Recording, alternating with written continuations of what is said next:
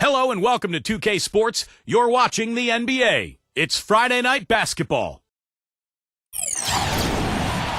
And we see the Pacers ready to get to work. Welcome everyone to this 2K Sports broadcast of the Pacers live from Indianapolis, Indiana. Great to have you with us, everybody, live on 2K Sports alongside Steve Kerr and Clark Kellogg.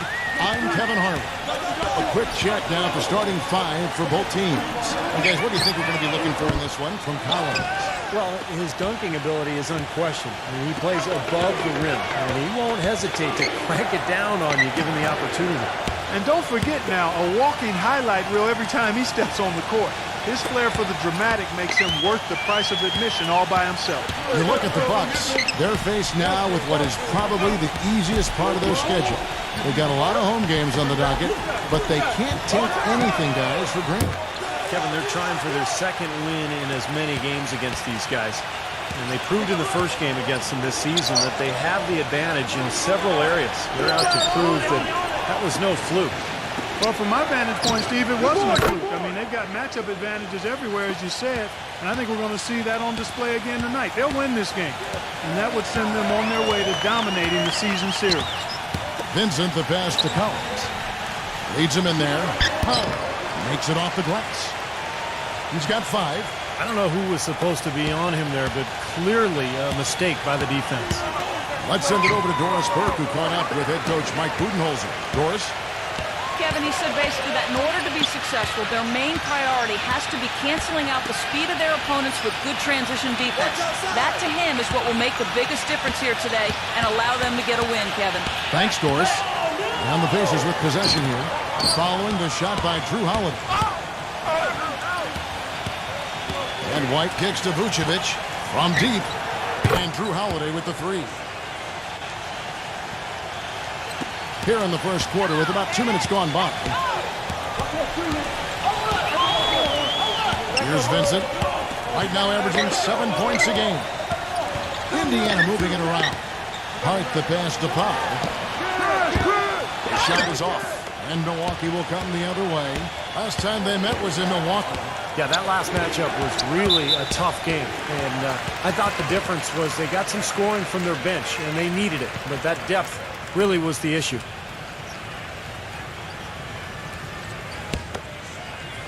First quarter of ball, almost 2.5 minutes in. Here's Vincent. Pass to Pop from outside the arc. And the rebound goes to Griffin.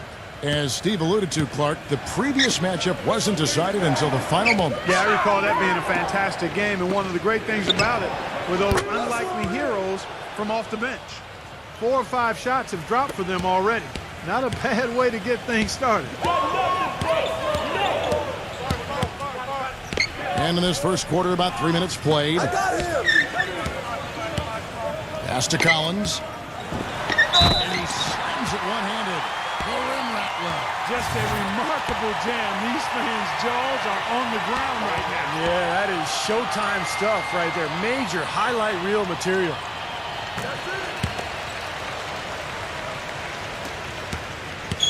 Looking at the last game for the Indiana Pacers, it was a loss to the Magic. And I think the sort of issues they had on defense, in part at least, was a bigger factor. Really compounded, I think, because it was on the road. You have to be sharper when you go out and play as a visitor. Yeah, everything has to be tight. You can't be loose in any aspect of your game. You're fighting against the crowd and the opponent. You've got to be tougher mentally and physically if you're going to win on the road. And so he earns a trip to the line. Officials saw the contact, and he'll shoot 2. And guys, what do you think about the offensive approach we've seen so far for the Bucks? Well, they've definitely had the hot hand from the three-point line so far. Always nice to start out like that.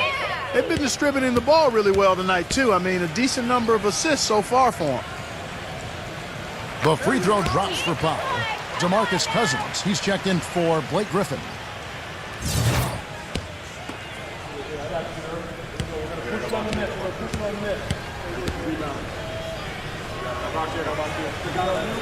Off on that one, so he goes 1 for 2 at the line. So the Bucks, their last game, a win against the Denver Nuggets. And I'll tell you what jumped off the page to me, guys, the firepower off the bench. And that's what really I think, led them to that victory. Well, it was that energy boost factor, we call it. You can't rely on that kind of scoring coming from the reserves every game, but it was there for them that night. Now the pass to Powell. And once again off the mark by Indiana. I don't know if it's just me, but he's looked a step slow since the start of the quarter. His shooting has really suffered. The D got there too late, and he'll go to the line. The Bucks shooting their first foul shots of the night here. And they've shot the ball well all season long from the free throw line, about 81%. And that's a little better than they did last year from the free throw line. And the first one drops.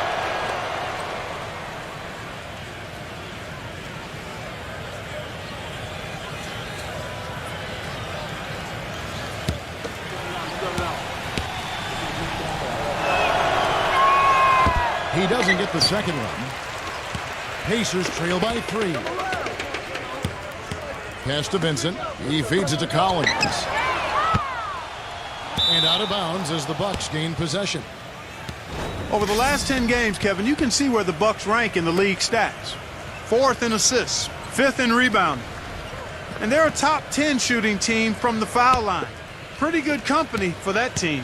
And let's go back to the assists, Clark, because to me those numbers are a sign of how cohesively they've played together as a unit. This is an unselfish squad. They play hard. They've got a good plan of attack. They're extremely well coached. And as a result, they rack up those assist numbers. Here's Vincent following the basket by DeMarcus Cousins. Indiana again missing. Yeah, no excuses there. Got a really good look at the basket after being freed up by the pick. We say it all the time. The execution was excellent. The result not as good, but good ball movement anyway.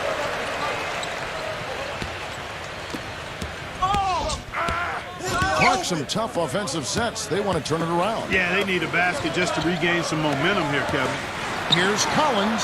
He passes to Vincent. He dishes it to Powell. And it's off from three-point range. Right from the start, they've been aggressive on the glass. Most of the rebounds seem to be going their way. And, Steve, I think they are ready for the fight today. Now, here's Cousins. Foul called that time on the way up. That'll give him 2 chances at the free throw line here. Here is a list of the NBA's most adept passing teams this season. These are your assist leaders. The Bucks #1. You know, if there's a stat that coaches really would be impressed by and proud of, it's assists, leading the league in assists. And this team is outstanding. Not only do they have excellent scores, but everybody is willing to make the extra pass and share the basketball. First free throw is good.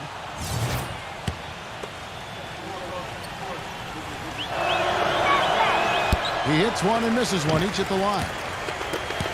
Pacers trail by 6.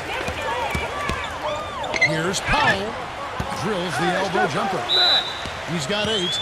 I tell you what, fellas, he loves those mid-range jumpers. I mean, that's where he makes his money.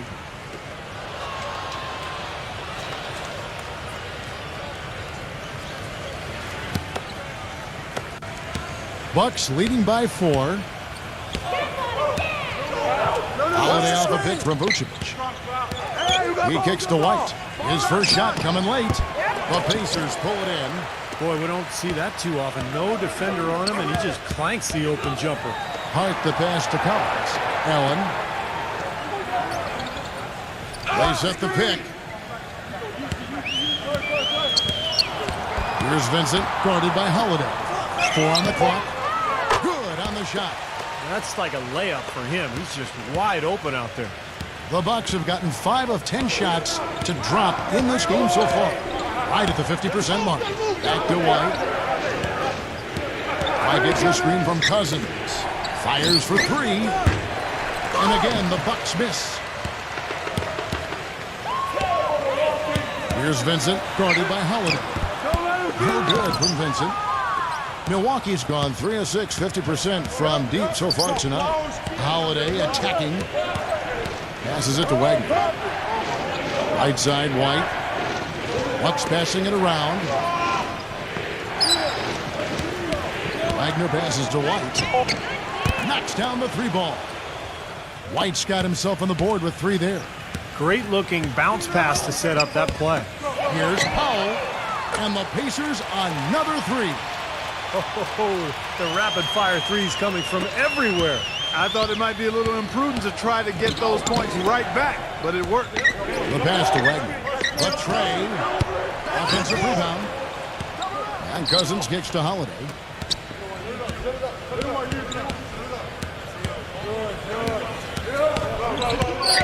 Wagner, defended by Vincent. Wagner passes to Cousins. Laid in with a nice touch off the glass. Cousins has got 5 now.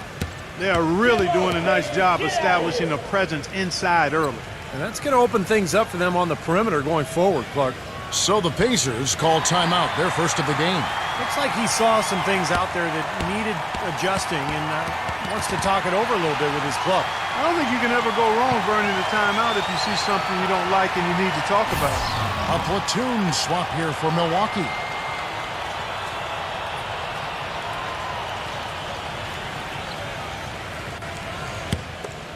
Here's Smith. He's coming off a 10-point game against the Magic in Orlando. Outside, Green. Feeds it to Daniels. Lets the 3 fly. Can't get it to go. So Milwaukee will take it the other way. Nato. And the rejection by Smith.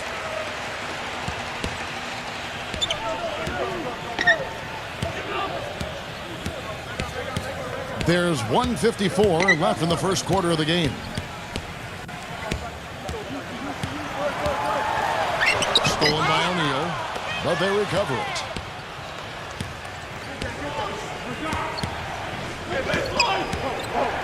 Second shot opportunity. Buries the jump shot. O'Neal's got his first points of the night. 1:30 left in the first. Smith kicks to Daniels. Dishes it to Smith. And there's the feed to McGee. Back to Smith. There's the 3. Rebounded by the Bucks. Cousins has got 3 rebounds so far in the game. Nato. There's a minute left in the first quarter. Just 5 to shoot. Number 24. And that one's good. And the Bucks making a change here. Gallinari's checked in. The Bucks shooting their 5th free throw of the game here. Pacers trail by 8. And here's Smith. He's been patient so far. Nothing yet on the scoreboard.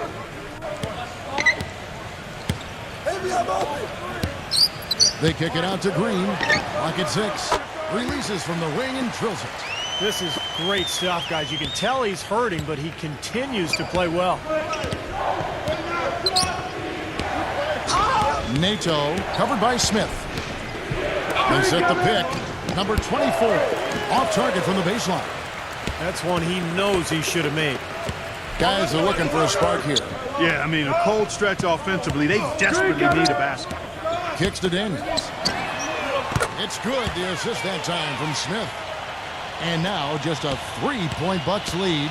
The screenplay worked ideally there, and I'm not talking about the screenplay you see in a movie theater. Gave him more than enough room to get that shot off. Oh, we've seen some great shots in the first quarter. Coming up Thursday. Welcome back, folks. Thank you for tuning in to the NBA on 2K Sports as we get set to get going once again. Hey, during the break, players getting a chance to refuel and hydrate with some Gatorade as there is more basketball in store. And let's quickly break down the game we've seen from the Bucks, guys. And you get a chance early on to see their depth. They got a nice effort from their bench players early in this game. Yes, dude, I tell you what, their subs have really packed the punch for them so far. All fueled up and ready to go. Let's reset the lineups courtesy of Gatorade as the second quarter gets going. On the court for the Bucks. And you know where you'll see him put in the majority of his work is in the rebound battle. Puts a persistent physical effort on the glass. He is tough to box out. And here's another thing I've noticed. You know, sometimes at the defensive end, he'll come out of nowhere to make a play on the ball, blocking a shot from behind when the shooter had no idea he was there. The Pacers making a switch here. Brown's checked in. And so it's Milwaukee with it. Following this one, they get to host the Pelicans. And that game will kick off a 4-game homestand.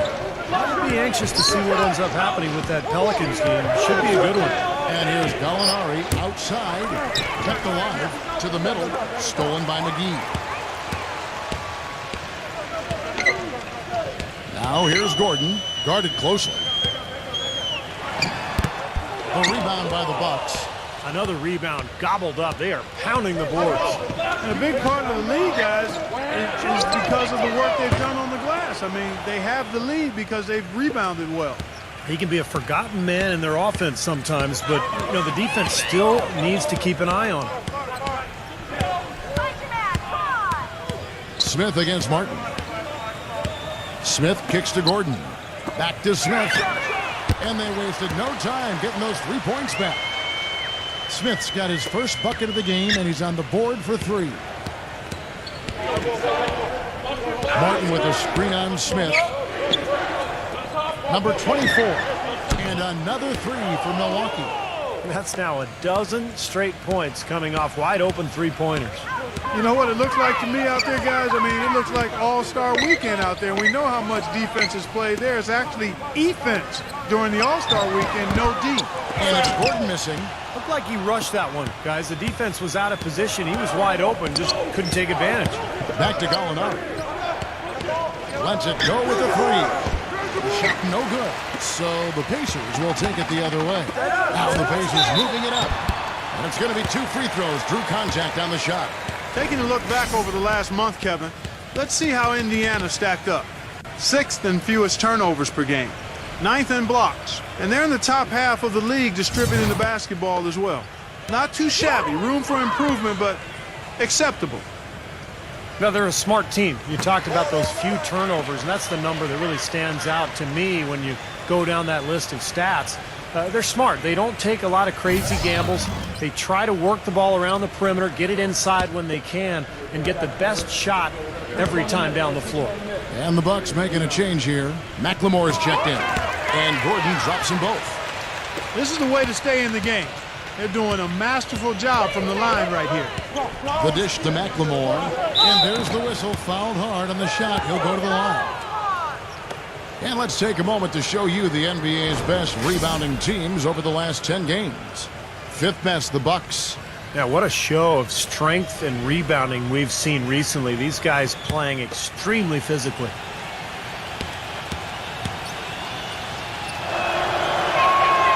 That's good for McLemore.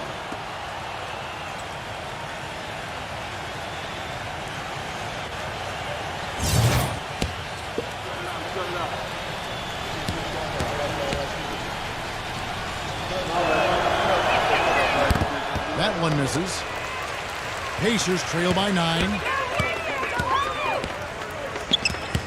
Griffin with the steal.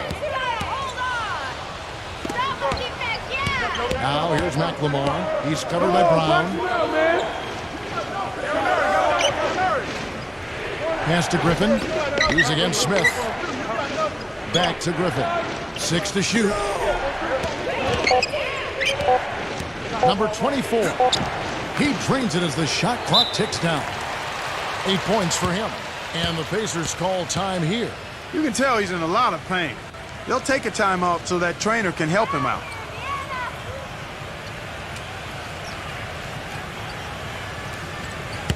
Let's check out the Eastern Conference standings now that we're in the new year. Taking a look at Milwaukee. This hasn't been the kind of year they envisioned. Time running out. And, of course, the Pacers, 4 games back. You know, looking at the Bucks, they've had a disastrous season in a lot of ways. I mean, you can tell that by looking at their place in the standings. It's been ugly for them. I don't know how this happened, guys. I really don't. This is a team that had plenty of talent. I think people genuinely thought it was a playoff club. But, boy, once things started to go wrong, man, they just went straight south. Number 28. And the Pacers can't get it to go. Bucks passing it around. Here's McLemore. Good as the jump shot falls. And the Bucks lead by 13.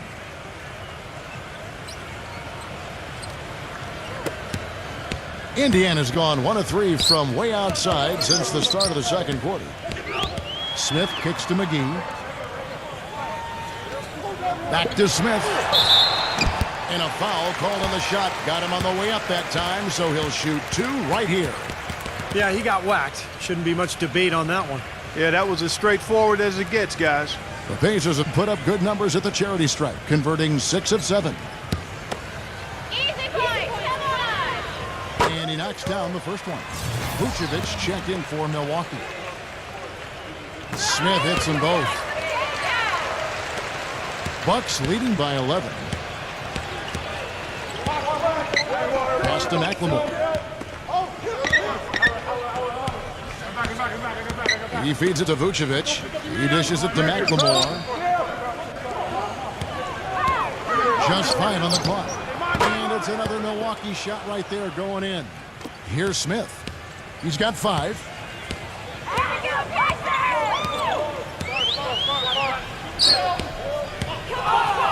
It's Brown on the wing. Outside Gordon. Back to Brown. Number 28. And you know that's going to be goaltending, guys, so that's a free basket right there. He thought he had that one clean, but the ref saw it differently. They'll count the basket. And the Bucks making a change here. Milwaukee's gone 3 of 5 beyond the arc since the start of the second quarter. He kicks it to McLemore. Passes it to Wagner. Beyond the arc. Pacers with the rebound. Even against solid defense, he's still going to try to continue to make that shot. Yeah, no doubt. I mean, I wouldn't bet against him in that situation next time.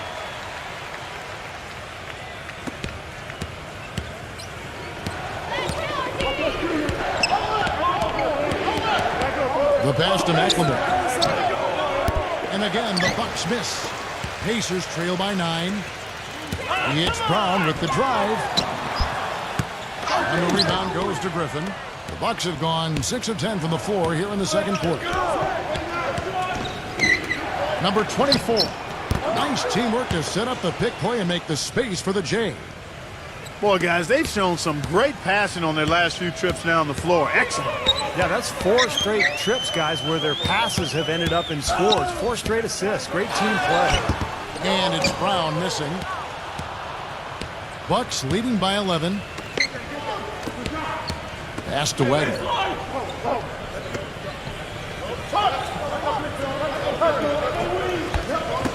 Number 24. They grab their own miss. Wagner passes to McLemore. Tries again. And another basket for Milwaukee. The entire defense was frozen-footed. Nobody picked up the shooter, Kevin. Timeout called the Pacers. Well, they've really kind of struggled offensively here. So I think this timeout is for him to really draw something up, maybe get an easy 2 and get their confidence back. You know, sometimes an easy basket out of a break is just what you need to get things back on track. And coaches always have plays specifically for that situation, coming out of timeouts for an opportunity to get a bucket. Griffin with the steal. Holiday with it. Now guarded by Vincent. Here's Wagner. No good on the triple.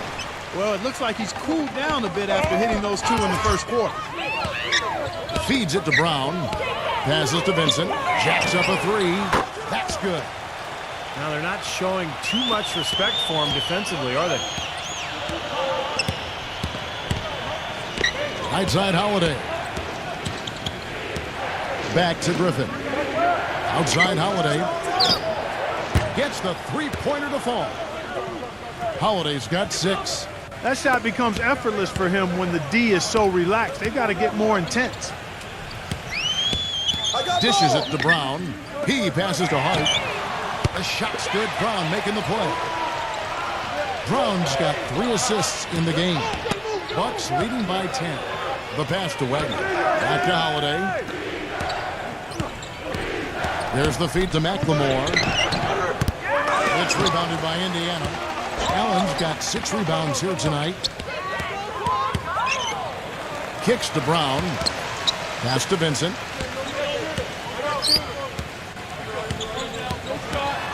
The dish to Allen. Goes straight through the defender for the dunk. Draws the foul. He'll go to the line. It's going to be on Blake Griffin. cutting into that lead a little bit. Way to finish. And the basket is still shaking. Oh, man, he's got so much power. DeMarcus Cousins, he's checked in for Blake Griffin.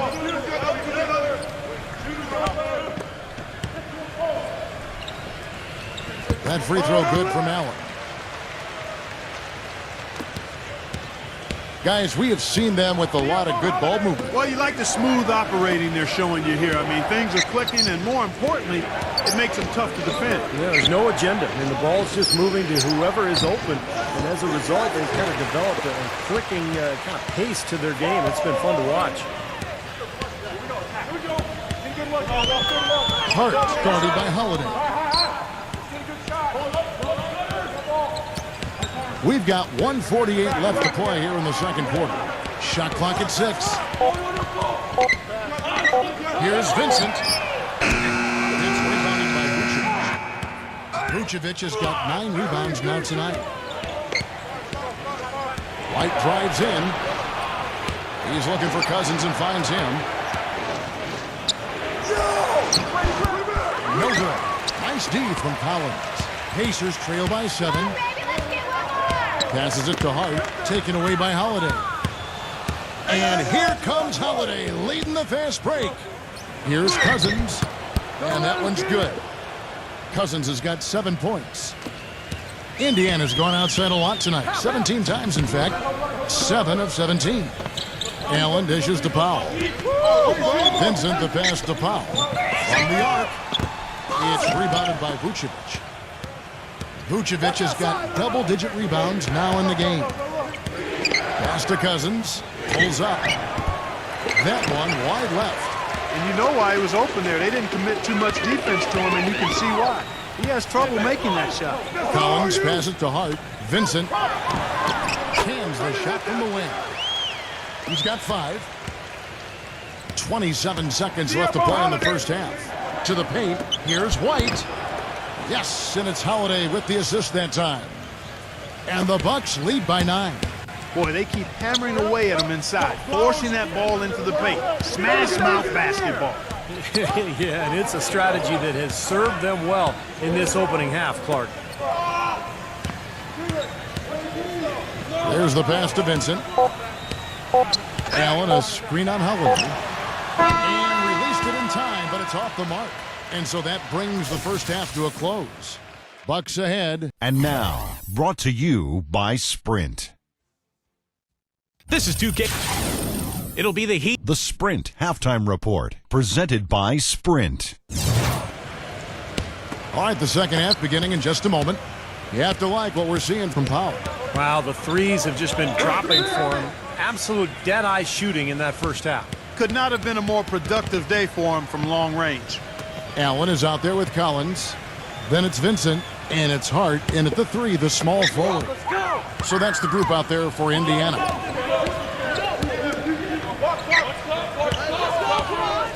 Pass to Vincent.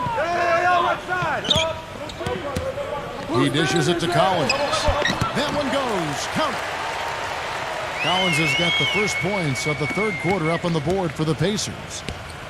Passes it to Wagner.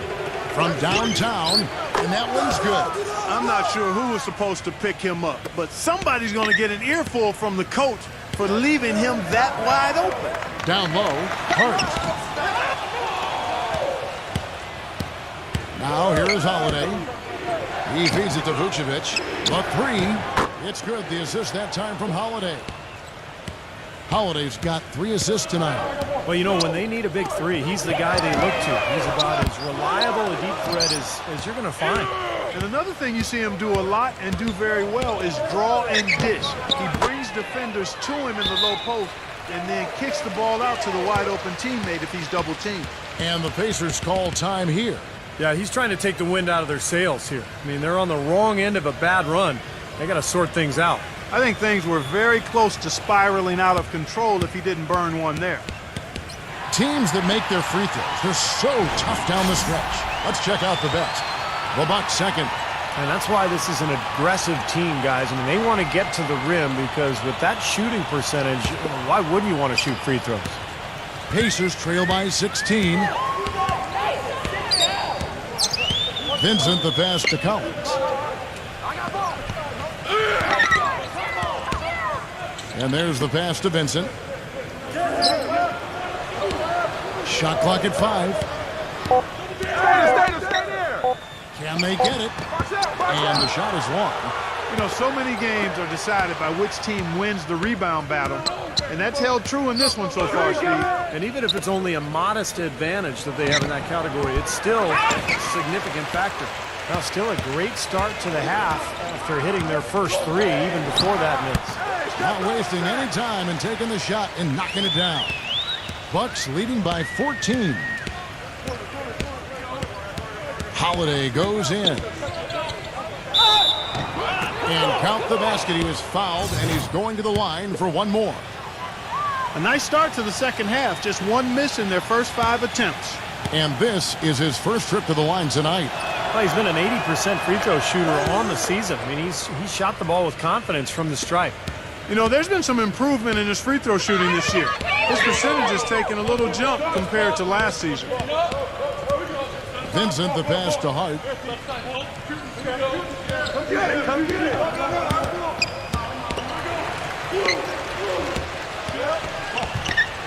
Doubled by Vucevic. Allen, defended by Wagner. And there's the foul on the shot. He'll go to the line for 2. The Pacers have gone 9 of 10 from the line, so making the most of their chances. Well, pretty good numbers this season at the line for this club. Right around 78% as a team. Yeah, guys, they can feel very good about themselves when you bring up those statistics. Impressive numbers. And the second free throw, good. Bucks leading by 16. Outside, White. White gets the screen from Vucevic. And White kicks to Vucevic. Stolen by Allen. Hart the pass to Vincent. Stolen.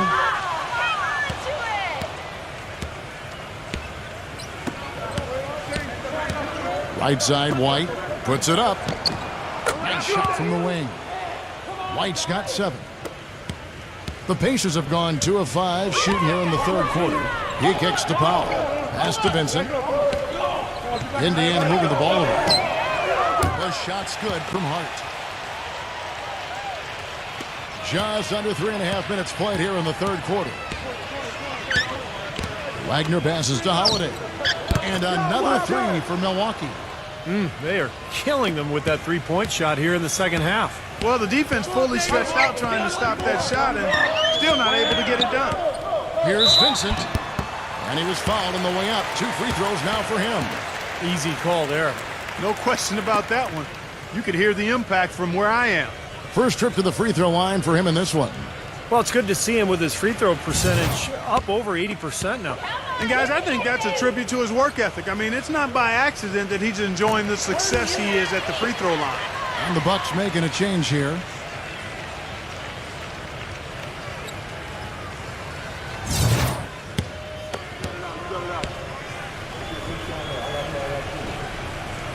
Both free throws good from Vincent. You know, he's as close to a sure thing as you can possibly have when he steps to the line. Get there, get there. Feeds to White. Offensive rebound. Vucevic. Oh, no, he may have gotten injured right there. He's in a lot of pain. Yeah, from the look on his face, he's in a lot of pain. Yeah, it sure looks that way. He's going to come out of the game right now and get that thing checked out. That's good from Vucevic.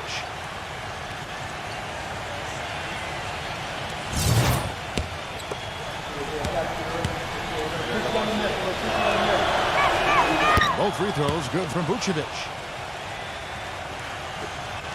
Pacers trail by 18. To the inside. Whoops, anticipated the pass. Turnover. Nato, he's covered by Daniels. O'Neal dishes to Griffin. Milwaukee, no good that time either. The Pacers have gone 3 of 6 in the third quarter, 50% from the field. Puts up a 3, and the shot is good. Collins has got 8 points. Tell you what, he is so difficult to guard, especially on a shot like that one. They set the screen. Dishes to Vucevic. White, he passes to O'Neal. The feed to Griffin. 5 to shoot. And White kicks to Vucevic. Nato. And the Bucks miss again. Oh, you have to get a hand into his face because that's his range right there. Here's Hart. No good from outside. Bucks leading by 15. Kicks it to White. Rejected by Daniels.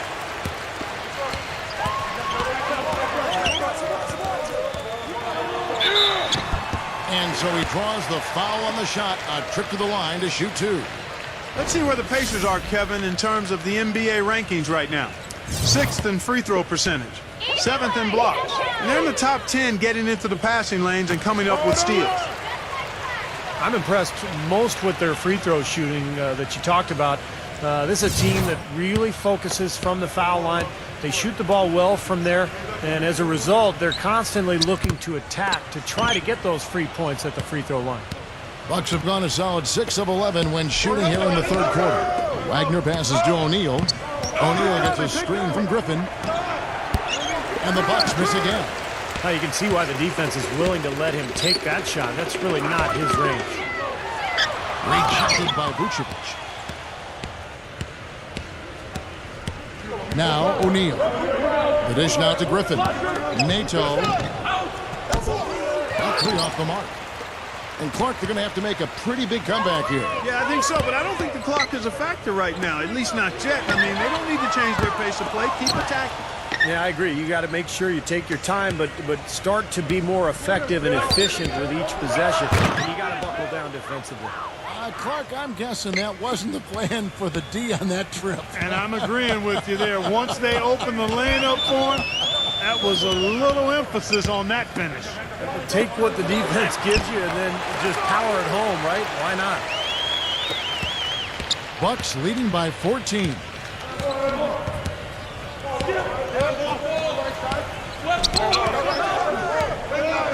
Passes it to Wagner. The feather touch on the finger roll. Beautiful. 13 points in the game. He's been one of their more reliable options today, guys. I mean, his shooting has led them to this lead. He dishes it to Daniels. Here's Hart. Here's Allen. And finishes it off with a one-handed jam. You know, Kevin, he never gives up on a play. That's what I love about him. He just is one of those guys who will bring effort and energy the entire 48 minutes. And you've also got to love what a forceful low-post defender he is. If he blocks one of your shots, you remember it. He sends them into the stands to make a point. Pass to Green. Releases. And it's wide right. It's off the rim. And that basket is going to count. Goaltending, the official call. He almost got to that shot in time, but not quite. You can't touch the ball once it's on the way down. The Bucks making a switch here. Holiday with it. He's got 15. He feeds it to Gallinari. Back to Holiday. 6 on the shot clock. Offline with his 3.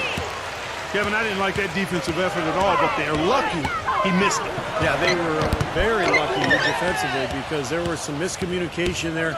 They left him wide open. And this has not at all been the kind of performance they've needed out of him. Holiday off a pick from Cousins. Wagner passes to Cousins. Fast break, here they come. Here's Powell. And the rejection by O'Neal. It's 3-on-3 on the fast break. Here's Holiday. Gallinari. Yes, and it's Holiday with the assist that time. Holiday's got his 4th assist with that last one here tonight. And guys, let's get your take on the hustle stats for the Bucks. Contested shots and block shots. They're bread and butter defensively. They're giving up no easy looks. And another area where they've done a great job tonight is forcing the issue defensively and getting some steals. Green, the pass to Hart. Shoots. And he hits the jump shot. He's got 8. Bucks leading by 12. And the pass to Holiday. Connects from 3-point range. Another pass put right into the shooter's pocket, right in the shooting pocket for a terrific assist. They've done a lot of that today. Yeah, it's something we haven't seen much of at the other end of the floor, though. Back to Green. Three-pointer. That drops. Green's got 5 now. A little confusion defensively. Yeah, you know what? He sent the D a little message with that three. Pick it up, pick it up. Outside Holiday. There's 39 seconds left to play in the third. The shot is off. Excellent D there from Allen. Pacers trail by 12. On the wing, Daniels. Pass to Hart. Some nice passing here by Indiana. Green dishes to Allen. And stolen by Cousins. Wagner passes to Holiday. He kicks it to Cousins. O'Neal, plenty of space. It's rebounded by Hart. Here's Daniels. No good, trying to beat the buzzer. And here at the end of the third quarter, it's a double-digit ball. Tune in next Thursday, February 2nd. And we welcome you back as we get going here in the fourth quarter. The final quarter of play can change everything. And for the Pacers, they're shooting at a decent 44% clip here.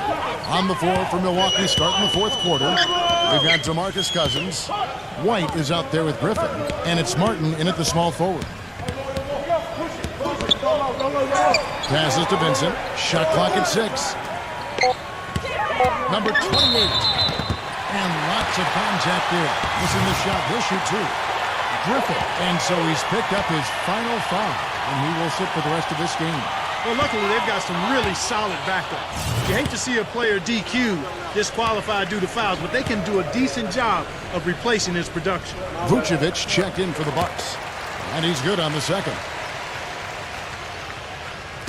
And so it's Milwaukee now. Outside, White. White gets the screen from Cousins. White, good. Another good look there, and that's his second three-pointer of the game. Pacers trail by 14. Gordon kicks to McGee. Back to Gordon. And right away, they match it with a three-pointer of their own. He's not going to miss many of those, if any. Not when he's got that much room. Gordon's gone 1 of 2 from three-point land. High post Cousins. Feeds to Martin. And he can't answer back. The three-pointer offline. Gordon with it. Dishes to Collins. That cuts the lead to single digits. He's doing his best to carry him, fellas, but he can only do so much. Things would be different for them if he was getting a little more help. It's Martin on the wing. Number 24, defended by Vincent. That doesn't go either for Martin. And out of bounds as the Bucks gain possession. And a chance now to check out the schedule for Indiana. Up next for them, the Grizzlies at the FedEx Forum. That'll be just one game played away from home for them. Bucks leading by 9. Here's White, and he's good on the 3-ball. White's got 6 here in this quarter. Right now, the defense needs to do a better job of closing out on this guy. He's heating up from outside. Now the pass to Vincent. Outside Gordon. Here's Vincent. Back to Gordon. Takes the 3. That is good. There is no way a player like him can be left wide open like that. Did you pay attention to the scouting report? And it's Eric Gordon with the foul. That is his first foul of the game. I like the call. I thought the defense was moving there. Yeah, I think he slid underneath. Good blocking call that trip. Get the perimeter. And White kicks to Holiday. Shoots. And that one hits back iron. Pacers trail by 9. Here's Powell. On the 3 off target. Remember, he was hot early. 3 3-pointers in the first half, but he may have to start putting the ball on the floor. His shot's not working here in the second. Martin with the bucket. That's the way to work the ball in close to the hoop, guys. The feed to Powell. Fires from deep. They get it down. We're in the final quarter of play here. 3 minutes in. The second chance effort, and the layup is up and in. Great move to the hoop, and I love the finger roll finish. Here's White.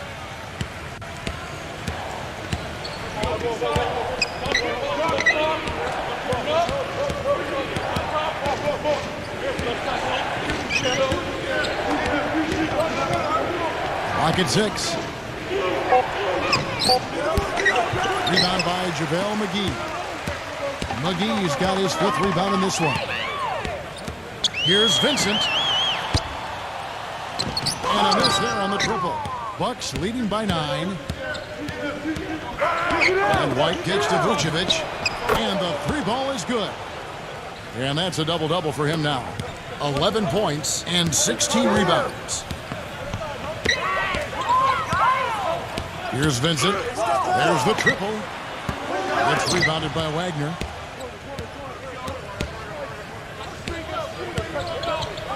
Right side, White. Wide open look. Collins grabs the miss. Collins has got his 8th rebound here tonight. Number 28. Second chance shot. So the whistle blows on the shot and 2 free throws for the contact right there. Chance now to check out the schedule for Milwaukee. Following this one, they get to host the Pelicans. That'll be the first of 4 played at home for them. Easy points, come on!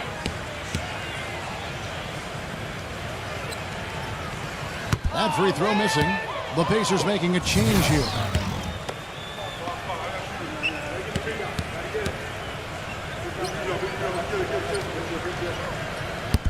No luck that time either. Bucks leading by 12. Wagner defended by Powell. White, good. I like the way he's not forcing anything, taking advantage of what the defense has given him. He's been a key contributor for them in this quarter. Here's Vincent, kicks it to Powell. He passes to Vincent, launches a 3. It's rebounded by Vucevic. Not a bad look at the hoop, just couldn't get it to bounce in for him. Here's Martin, and he's knocked off course by the D. The foul call. He'll shoot free throws.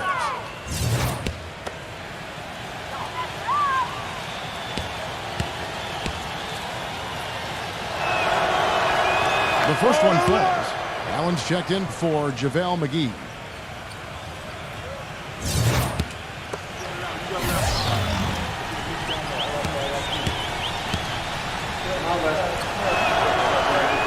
And both free throws good for Martin. Boy, still waiting for their first miss from the foul line this half. 100% since halftime, is that right? I'm not sure this lead's going away anytime soon if that keeps up. There you go. That's the stroke we saw in the first half. Bucks leading by 13. Now a timeout called by Milwaukee. You know, he wants to tinker a little bit, and he's taking the time to do so right here. Yeah, I think you're right. He just didn't like some of the things he saw out there, a bit uncomfortable, and wanted to talk it over. And I think Doris Burke has something for us right now. Doris? Yes, guys, Mike Budenholzer had some words for his team. He said, no time to waste, fellas. We've got to pick it up right now if we're going to make a comeback and try to win this thing. Let's go all out. Back to you. And thank you, Doris. And the Bucks making a change here. Cousins is checked in. And Holiday kicks to Vucevic. Holiday down to 5 on the shot clock. Here's Powell. The 3. Vincent. And slam dunk by Allen. Was there any doubt what he was going to do with that putback? Flush it down. Oh, that's some energy we just witnessed right there. And that's the kind of energy you need on the offensive glass. That's the only way to get it done. Outside, White. Here's Wagner. And the Bucks miss again. The clear look at the hoop. He doesn't miss many of those. Now the dish to Powell. Pass to Vincent. Here's the 3. Rebound, Milwaukee. They led by as many as 18 points. He's been wayward and just off on about everything he's put up in this period. Back door, back door. Outside, White fires the 3. Great D that time from Vincent. Pacers trail by 11. Pass to Hart. Misses off the left iron. Nobody anywhere close to him. Where's the defense? He's got to make that shot, though. And here's White. He dishes it to Vucevic. And they're going to count the bucket and send him to the line. It could be a three-point play. Well, he earned that one. Took the hit and still found a way to knock it down. Yeah, fantastic body control. And the will to get it done. You like that focus. And the Pacers shooting 40% in the fourth. Collins, a screen on Holiday. Here's Vincent. His three-pointers off the mark. He's not exactly striping them from deep. He had 1 3 ball in the first half.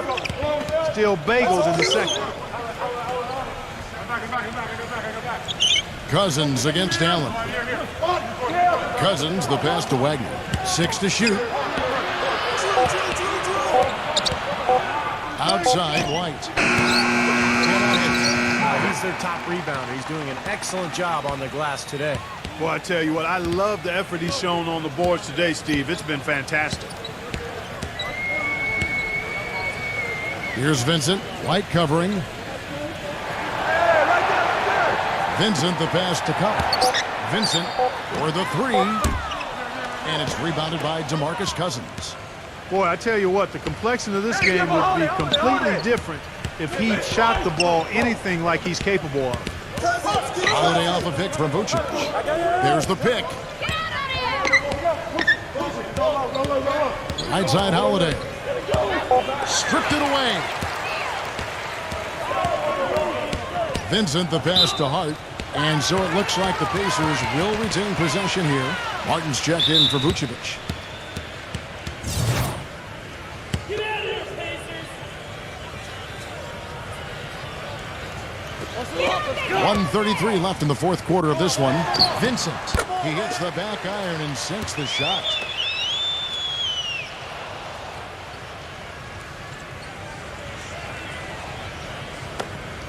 .129 left to play in the final quarter. Bucks leading by 12. Outside Holiday. Back to White. The pass to Wagner. Shot clock at 6. Charity strike shot. It's rebounded by Hart. The Pacers shooting for the game at 42%. I see him.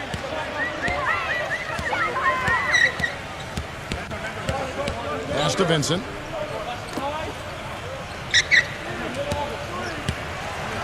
He feeds it to Powell. Launches it. He's really picked up where he left off in the first. Milwaukee's gone beyond the arc 7 times here in the fourth and been successful 3 times. Boy, and that is a bunch of rebounds for a player who's not the biggest guy out there. Passes it to Hart. Lays it up and banks it in.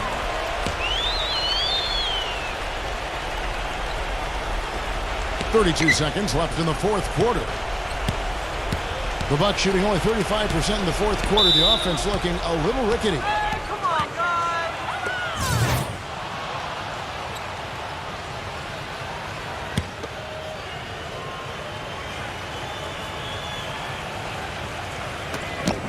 There's 25 seconds left to play here in the fourth.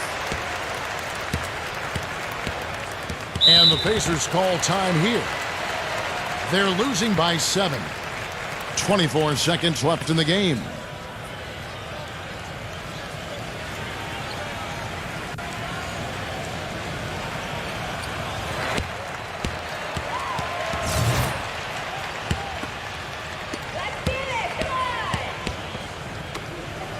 There's 21 seconds left in the fourth. Yes! And now they trail by just 4. Boy, his performance from long range has been incredible. I know that was your shot, Steve, and today it's his too. And now we've got the intentional foul. Hey, you can't let them pound the ball and just milk those precious seconds away. No other option here but to foul and hope for a few misses at the line.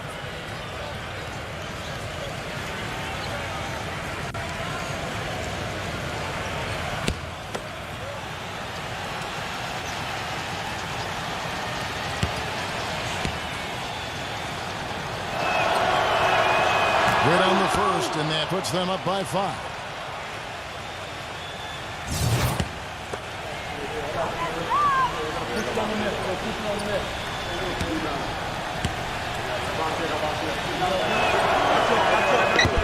He's off on the free throw and able to get that second one to drop in. Three-pointer. Gets the 3 to fall. Things are really tightening up now, guys. Their offense has become unstoppable. Not sure where it was before, but better late than never. And now an intentional foul. They need the ball back as soon as possible.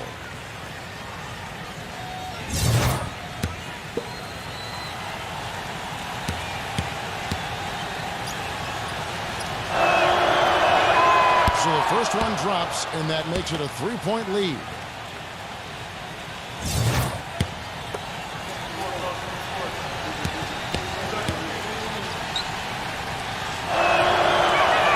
And he hits both free throws here. So now it's a 4-point ball game. That may be the knockout blow, guys. Those free throws would seem to have put this one away.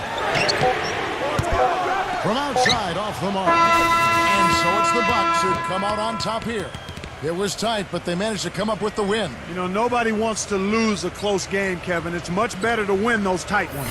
Thanks for joining us for this presentation of NBA basketball on 2K Sports. For Doris Burke, Steve Kerr, and Clark Kellogg, this is Kevin Harlan saying see you next time. But first, let's check out the Jordan player of the game.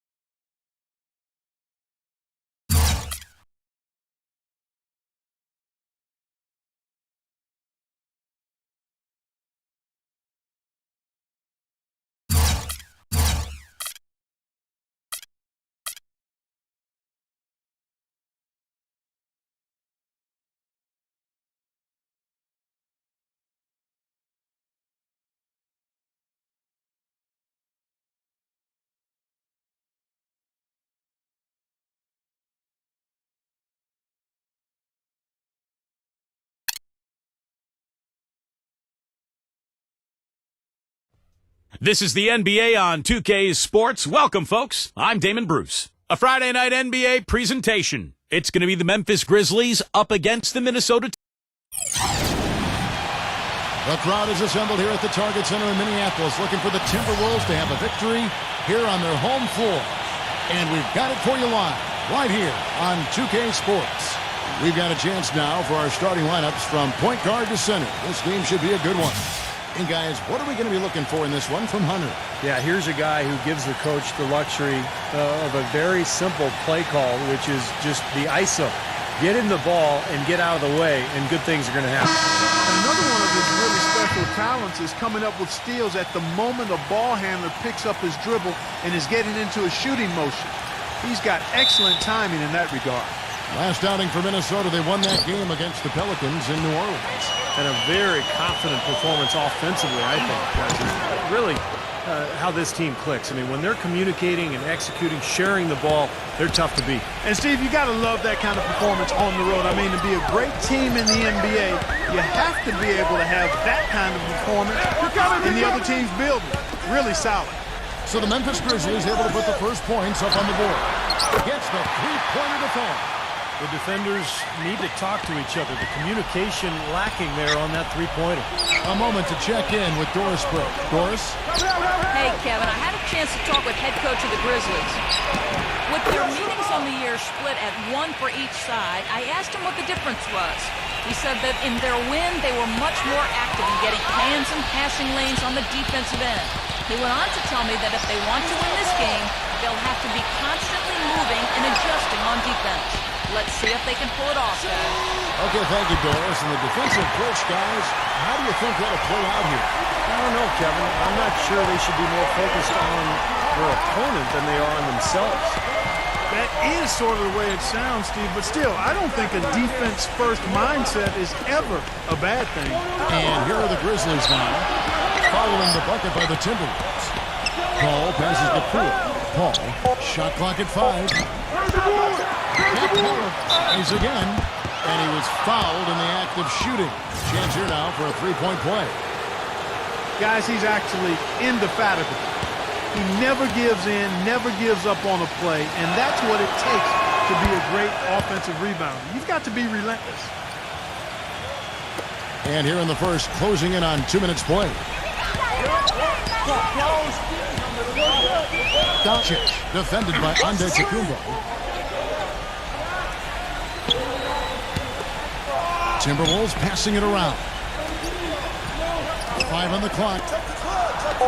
Number 5. No good from outside. Looking at Memphis, they took the win in their last game against Golden State. Seemed like they hit every big shot they had in that game. Their offense was clicking, but really clutch in big moments. That's ideally the way you want it to unfold on the road, Steve. Don't even give the fans a chance to get into the game. So it's Minnesota now. Following the three from Poole. Passes to Hunter. And he overshot that one, missing.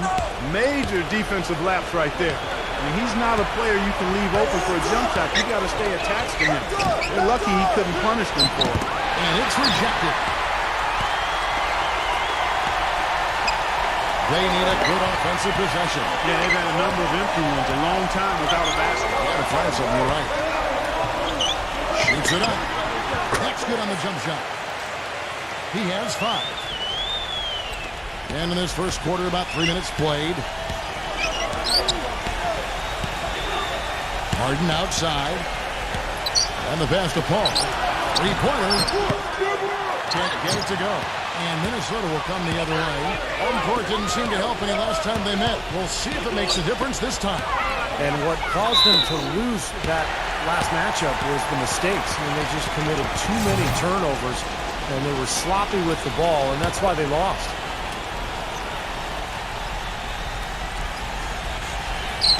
And so it's Minnesota with it. 4-point game. Using his strength nicely there to ensure the rebound. Good work. Harden outside. Here's Poole. They get it again. Can't call it. And the shot counts. He's fouled, and it's a chance for a three-point play. Boy, he crashed the boards with purpose right there. Well-deserved second chance points for him. The Timberwolves making a switch here. And that one misses. And sloppy play call to be avoided at all costs. Kevin, just take care of the ball. That's what you want to tell him. Just take care of the ball. Don't throw weak passes. Don't be careless. Don't telegraph your passes. If you keep your focus mentally, you won't make those kinds of careless mistakes. Harden, nice persistence to tip it back up and in. Harden's got 5 points so far. That's purely a hustle play there. Getting to the offensive glass for the tip in, well done. And that's, a quality you see any strong offensive rebounder possess. And we saw it right there. Yeah, it's the anticipation more than anything. It's understanding where that ball is going before anybody else on the floor does. It's so difficult, Kevin, to win in this league when you allow second chance points. And that's what's happening right now. So the Timberwolves called their first timeout, and as you said, second chances turning into points here. Yeah, and if you're an offensive team, you love that. A chance to put more pressure on the opponent, but if you're a team that's giving up those second chance points, Kevin, then it's really an area of concern. You've got to focus on blocking out, rebounding, and pursuing the ball.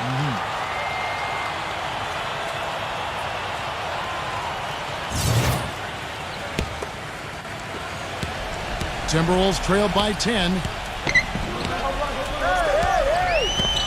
Doncic, defended by Antetokounmpo. Wide open look, and he nails the jumper. Memphis has gone 2 of 4 from beyond the arc to start the game. Pass to Poole. And it's off from three-point range. Rebounding is going to be the focal point for them in this one, fellas. I can feel it.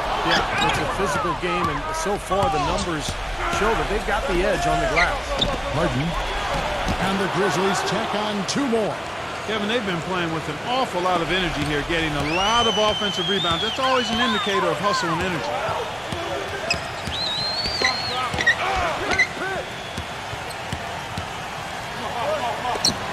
Here's Doncic. Gets it to go from beyond the arc. You know what, guys? He can really light it up from the perimeter at times. And the Grizzlies leading by 7. Here's Antetokounmpo. 26 points for him last game against the Warriors in Oakland. And don't forget about the incredible rebounding night for him, too. I mean, just devouring the glass all game long. Poor shooting from him this quarter. His shooting percentage nowhere near where he'd like it to be. Grizzlies have gone 8 of 15 from the field, shooting above 50% here tonight. Harden outside, a three ball, and the shot is good. 8 points for him. Timberwolves trail by 7. Passes it to Hunter. The Timberwolves working the ball around now. Doncic, defended by Antetokounmpo. Doubled by Antetokounmpo. 6 to shoot. Here's Doncic. The Grizzlies pull it in. Harden's got 3 rebounds so far in the game. Now the feed to Paul. They get it back. The pass to Poole. Sinks the triple. And now it's a 10-point Grizzly lead. He is just tearing it up this quarter. That lead's not going anywhere while he's this high. Number 5. Lays it up and banks it in. And he's man straight into that screen to open the lane up for the hoop. He feeds it to Harden. The 3. The putback cleans up the mess with the savage putback flush. You know, he's really adept at keeping possessions alive by hitting the boards and cashing in on some of those putbacks. And he really is a tough guy to go up against because he throws his weight around so often and with reckless abandon. I mean, it can really wear you down physically. Minnesota calls timeout, and the offensive rebounds leading to second chance points. Yep, Kevin, and they have 6 in this quarter. And you know what? That's always a good sign in terms of a team that's focused and energetic. I mean, when you can get to that offensive glass, you're doing some work. So it's Minnesota now, trailing by 10. The shot's good from Ball. Boy, this game is off to a terrific start. No doubt. On both sides, high-octane offense. Williams with the ball, and it's Martin picking him up. Pass to Bridges. Shot clock at 6. And count the basket. He was fouled, and he's going to the line for one more. Now, I'll tell you what, they've been a step slow here early on. I agree with you. I mean, they're allowing too many open shots. They seem a little sluggish to me. First trip to the free throw line for him tonight.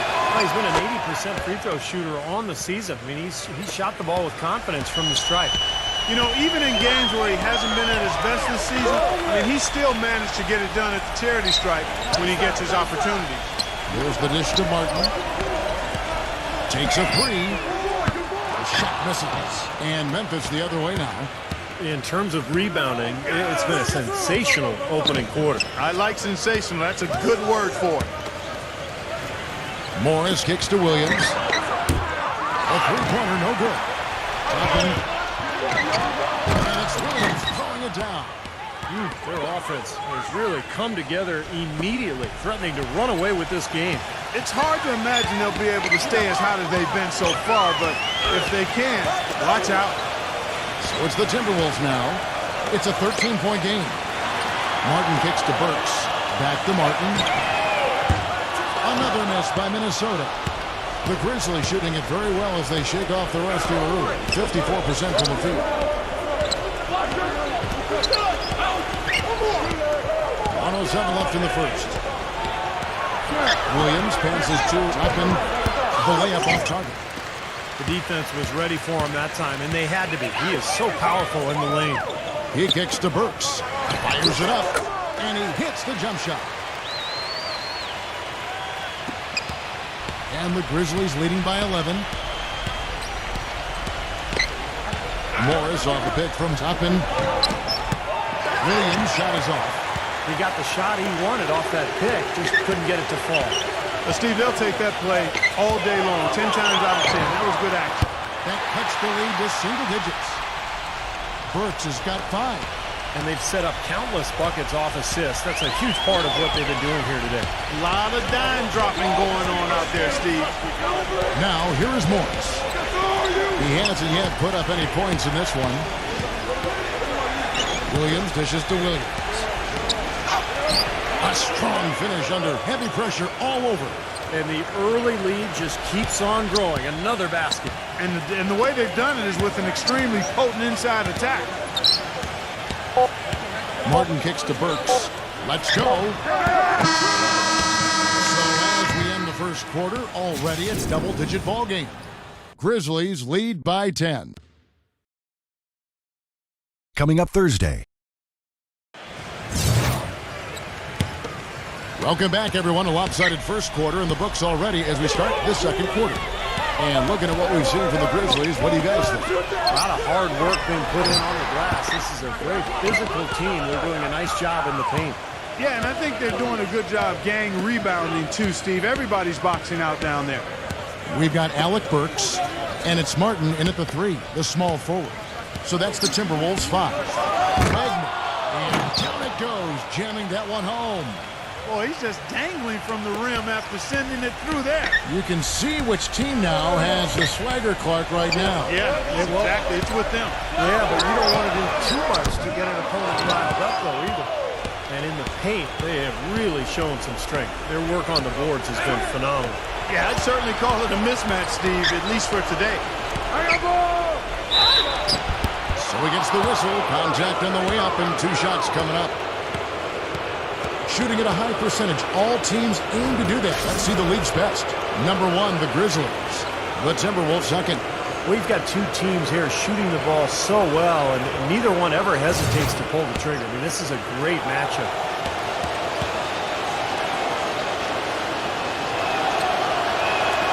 That's good from Wagner.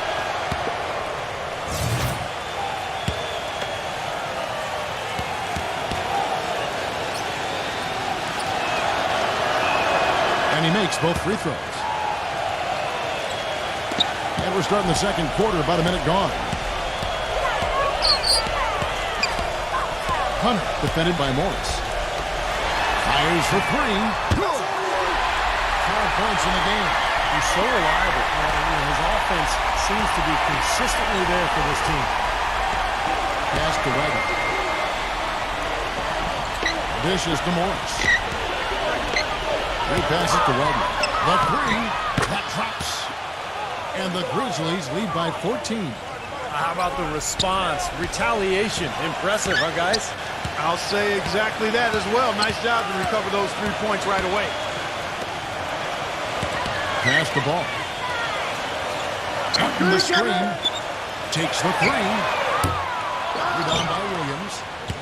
Williams has got his 4th rebound in this one. It's Williams with the drive. And it's going to be 2 free throws. Drew contact on the shot. Looking at the Timberwolves, let's see where they rank in the NBA statistics right now. First in scoring, first in blocks. And they're the number 2 field goal percentage team in the league. This is a team that has really grown in that area, taking good shots and knocking them down. And the points that they're scoring per game that you talked about is really a result of great offensive execution. And this is a club that works well together. They get great looks, and they'll also score in transition. That's a great job from the line this quarter.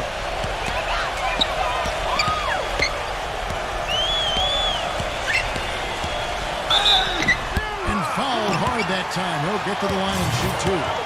The Timberwolves shooting their first free throws of the game on this trip to the line. And the first one drops. The Grizzlies making a switch here.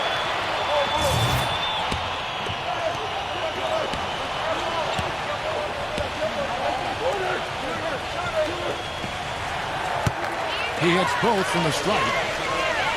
And it's the Grizzlies with the ball.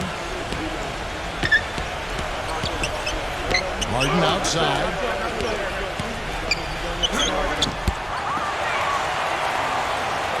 Rebounded by the Timberwolves. Tough D on the inside. Put up a roadblock, a construction barrel right there. That's what he brings defensively. Hands it from downtown. He's got 6.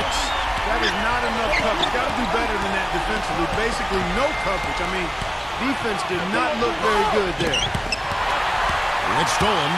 And now the Timberwolves on the break. Number 7, defended by Morris. Here's Doncic. Morris is there. Had a chance there to cut it to single digits, but it's off target.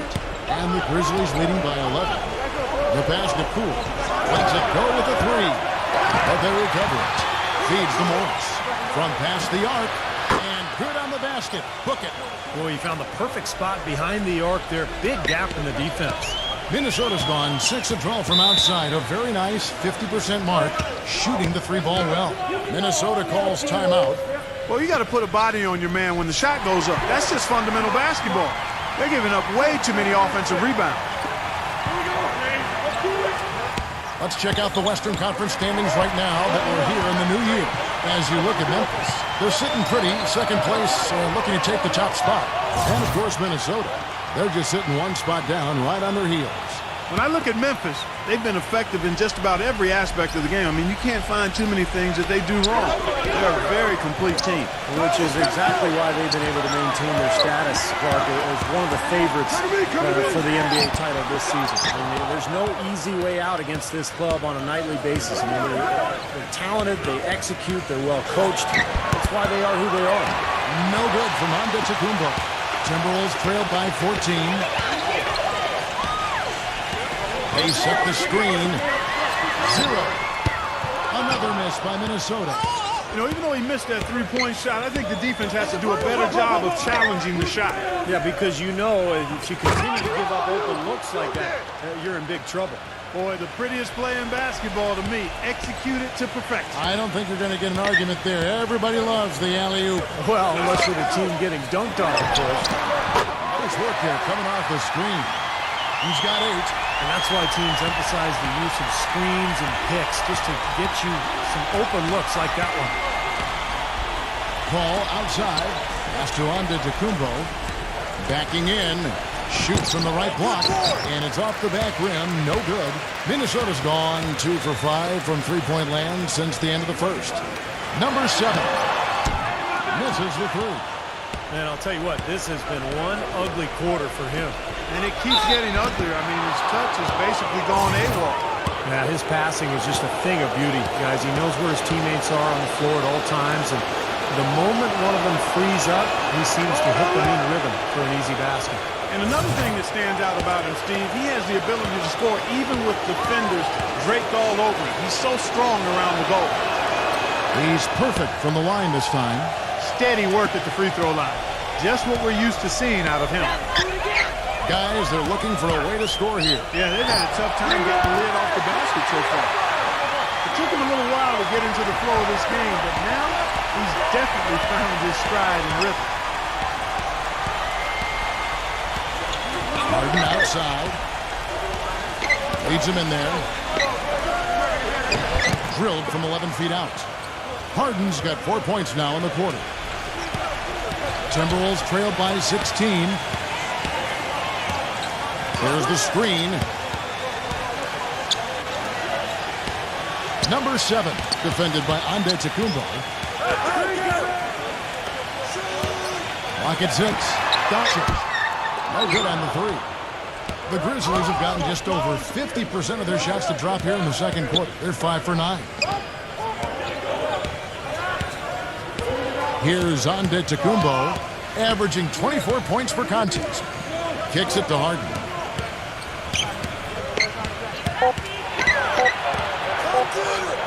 That's good. Harden's got 13 points. Late reaction from the defense, and he's always going to make good on that. Number 5, guarded by Harden. And that one's good. Looked like there was a little confusion there as to who was supposed to be guarding him. And the Grizzlies leading by 15.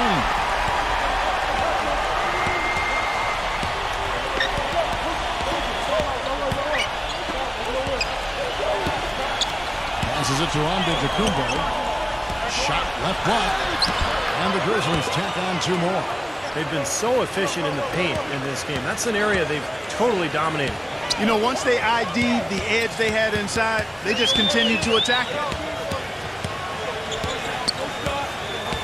Number 7, defended by Antetokounmpo. And that one's good. The defense left him just a little window to get through, and he just ducked in for the layup.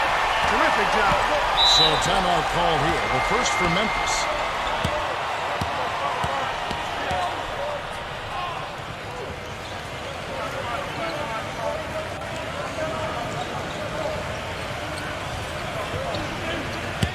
Well, a break on the floor, so let's talk about the league's small forward, shall we, for a second, and see which of them have led the league in free throw shooting this season. 4th, James Harden. Well, there's some smooth strokes among that group, guys. What else can you say? As a coach, you want your small forwards to be aggressive in getting to the basket. I mean, that's a must. And with these players, whether they draw the foul or get a layup out of it, it's a win-win. I think they need to get much more disruptive defensively. They can't just keep allowing these easy baskets. I agree. They need more energy in the post, maybe some double teaming. They've got to get their defense in gear. Here's Doncic. And a miss there on the triple. Kevin, I didn't like that defensive effort at all, but they're lucky he missed it. Yeah, they were very lucky defensively because there was some miscommunication there. They left him wide open.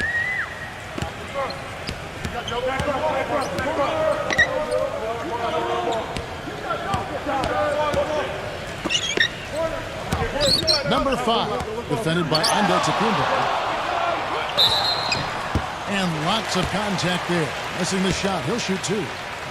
Well, here we can get a look at Memphis and what kind of numbers they put up these last 10 games. 2nd in blocks, 2nd in field goal percentage, and they are ranked 3rd in team rebounding as well. I tell you what, everybody on this team goes after the ball on the backboards. Man, Clark, let's talk about those blocks because you know what that does? When you're a guard and you've got great shot blockers behind you, it allows you to play with more aggressiveness on the perimeter, and that can really disrupt an offense.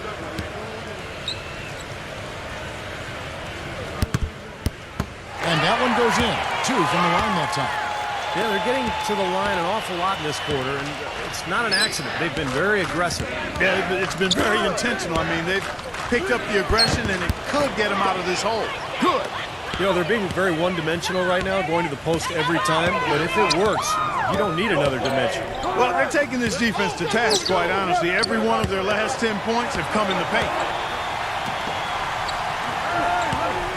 Number 5, guarded by Harden. Fires, high post. The Grizzlies pull it in. There's 1:26 left in the second quarter. The drive by Paul. And so it looks like the Grizzlies will retain possession here. Here's what Memphis has lined up on their schedule. Next up will be a home game matched up against the Pacers. That'll be the first of 2 straight at home. Well, and you know the fans out in Portland hoping for a win for their Trailblazers, that's for sure. He passes to Poole. You got him! Shoots. Good, and Paul gets the assist. He's got 13. 1:09 left in the first half of basketball. They set the pick off his leg, and the official saying it was kicked. The Grizzlies making a switch here.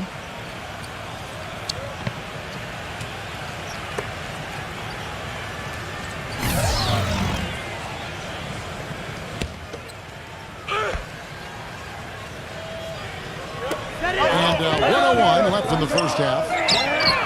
Good on the triple. They've gotten a bunch of good looks and have been absolutely lethal from behind the three-point line. Yeah, you got to get some bodies out there defensively, though. I mean, if things are way too easy out beyond the three-point arc. Boy, the drive to the bucket was nice, but how about the finger roll finish? Beautiful. And a closer look here at the scoring breakdown for the Grizzlies. Well, I'll tell you one thing. They've cashed in on a lot of these second-chance opportunities out there in the first half. Something else they've done right so far from the get-go tonight is run. I mean, so much of their offense has come off the fast break. Shoots. It's rebounded by Antetokounmpo. You know, he just hasn't looked right to me. A bit out of sorts, if you will. Something's off with his mechanics, at least as I look at it. Boy, the pass there floated up to the precise spot where it needed to be. And no messing around on the finish, huh? He powers it through. Sure didn't waste any time there. I'll tell you what, that is going to be an alley-oop we'll see on the highlight reel the next few days. 7-second difference, shot and game clock. Here's Hunter. This ball grabs the miss. Paul's got his third rebound on the night. There's the pass to Antetokounmpo. With 2 seconds left, and there's the whistle. Fouled hard on the shot. He'll go to the line. Well, at least the defender got his money's worth on that one. Yep, that was an easy whistle for the official. The Grizzlies have gone 9 of 10 from the line, so making the most of their chances. And as a team, they're shooting about 75% on the year. And guys, that allows their opponents to play very aggressive defense if they choose to, knowing it's not a bad thing to send them to the foul line. So as we conclude the first half, so far, Now, presented by Sprint.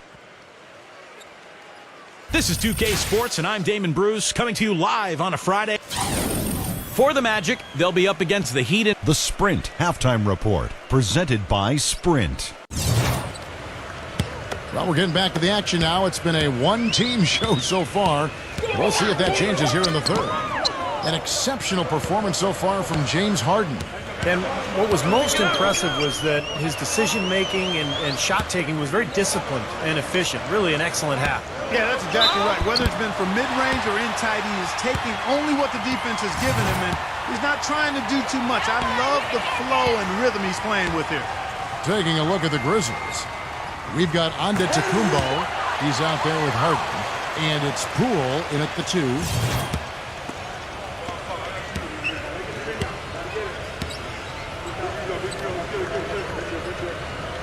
Both good from the line that time. And the Grizzlies leading by 23. Now Harden. Smooth as silk on the finger roll. Harden's got 17. And you can feel the pattern of this game, guys. They're working it inside, dominating in the paint, getting good shots at will. Well, 4 of their last 5 baskets, guys, have been of exactly that variety. Pass to Poole. He dishes it to Paul. 6 on the shot clock. The rebound by the Timberwolves. Not too much congestion in the lane. I think he could have gotten a better shot that time, no question. Number 5. And it's good off the back rim and in. He's got 16. The Grizzlies have gone 1 of 3 since starting the second half. It's Harden with the drive. Ball outside. Capella shoots from the baseline, and he drops that one in. He shot the ball exceptionally well as they've built this lead for themselves here.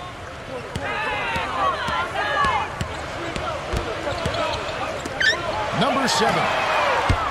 From outside, off the mark. Grizzlies have gone 2 of 4 here to start the second half. Swiped it away. And now the Timberwolves on the break. And out of bounds as the Grizzlies gain possession. Now let's go to the 2K leaderboard to look at the teams that specialize in intimidation. The Timberwolves, number 1. You know, sometimes a team, Kevin, will have one guy who does a nice job blocking shots. Other times a guy finds ways to get other players involved in shot blocking. Well, this team does it as a group. That's why they're the league's best in block shots. Passes it to Poole. Memphis moving it around. That's a 2 from Paul. Kept alive. Antetokounmpo. Soft touch off the glass. Antetokounmpo's got 11. And that bucket adds to what's been a big differential in points in the paint between these two teams. Defensively, the intensity just hasn't been there. They've got to pick up the pace. Minnesota calls timeout. He can't be pleased with all these easy looks they continue to give up in the paint. They are just way too porous as a defense right now. A lot of holes in that defense. It's a good time to use a timeout here. That's tipped. It's Harden with the drive. Over the last 10 games, you can see where the Timberwolves rank in the league. First in shooting percentage, second in free throw percentage. And they also show up as a top 5 team in steals. Young, aggressive, and athletic, getting into the passing lane. And the shooting is really what stands out to me. This is a team that does such a good job of finding open looks. They're unselfish. They work offensively to create good shots. And when they do that and they're on their game, they're tough to beat. Harden hits them both. Well, we're into the third quarter, just over 2.5 minutes played. Now the pass to Hunter. An easy 2 points on the layup. He's got 10. The Grizzlies have gone 3 of 6 in the third quarter, 50% from the field. Here's Antetokounmpo. He's got 11. Sent back. Number 7. And the Timberwolves tack on 2 more. The easiest way to do it sometimes is with the bounce pass. Harden kicks to Paul. Pass to Antetokounmpo. Backing down. The Grizzlies making a switch here.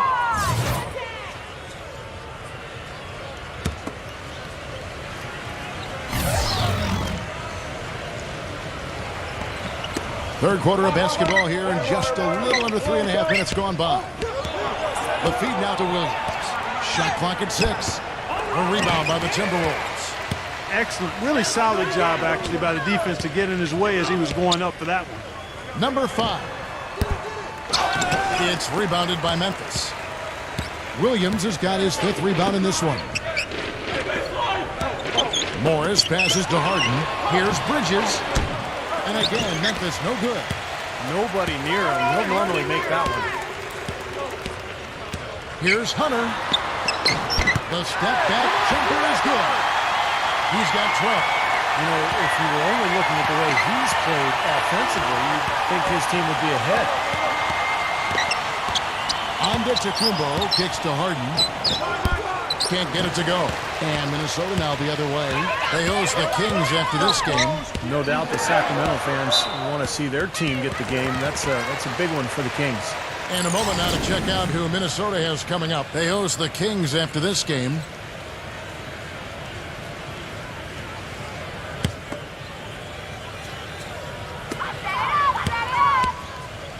Hunter defended by Morris. Kick it out, kick it out. 6 to shoot. Number 5. And it's blocked by Harden. He feeds it to Morris. And he drops in the layup off the glass. Morris has got 5 points so far.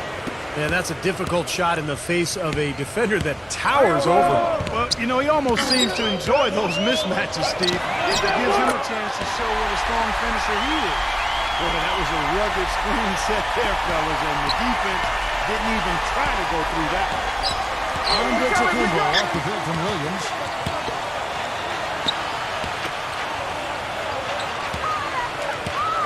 Pass to Bridges. Stolen away. And now the Timberwolves on the break. And so he draws the foul on the shot. A trip to the line to shoot 2. Yeah, he got whacked. Shouldn't be much debate on that one. Yeah, that was as straightforward as it gets, guys. And let's quickly check out the scoring breakdown here for the Grizzlies. They've been the aggressors, and they've been tougher in the paint all game. Another part of their game that's made a difference tonight is all the second chance points they've been able to get. And so he hits both. 100% free throw shooting this half, guys. Efficiency is so crucial when you're trying to overcome a deficit, Steve. Pass to Wagner.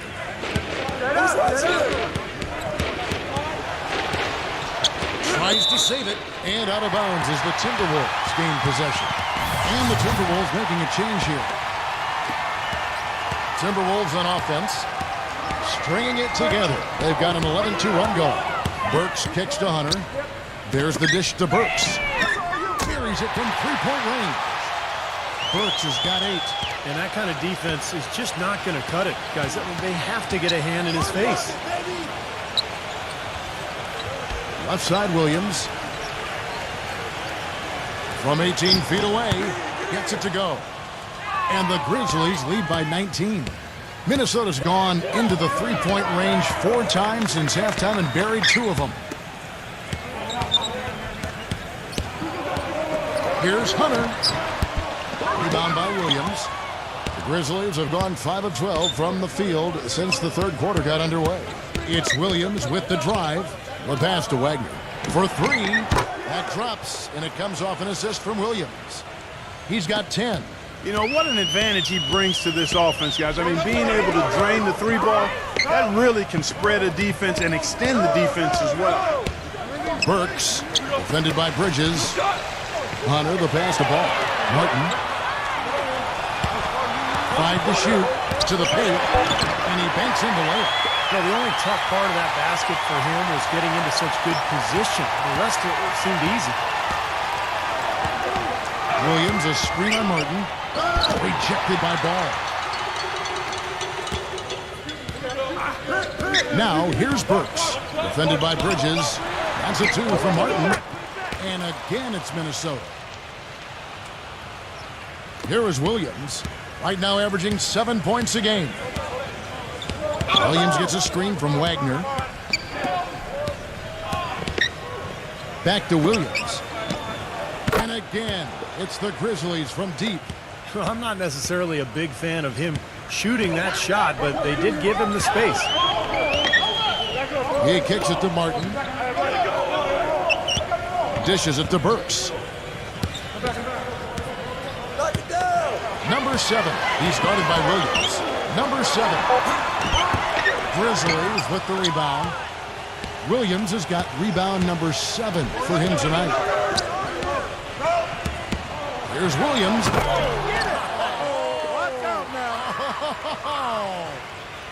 Just floating to the rim on that slam. Boy, when he gets up and stays up. Boy, smooth and graceful. How about the hang time? That's impressive. Burks, the pass to Ball. Feeds to Burks. A three-pointer off the mark. And the Grizzlies leading by 23. Williams gets a screen from Wagner. Kicks it to Morris. Pass to Bridges. Some nice passing there by Memphis. Fires the 3. No good from Wagner. The Timberwolves have gone better than 53% from the floor since halftime. Shooting 8 of 15. Passes it to Ball. Number 7. The finger roll finish at the bucket. 11 points in the game. Despite the troubles he had in the first half, he stayed composed and focused, and now he's getting it going. And he goes in for the dunk. Boy, he wanted everybody in the building to know who threw that one down. Hanging on the rim is, I guess, one way to do it. Well, it's the best way to do it, as long as you don't get teed up, I guess. That free throw good from Wagner. Minnesota's gone 2 of 5 with the three-point shot since coming out of the break. There's the pick. Number 5 knocks down the 3-ball. He's got 21. This is something that can really hurt you from long range. He did that to a degree in the first half, and he's doing it now. Harden blocked. Here's Antetokounmpo. Got him with the pump fake, but couldn't finish. And that one's good. He's got 15. There's 10 seconds left here in the third quarter. Back to Harden.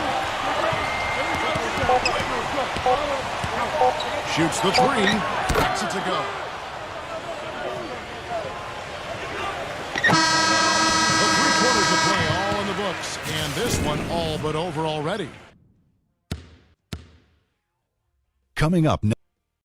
And we're getting underway here in the fourth quarter. The scoreboard tells the story in this matchup, but we'll see how much things change up here. And the Grizzlies leading by 22. A moment now to reset the lineups, brought to us by Gatorade. All fueled up here for the fourth quarter. On the court for Minnesota. Here's Bridges. Down to 5 on the shot clock. Here's Hunter. Hammers it down off the coast-to-coast play. Textbook example there of how to use defense to create offense. Yes, beautiful transition play after the steal all the way to the basket. Wasted no time going from defense to offense. Well, it feels like they're starting to pick up the intensity as the game itself starts to get a little more tight and close.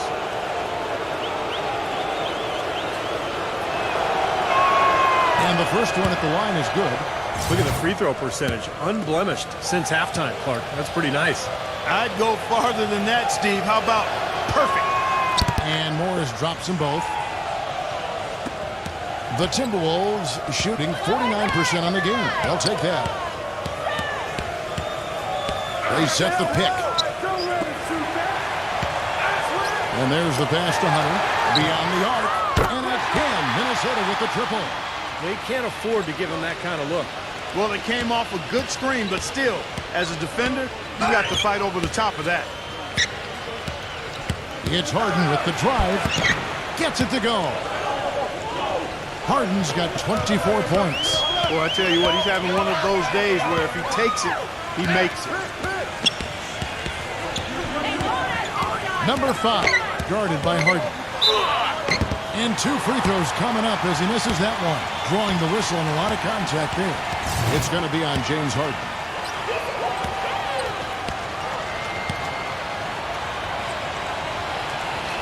The first one falls. Chris Paul, he's checked in for the Grizzlies.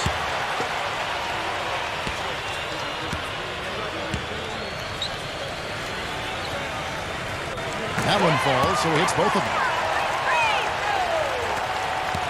And the Grizzlies leading by 19. It's Harden with the drive.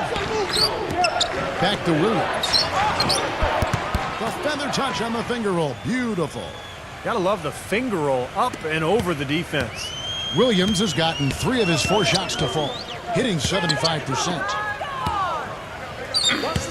Here's Dawson. And a foul called on the shot. Got him on the way up that time, so he'll shoot 2 right here. Obvious foul. Yeah, he took a hit right there and earned those free throws.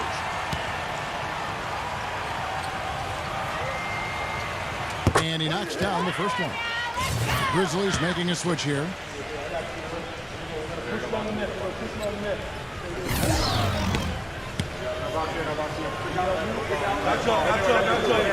So he gets them both. This could get even more out of hand if they continue to put up points. What an offensive performance it's been. We're about 2 minutes into the fourth quarter in this one. That foul gives him 4, so he's just 2 away from being Dairy Queen.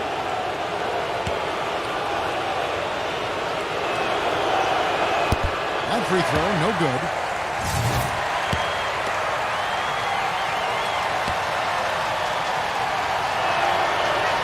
And the second free throw, good. The Timberwolves shooting with confidence, 50% from the field so far. They set the pick. The tray. Paul grabs the board.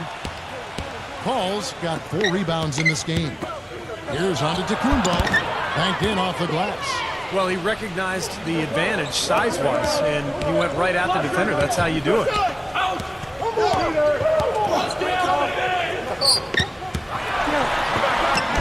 beautiful reverse layup. 19 points in the game. The D was all over it. They just couldn't react in time to stop that quick reverse. Now here's Paul, defended by Hunter. Antetokounmpo off the pick from Toppin. Back to Paul. Unloads. And another basket for Memphis. He's had an off game thus far, but his team has been able to pick up the slack and find a way to get it done here.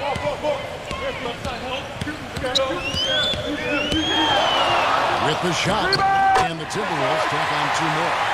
You know, offensively, he's just one of those guys that needs a touch of space to get his shot. That's all. And if he runs his man off a screen or somehow finds an opening, well, that's it. He's going to let that thing go. Very true. And what I noticed with him is his ability to jump on teams right out of the break. I mean, he doesn't need a ton of shots to get going. He's locked in by nature. Doncic, guarded by Harden.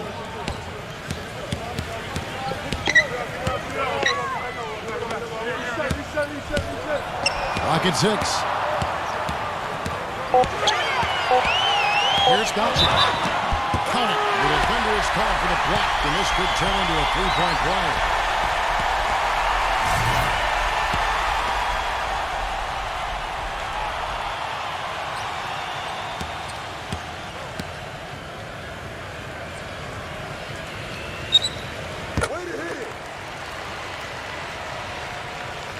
Here is Harden.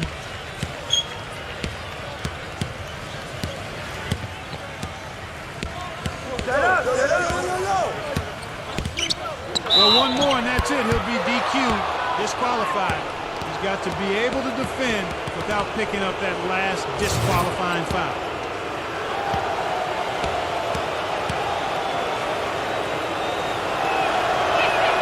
First free throw is good.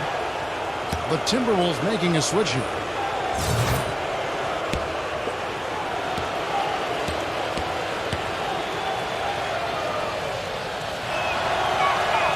Good on both. Timberwolves trailed by 21.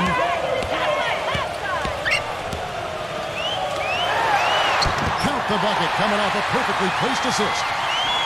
24 points for him.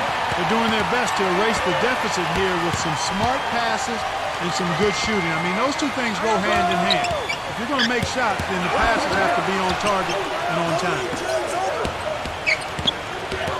Pass to Toppin. Ball outside. Just 5 on the clock. Memphis needs to get off a shot here. Shot's good from Toppin. That is some real serious dime dropping there. Exquisite assist. Doncic, defended by Antetokounmpo. Doncic sinks the three-pointer. No matter what the score is, his attitude has been perfect. I love his disposition. He has stayed in attack mode. Here is Antetokounmpo. He passes it to Toppin. And he was fouled on the way up. 2 free throws now for him. Doncic. And so he's picked up his final foul. And he will sit for the rest of this game. And the Timberwolves making a change here. That free throw good from Toppin.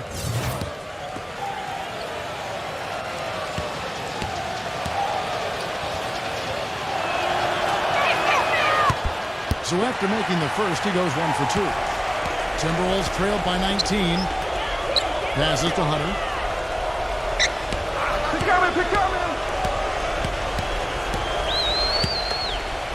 Number 7, defended by Toppin. Number 7. And Paul pulls it down.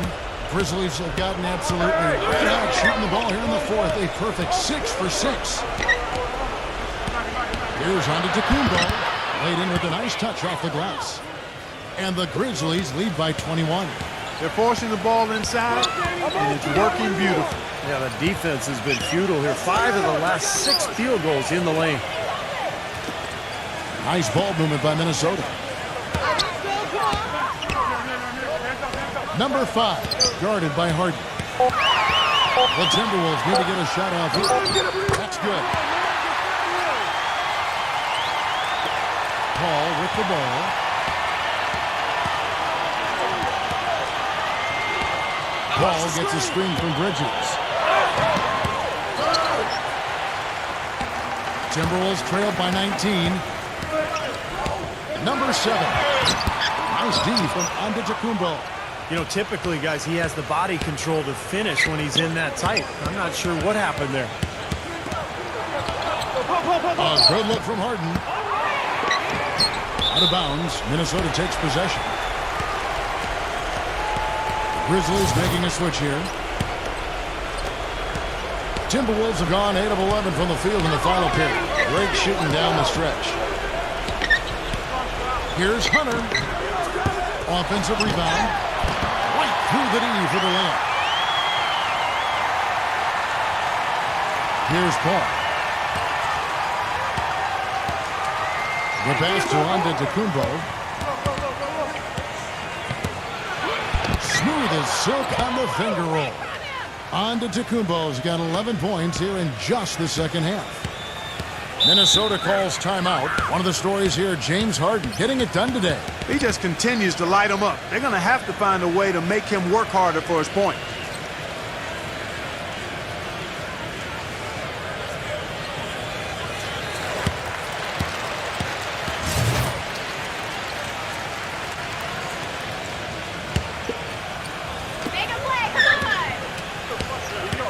Number 5, guarded by Harden. Number 5. That one a little long. That's a huge part of what they want to do defensively. Limit his easy chances inside. Here's Antetokounmpo. Shot is blocked.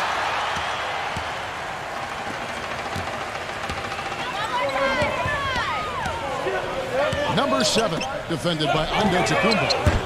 Up again. A follow-up foot. He sniffed out that board and then powered it back in. Pure Mike Clark, so strong going back up with that one. That's exactly what he's capable of, guys. So strong.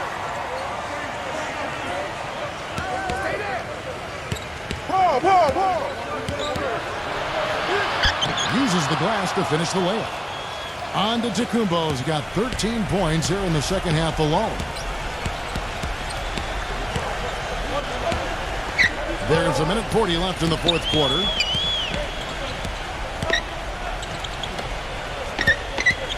Number 7.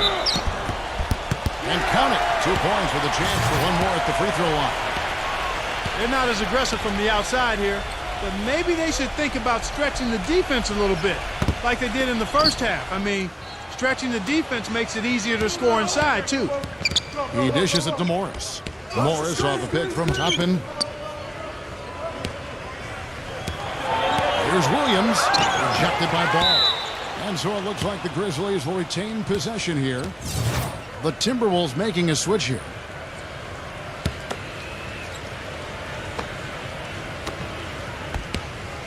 Toppin, the pass to Morris.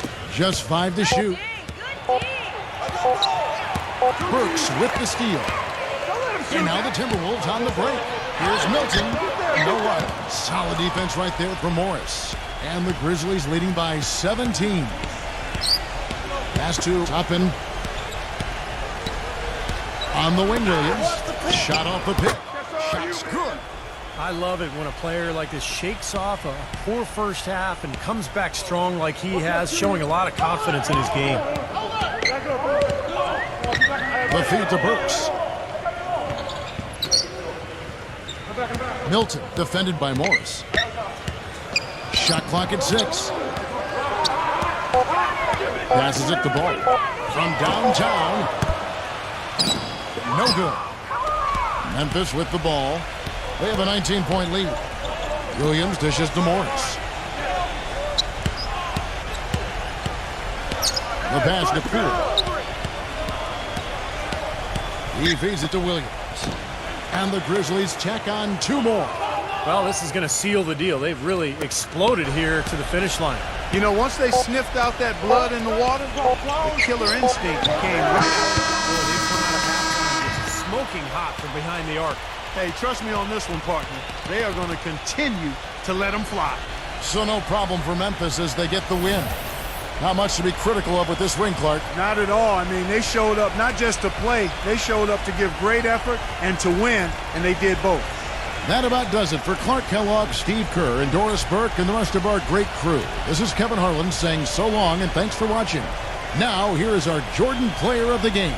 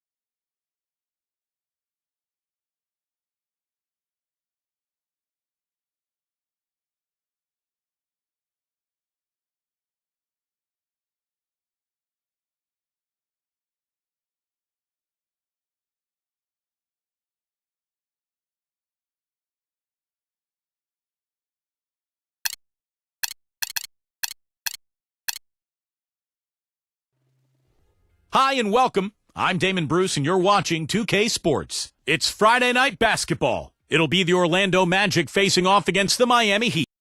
We're here in Miami, Florida, as we see a beautiful bird's eye view of the American Airlines Arena. It's game time here in Miami as the crowds at the American Airlines Arena look to cheer on the hometown Heat. Now a chance to check out our starting lineups. And guys, what are we going to be looking for in this one from LaMarcus Aldridge? And Kevin, what stands out to me is his array of moves down on the low block. The low post scoring, back to the basket game. That's what he does, and that's a valuable weapon for a team to have. And one other thing, I like his vision when he's posting up. Being able to score down there is just part of being an effective post player. You got to punish him for doubling up on you, too. Last outing for Orlando. They won that game against the Indiana Pacers. I'll tell you what, Kevin, they were really locked in from beyond the arc in that game. I mean, the result wouldn't have looked anything like it did if they hadn't gotten so hot from long range. You're exactly right. They were splashing home threes at an unbelievable rate. Good. D there, guys, was pretty much non-existent. I mean, you can't leave a good shooter like that open. Doris Burke has some information for us. Doris? Thank you, Kevin. The Magic head coach and I had a chance to talk just for a bit. He told me it's a fun challenge trying to slow down a team that's so cagey and opportunistic offensively. He said, of course we've done our scouting, but this is the first time we've seen them firsthand this season.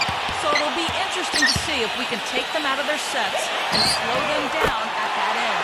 Guys, they'll have to be solid defensively. Back to you. All right, Doris, thank you. I think the message coach has delivered is well focused, guys. Well, obviously, he's got a very clear idea of what they need to do defensively. Got to close out on those shooters, take away their airspace. But it's easier said than done. And guys, I can't overstate the importance of communication here. Guys have to be talking, helping each other out, making sure they know where the shooters are, ready to switch, and then get up in their face and challenge those shots. That's good. Aldridge has got himself going there. His first points of the game on the deep ball. Boy, when you've got a big man who can shoot from distance like he can, what a huge bonus that is. Outside Leonard. Not uncovered. And here in the basket. Book it. Here in the first, just under 2.5 minutes played so far. Here's Porzingis. The shot is off. And the Heat going the other way now. This, of course, their first opportunity to play Orlando this season. And as you'd expect, I mean, this was a lopsided season series a year ago. The Magic trail by 3.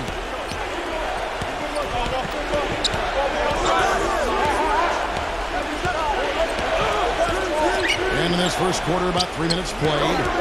Curry outside. It's rebounded by Soto. This game's not too pretty, but nobody expected Clark anything different. No, I agree, Kevin. It's not a big upset when a team from the bottom gets swept like they did. Drills it from outside. He's got 5. This looks like a pregame shoot-around with all the threes they're allowing. Yeah, I don't know, Park. I think there might be even more defense in warm-ups. I mean, this is kind of embarrassing. Now here is Aldridge. Right now averaging 5 points a game. Curry, good. How about that for a response? They will say they can give the 3 as well as they can take the 3.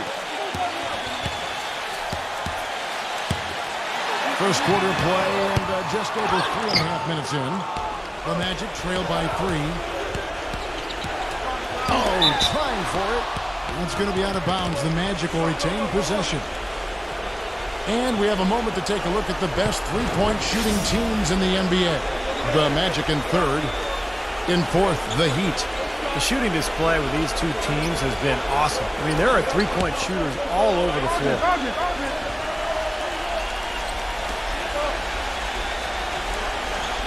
Outside Aldridge.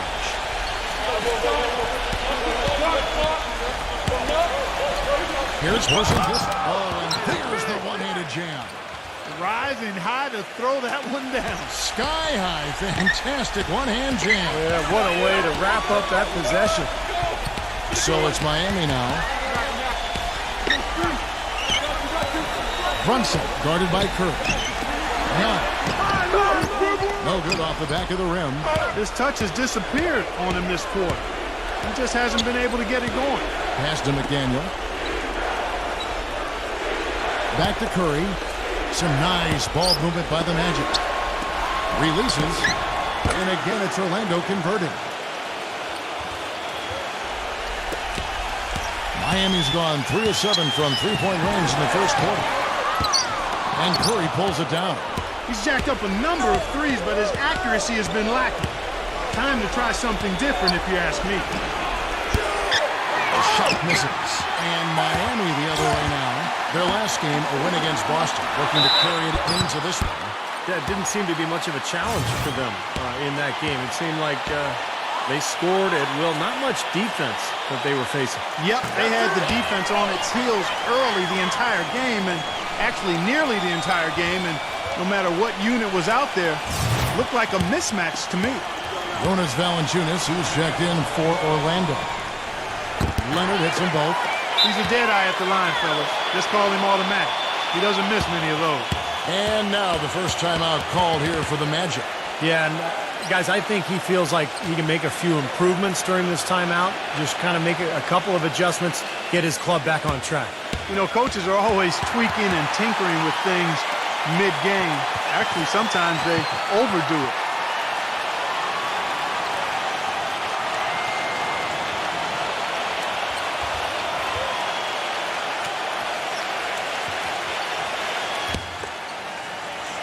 Orlando's gone 2 of 4 from beyond the arc to start the game.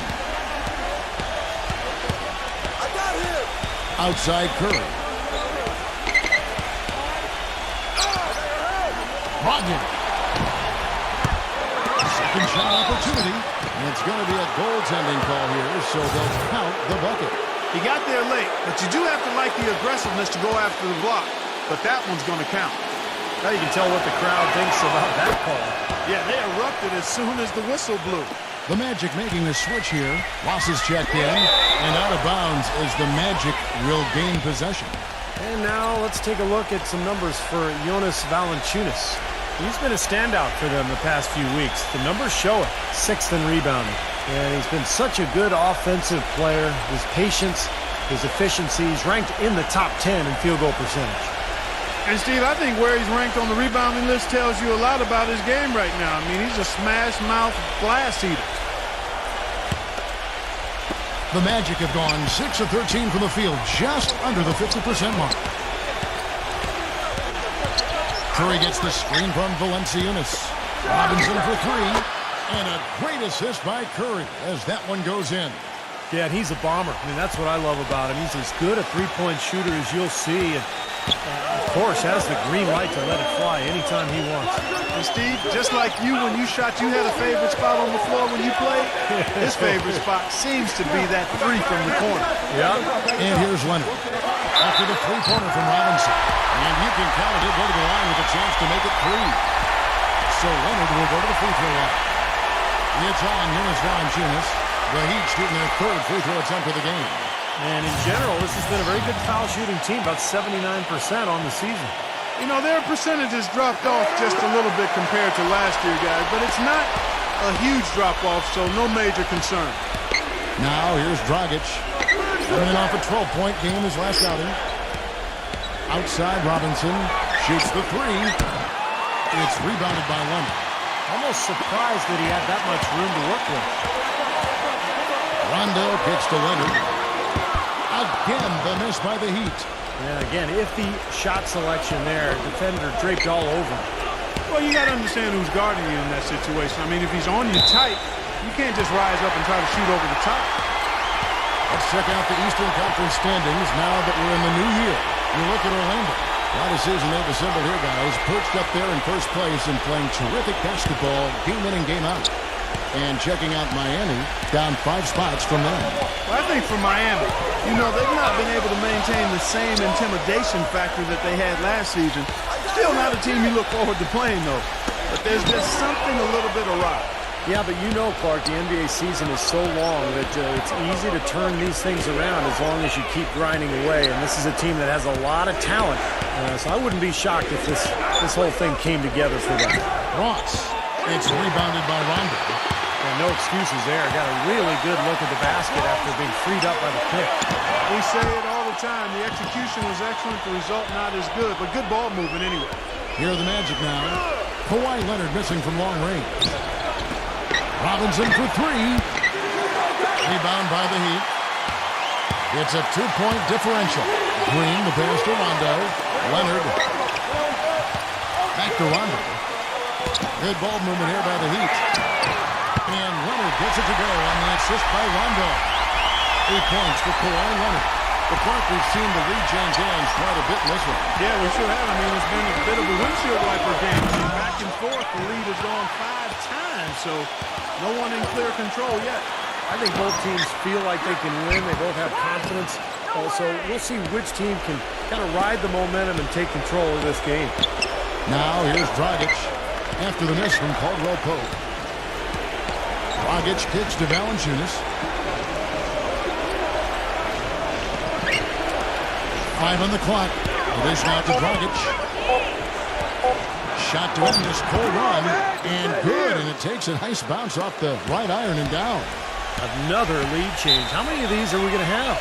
I don't know, Steve, but the momentum of this game has certainly swung like a pendulum. And Miami calls their first time out of the game.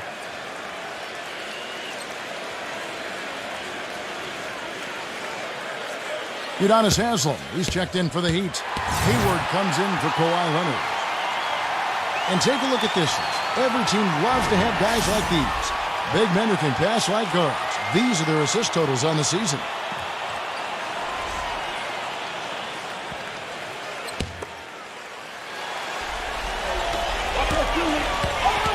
Green dishes to Haslem.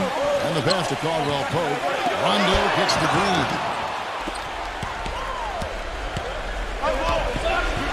.124 left here in the opening quarter.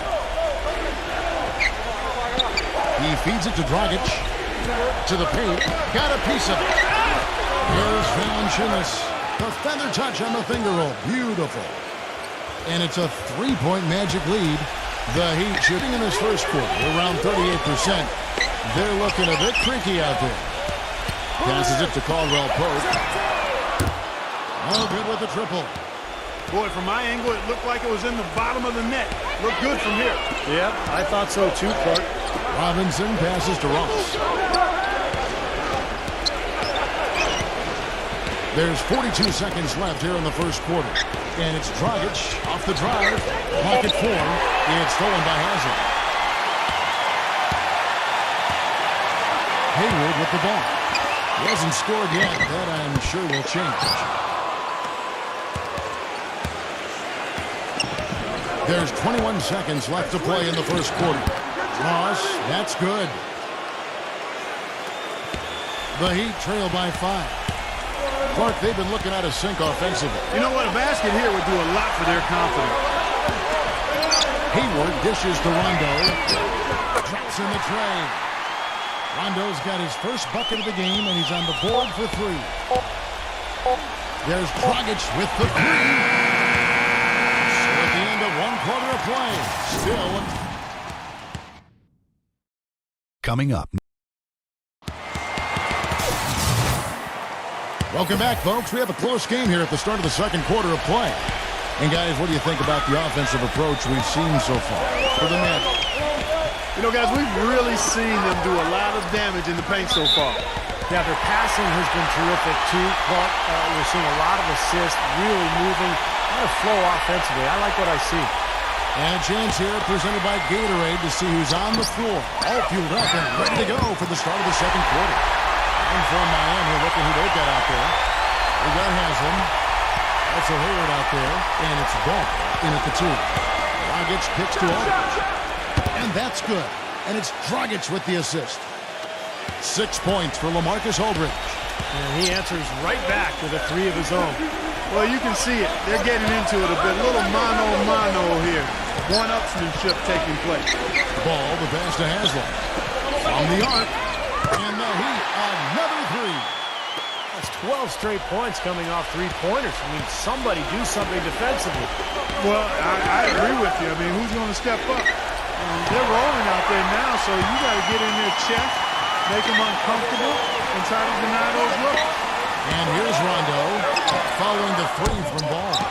Here's Soto, and he converts the layup. And the Heat lead by 3. If you battle for the offensive rebound and come up with it, you're guaranteed a high-quality shot on the follow, just like he got there. What was the defense doing there? I mean, he is not the guy to give an open look to, and yet they got away with it. And Hayward gets it to go. That's pretty much been the norm for them, getting their points off assists and great ball movement.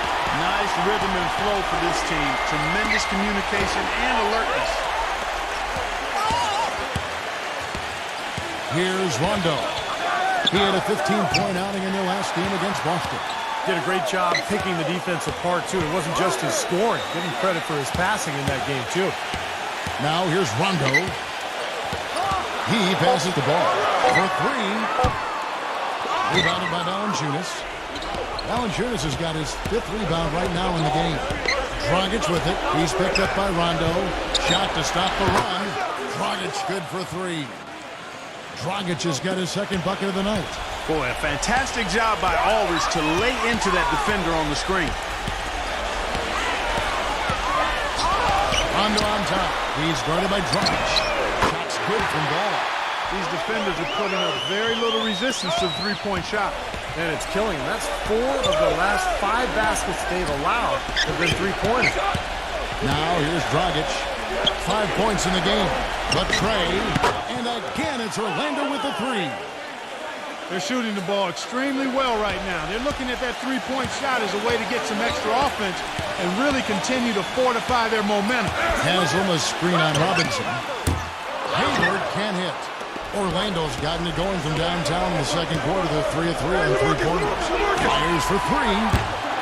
It's rebounded by Soto. The Heat with the lead. They'll be off to Charlotte for a meeting with the Bobcats after this one. That sets in motion a 4-game road trip for them. And that one's good. Hayward's got 4 points in the quarter. And a little under 3.5 minutes elapsed in the 2nd quarter of play. Rondo against Dragic. Shoots it. Miami grabs the miss. 3 on 3. Rondo with it. Now guarded by Dragic. Shoots. And he overshot that one, missing. Well, the shot was there for him, and he had to take it. I don't care if he didn't convert it. He's got to take that every time. He dishes it to Aldridge. The defense did a pretty good job of closing off the middle once he got inside the lane. Kicks to Hayward. Hayward off the pick from Soto. 6 on the shot clock. And 2 free throws coming up as he misses that one. Drawing the whistle and a lot of contact there. Well, he's a spot-up shooter, one of the best. One of those guys who, if you give him an inch, I mean, that's all it takes. He will let it fly and frequently knock down that shot. And he is a persistent defender, too, Steve. I mean, even if he gets caught behind on the break, he'll bust his behind to get back into the play and maybe come up with a block at the last second. The Magic making a switch here.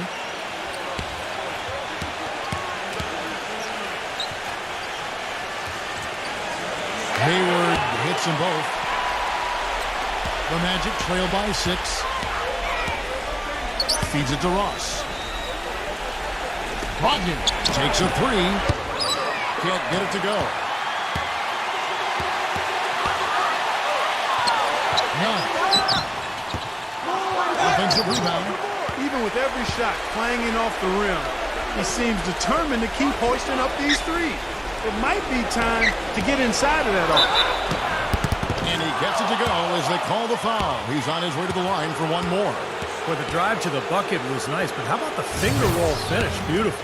Now let's take a moment to get your guys' take on the scoring so far for the Heat. And they're doing a fantastic job of finding the open man and getting easy looks.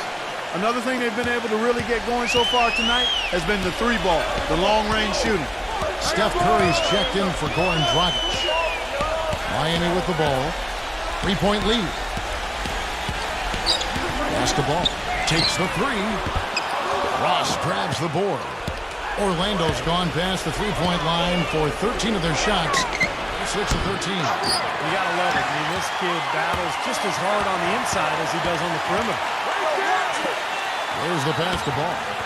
A steal. And up the court come the Magic on the break.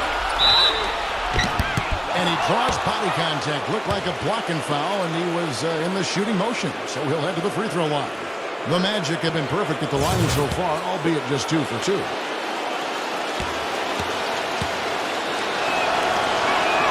That free throw good from Ross.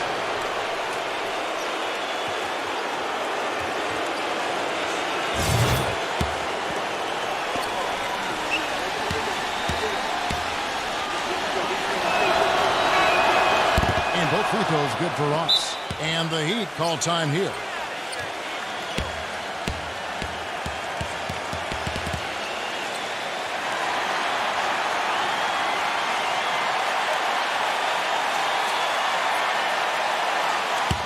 While we can, let's have a peek at the league's top foul shooting teams over the course of the last month. Number 1, the Magic. Kevin, I'm absolutely amazed. I mean, their production at the line has been spectacular. I mean, it's been unbelievable. Well done by these guys of late.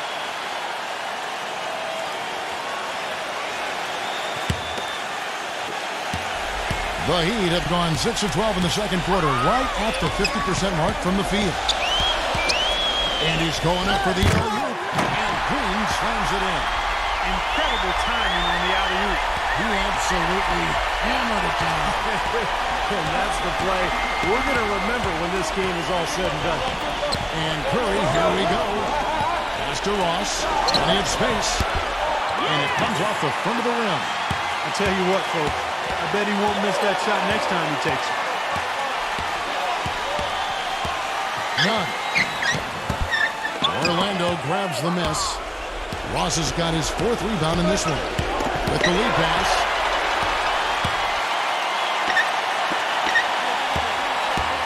Trying to break the ice-cold streak. Textbook example there of how to use defense to create offense. Yes, beautiful transition play after the steal all the way to the basket. Wasted no time going from defense to offense. Well, it feels like they're starting to pick up the intensity as the game itself starts to get a little more tight and close. To the inside. Here's Valanciunas. Gets to the rim for 2 with the D all over him. The Heat leading by 3. None. Guarded by Curry. None. And it's wide right. It's off the rim. He hit a 3 in the first, but so far has been unable to capitalize here in this quarter.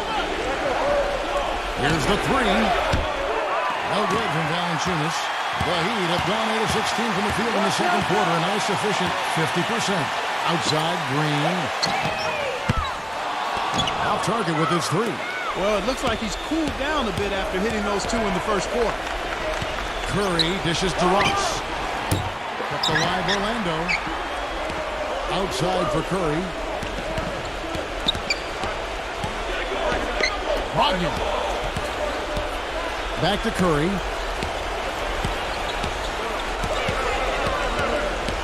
Shot clock at 6. Second chance shot. No good. The Heat with the lead. Passes at the ball. Unloads from 13. He squares up and sinks it. He's got 11. The Magic shooting 33% in the second quarter. The offense has looked trussed up and confused at times. Now a timeout called by Orlando.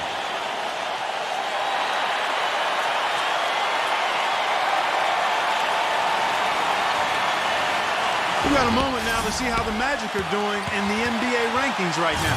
First in free throw percentage, second in scoring, and they're ranked 3rd in outside shooting. 3-point percentage, that is. And anytime you lead the league in free throw shooting, as you talked about, Clark, I mean, you can put a lot of pressure on the defense. And that's why this team has made a concerted effort to attack the rim and get to the line as often as possible. The Magic have looked good at the line tonight. They're perfect in 4 attempts. Yeah, this is a very good free throw shooting team, guys. I mean, you look at the numbers, impressive. Yeah, in general, they've been very solid. I mean, free throw shooting isn't something they've had to worry about too much this season, guys.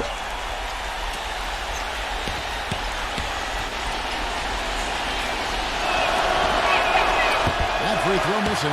Boy, they're really battling, guys. Not sitting back, being aggressive, attacking when they have the chance. I like that. Yeah, and that kind of approach is going to serve them well. It's gotten them to the line more than a few times this quarter.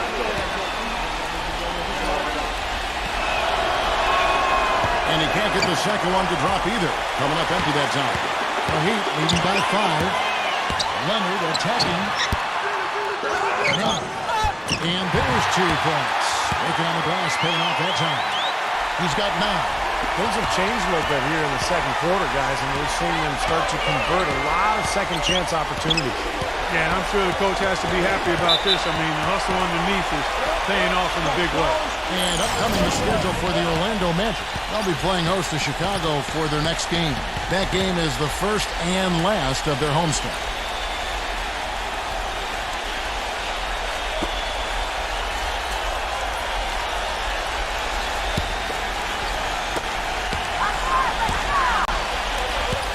.119 left in the first half. Here's Leonard. Can't get it to go. So Orlando will take it the other way. They've been able to get out to this lead without really getting a very reliable performance out of him from the field. Wagner. Good, and Curry gets the assist. 7 points in the game. Almost pulled the trigger, but he realized he had a better look for his teammate. Back to Green. Back in off the glass. Green's got 10. Well, it seems like when they've gone to him, he's really come through. And that's not something you should get away from. The feed now to Valanciunas. And that basket's going to count, folks. Gets the goaltending call right there. He almost got to that shot in time, but not quite. You can't touch the ball once it's on the way down. Can you hear the crowd kind of murmuring? I don't think they agreed with the officials on that one. Steve, I tell you what, they're really letting them have it. 40 seconds left to play in the first half. Pass to Caldwell Pope. Miami no good on that time either. The Magic trail by 5. Launches a 3. They get it back. The pass to McDaniel. Wagner. Deflects the pass. Here's Porzingis. And they're going to count the bucket and send him to the line. It could be a 3-point play. Boy, that floater takes such a nice touch. First trip to the free throw line for him tonight. Look at the numbers for him on the line this year. 88% on the season. Impressive number. You know, he's been one of those players they've wanted on the line as much as possible this season, especially in close games, guys. 5 seconds left in the first half of basketball. From deep three-point range, he got it up that time, but it wouldn't fall for him. And we're through 2 here. Now, presented by Sprint. This is 2K Sports. For the Pacers in Indiana, The Sprint Halftime Report, presented by Sprint. Welcome back, everyone. The second half about to get underway, and it's been a close one so far. You have to like what we've been seeing from Ball. Yeah, he played a very mature first half offensively, just finding gaps and making good decisions, getting into the defense and knocking down shots. Well, the way he played that first half, that's exactly what we're talking about when we say offensive efficiency. And so in the game for the Magic, Green with a screen on Aldridge. Leonard on the wing. And it's good. He planted his feet on the pick and shielded the defender up. Well, you got to be so careful with him defensively because he has the ability to get hot at a moment's notice. And if that happens at the wrong time, you're in some big trouble. And also, there aren't many players better at anticipating an opponent's next move, waiting for his moment and then jumping in the way of the pass to come up with the steal. He's got that mastered. Well, you might have been wondering who the top scoring small forwards have been over the last 10 games. Wonder no more. Here's a peek. In the third spot, Kawhi Leonard. You know, a lot of the NBA's most explosive players man that small forward position, and you're looking at a pretty good collection of them right there. Steve, I'd say more than pretty good. Those are the guys that give opposing defenses nightmares on a regular basis.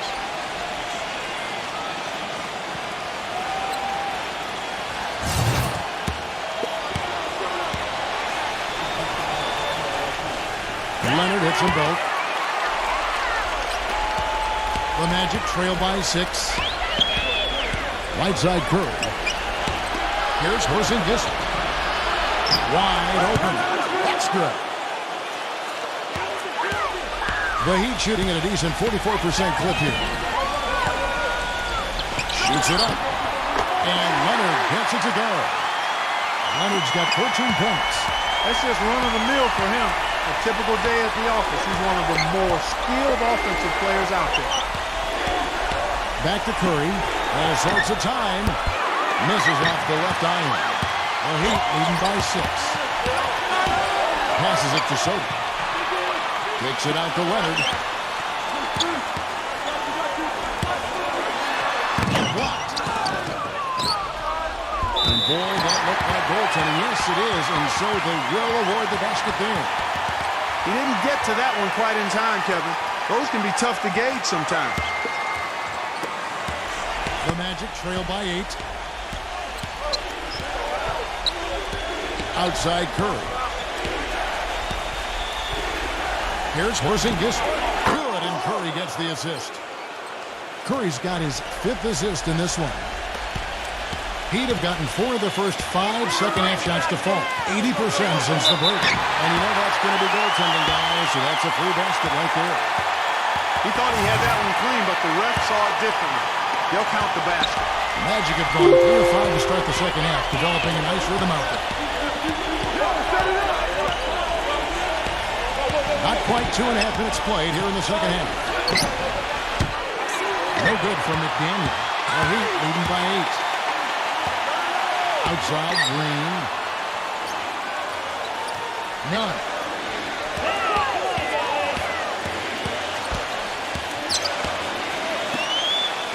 Brunson guarded by Curry. Shot clock at 5. And it's going to be out of bounds. The Magic will take it. Now we get a chance to check out the numbers for Kawhi Leonard. Great work over the last month. 3rd in scoring, 7th in free throw percentage, and he's in the top 10 in steals per game as well. So this is a guy who you have to be aware of when you've got the ball in your hands. And Steve, you mentioned his unbelievable points per game ranking. I mean, this guy is a guy I would call bucket. He used that pick just right. 9 points in the game so far. And that's why teams emphasize the use of screens and picks, just to get you some open looks like that one. That's not an opportunity he fails to convert very often. And that one's good. Now just a 4-point Heat lead. The Heat have gotten 5 of 8 shots to fall for them in the 3rd quarter. A nice 62% from the field. From downtown. Outside Curry. Brogdon. And there's the whistle. Fouled hard on the shot. He'll go to the line. He's gone 1 of 1 in the game so far from the line. Well, he rarely misses from the line. He's at 87% on the year. So as a team, you love to have him on the strike. You know, guys, that's not quite the same success rate he had at the line last year, although it is somewhat in the neighborhood of last year's numbers. Robinson's checked in for the Magic. Dragic comes in for Steph Curry.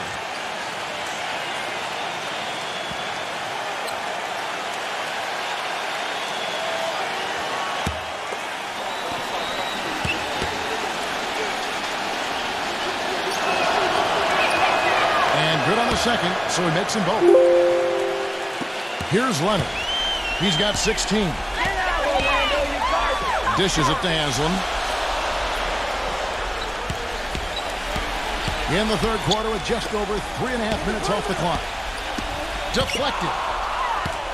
And now here's Dragic, the fast break chance. For the time. And it's good off the glass. 14 points for him. Miami's gone 1 of 3 from downtown since halftime. Leonard off the pick from Haslam. Great use of the pick to create room for the jumper. Very effective screen to set up the jumper, and that was the key to that play.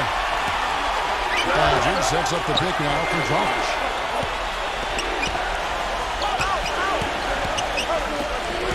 Right side Aldridge. Lots of room. It's rebounded by Leonard. Leonard's got 4 rebounds now tonight. Hayward gets to Leonard. The shot is off. And it's the Magic taking it the other way. They'll be playing host to Chicago for their next game. That game will be a quick pit stop before hitting the road again. He certainly didn't take advantage of the poor defense, but they can't count on him to continue missing. No, that's for sure, because this guy's too good of a shooter to miss that look consistently. The Magic trail by 4.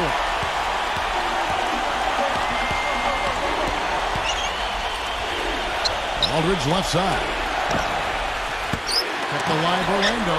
Here's Porzingis, and the basket good. 16 points for him. The defense has not been able to keep the ball out of the paint at that end of the floor. Boy, I'd like to know how many of their attempts have come from inside 5 feet. It seems like everything is right at the rim.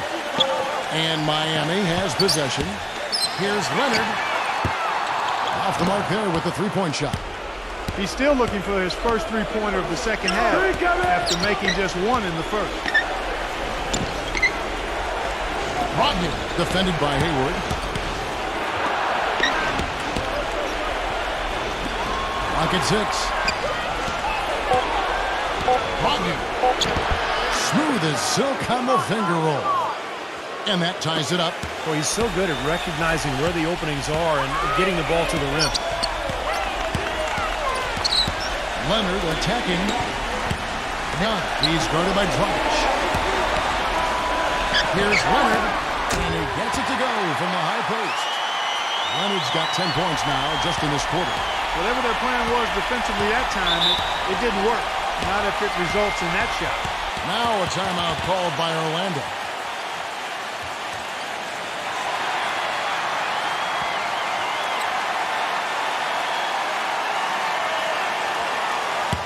And a look now at our 2K leaderboard to see which wingmen have come away with the most steals over the past month. The 4th spot held by Kawhi Leonard. And this set of guys can do as much or more damage with their defense as they can with their offense. And that damage isn't just limited to one part of the court. Yeah, you kicked that one right between the uprights, Steve. As small forwards, they're called on to cover a lot of distance at the defensive end. A lot of ground they need to cover. Those steals have come from everywhere.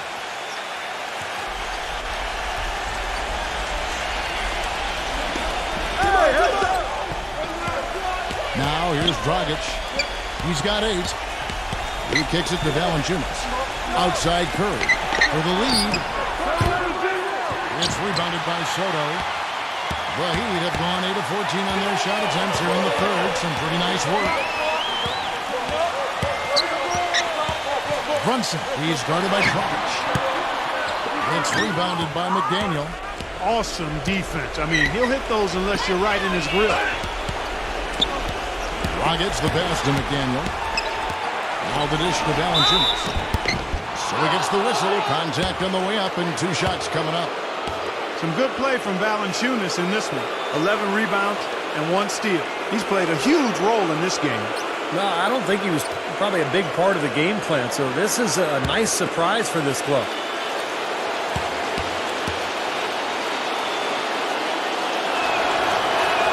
The free throw drops for Valanciunas. And the Heat making a change here.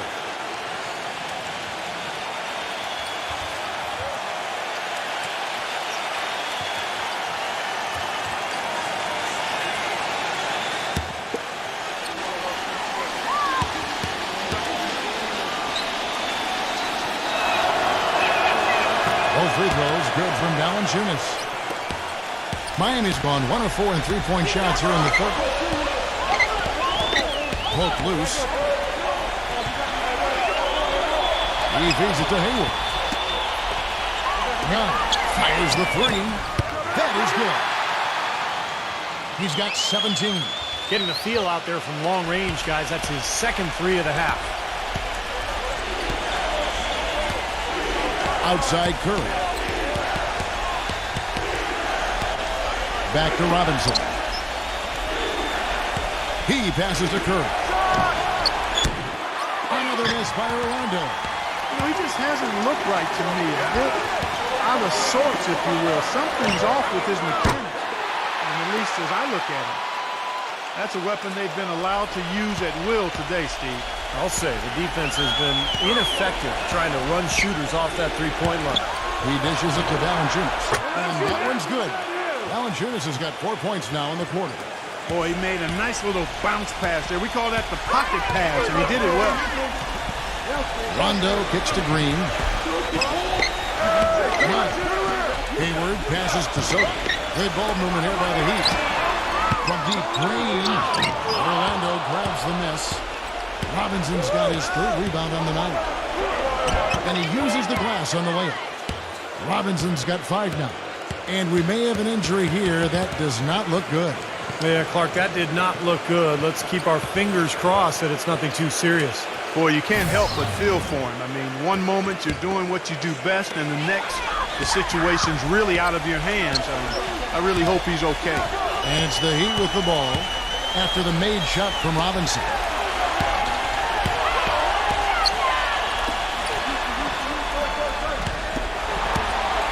Defended by McDaniel. Brunson. Off target from three-point range. Orlando trailing here. It's Dragic with the drive. Shot from the low block. It's off his leg. And it's whistled a kick. The Magic making a switch here.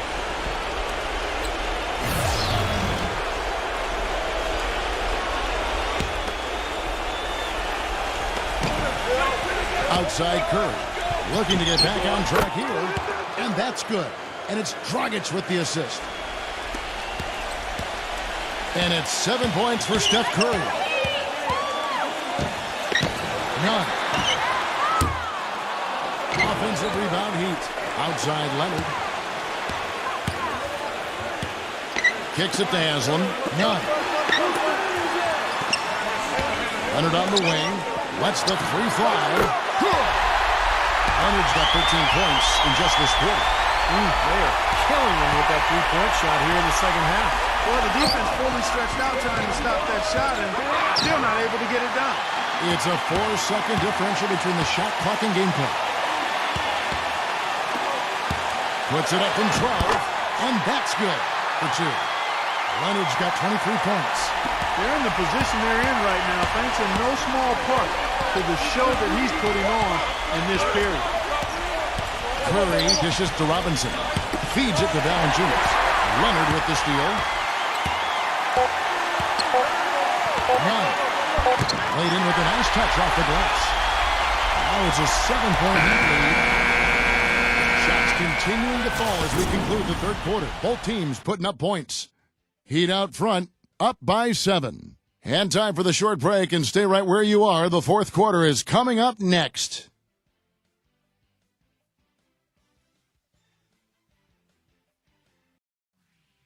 Thursday, February 2nd. Go up against the Chicago Bulls. Make sure to catch it.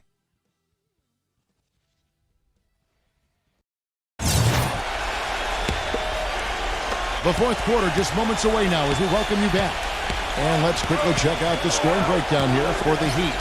How about the three-point shooting we're seeing so far, guys? Amazing. Another thing they've done tonight well is share the ball. So many of their points have come off of good crisp passes. And for the Magic, they've got Dragic, also Terrence Ross. Jonas Valanciunas is out there with Robinson.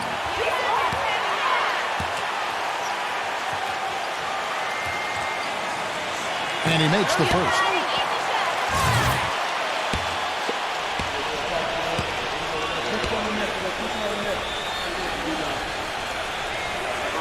So he makes 1 of 2 as the second one misses. The Magic trail by 8. The feed to Dragic. Pass to Valanciunas. Back to Dragic. Outside for Robinson. And that's good. And it's Dragic with the assist. Dragic has got assist number 5 here tonight. Heat shooting here about 46% for the game. And for the Magic, they've got Jonas Valanciunas. Dragic is out there with Terrence Ross. Then it's Robinson. Pass to Leonard. Fires the 3. No good from Ball. Robinson with it. And for the Heat. Tries to keep it alive. And it's out of bounds. The Heat will take it the other way. And a moment to check out Miami, who they've got coming up. They'll be off to Charlotte for a meeting with the Bobcats after this one. And that'll be game 1 of a 4-game road trip. We're just over a minute into this final quarter of play. And for the Magic, Jonas Valanciunas is out there with LaMarcus Aldridge. Then it's Terrence Ross. Then there's Stephen Curry. They get the rebound, and he banks in the layup. You see the defense get caught standing around that time, giving up an easy second chance bucket. Simply need more of an effort on the boards there, Steve. And for the Heat, Kawhi Leonard is out there with Green. That's Rajon Rondo, and it's Ball in at the shooting guard. Defense better watch out. They better be alert because this guy can make threes, as we saw in the first half. And for the Magic, Aldridge out there with Terrence Ross. Then there's Jonas Valanciunas. Then there's Stephen Curry. Well, since we hit half number 2, he's finally come around. The first half was not his best, obviously. And that one's good. And the Heat lead by 7. Great interplay there between those two teammates.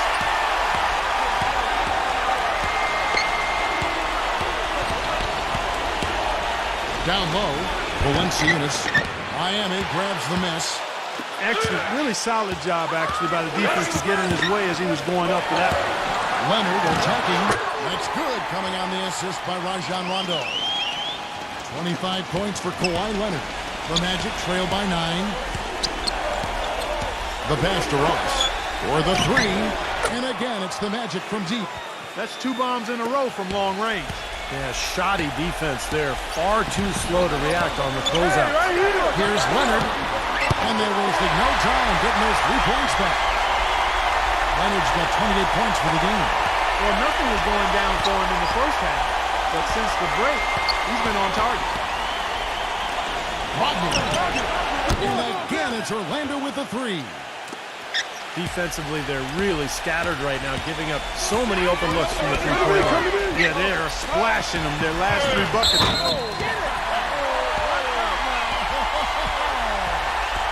Wow, and that sort of showmanship is just deflating right now to a team trying hard to get back into this game like this. Yeah, definitely a jam with emphasis.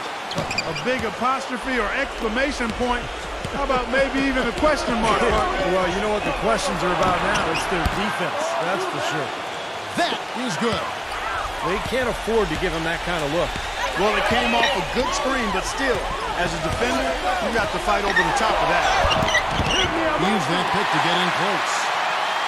30 points for Kawhi Leonard. Pretty much all of their buckets coming from inside the paint now. Yeah, that's 5 of their last 6 baskets inside the lane. They have really established themselves inside. Curry kicks to Ross. And it's Miami with the rebound. Pass it to Caldwell Pope. And the Heat, another 3. Of all the guys you want to leave open out on the perimeter, he is the absolute last guy on the list. Attention to detail. Know your personnel. Time called here. The Magic decide to talk it over.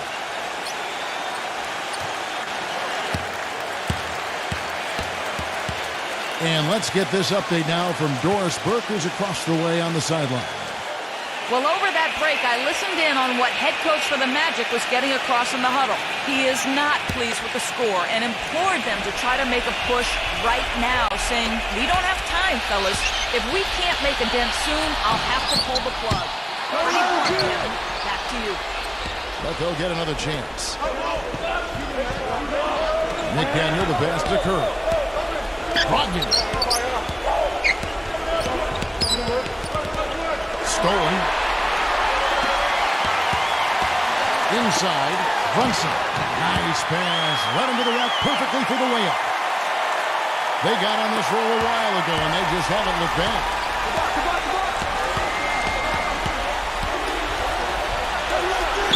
Here's Porzingis, and he drops it in from the low post. And his stroke has been dead on. Inside, outside, wherever. The shot's just falling for him. The Heat leading by 11. Pass to Soto.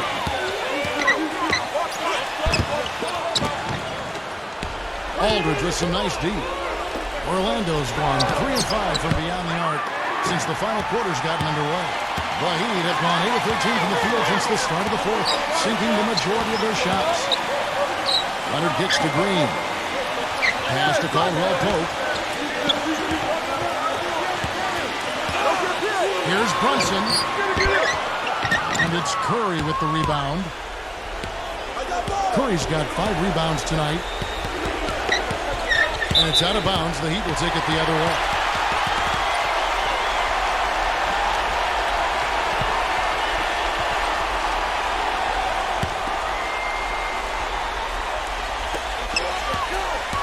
Miami's gotten off 4 3-pointers in the final quarter, and 2 of them are falling.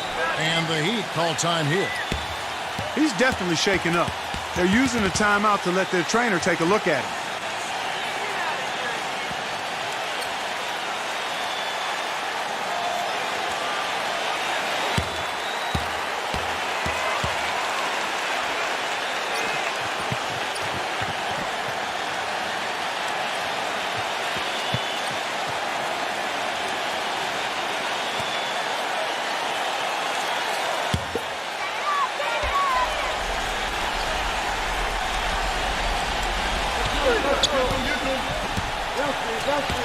Now the pass to Soap. Here's Brunson. And he's good on the 3-ball.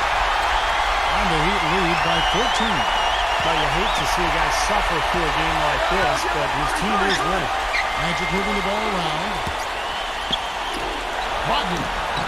Good, and Curry gets the assist. Curry's got assist number 8 here in this one already.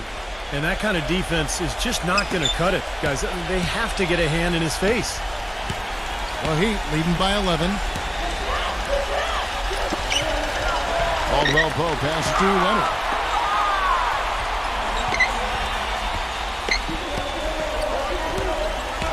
Six to shoot. Curry with the steal. And up the court come the Magic on the break. Bogdan. And a miss there with a chance to cut the lead to single digits. Back to Leonard. And too long on the shot. The Magic trail by 11.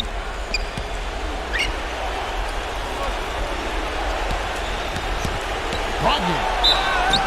And fouled hard that time. He'll get to the line and shoot 2. And the defense looking to protect the rim at all costs. Yeah, I like that. A foul to save the layup. Make him earn it at the line.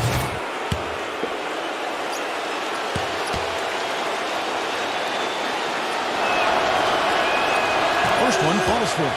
You know, even though they're down, they're putting on a show at the free throw line this half. I think they've done a good job of making the most of their chances at the line, and they've got to keep it up to take the lead.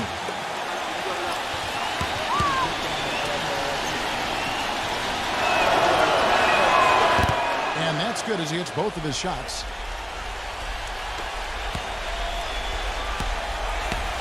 The Heat leading by 9. Soto, the pass to Leonard. Dishes to Green. Here's Caldwell Pope. He passes to Soto. They kick it out to Green. Just 5 to shoot. Drains the 3-pointer. Green's got 5 points now this quarter. Well, they're in great position here, and it's thanks in large part to their 3-point shooting. You called that right. They are lighting it up from behind the arc this half. Now a timeout called by Orlando. Yeah, he definitely saw some things that were not working for them out there, and now he's going to make some adjustments.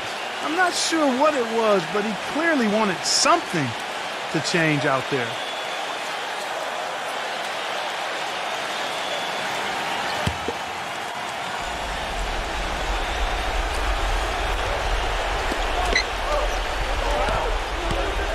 Bogdan, defended by Caldwell Pope.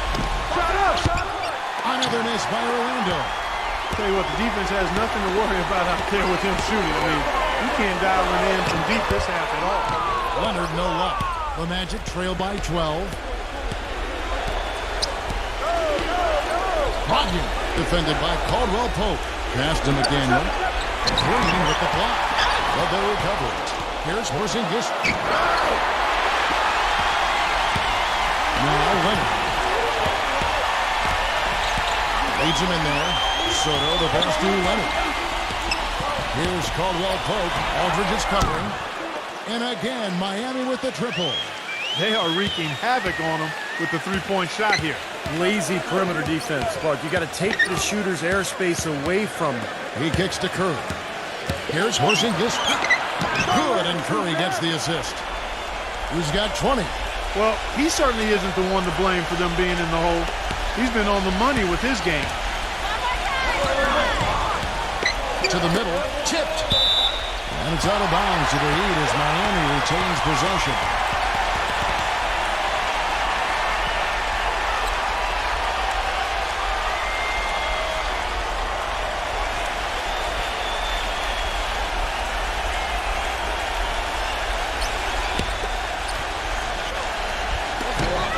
.21 left in the fourth quarter. Pass to Caldwell Pope. Leonard on the wing. And another basket for Miami. And a nice jump for their offense in the second half. They're now up above 50% shooting for the game.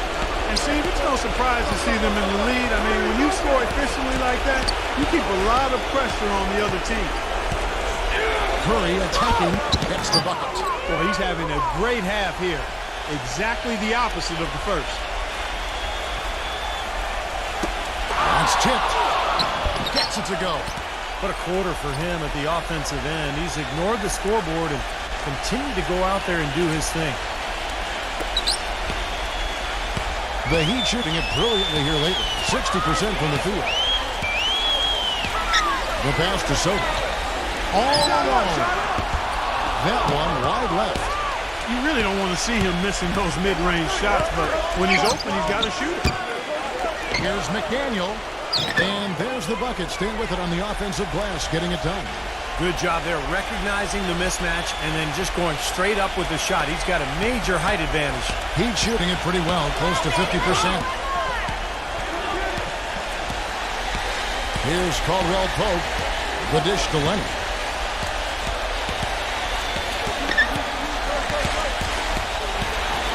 They kick it out to Green.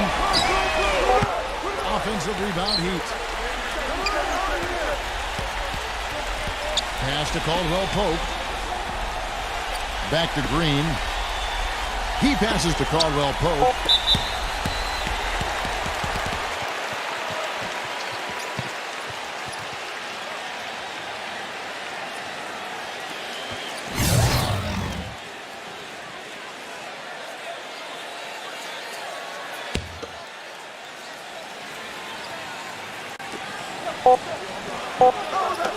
And here's Haslem. And so it's Miami winning this one. They came, they saw, they conquered. Hey, Kevin, to me, any win is a good win. Thanks for tuning in to the NBA on 2K Sports. For Clark Kellogg, Steve Kerr, and Doris Sport, this is Kevin Harlan. We'll see you next time. And now, our Jordan Player of the Game, Kawhi Leonard.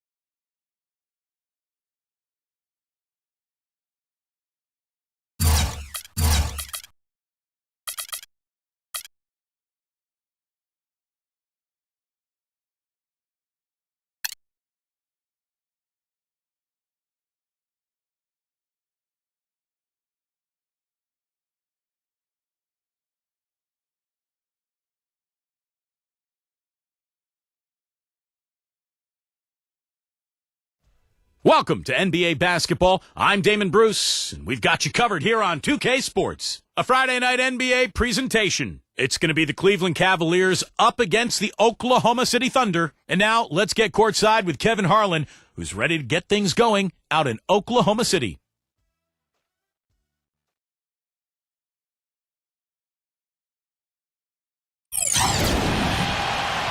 We're going to bring you an interconference matchup in this one as the Cavaliers come from Cleveland to play this one. Welcome, everyone. I'm Kevin Harlan, joined by Clark Kellogg, Steve Kerr, and Doris Burke as we get set to bring you some terrific NBA action. We've got a chance now for our starting lineups from point guard to center. This game should be a good one. And guys, what do you think we're going to be looking for in this one from Wood? Well, the number one priority for a defense when you face this guy is to keep him getting anywhere from the basket because he's just so strong as a finisher. And we can't forget to mention his rebounding now. When you watch him, just keep an eye on the way he battles in the paint when the shot goes up. Taking a look at Oklahoma City. These are the games that challenge you. Guys, they will have the work certainly cut out for them, but they believe they can come away with a win. You know, I think for Oklahoma City, they've gone a long way toward making the disappointment of last year a distant memory, way in the rearview mirror. They've given their fans a reason to be hopeful again. They really have, Clark, and I give a lot of credit to the coaching staff because they've established a foundation here, an identity for this club, and I think finally they have something to hang their hats on. This is a solid basketball team. And Mitchell drops them both. Here's Bogdanovich. Who's got a ball? It's George on the wing. The basket drops, and he gets fouled on the shot. One free throw coming his way. Little touch of class there, guys. The end of that play with the finger roll. First trip to the free throw line for him tonight. Well, he's been an 80% free throw shooter on the season. I mean, he shot the ball with confidence from the stripe. Guys, he's slightly fallen off his pace from a year ago at the line, and those points from the stripe have been a little harder to come by. That free throw good from George.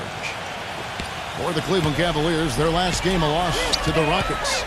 Well, loss or no loss, that was a fantastic game, Clark. They could be proud of the way they battled at least.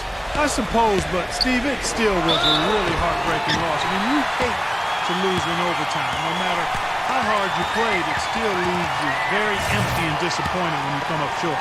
The Thunder have had two chances at the line already, making them both.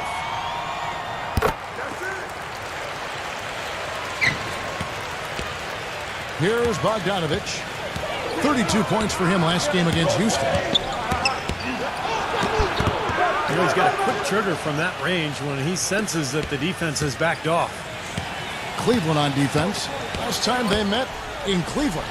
Yeah, they really had their number in that game. Big margin of victory for them. They got there by really including their bench. The depth became a major factor. They just wore them down.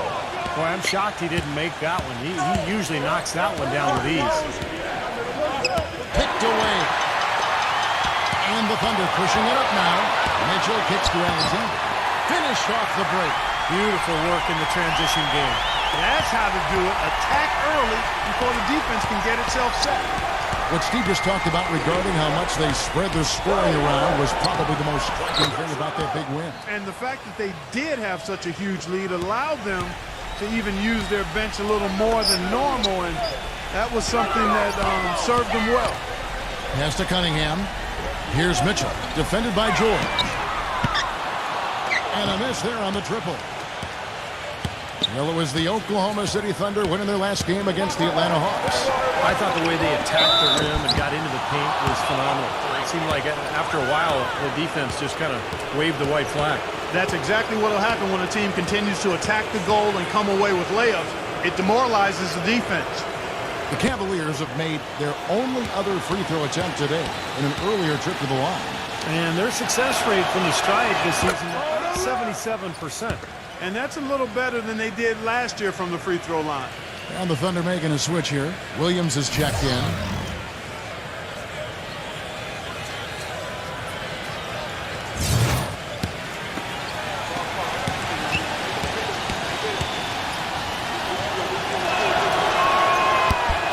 He hits both from the stripe.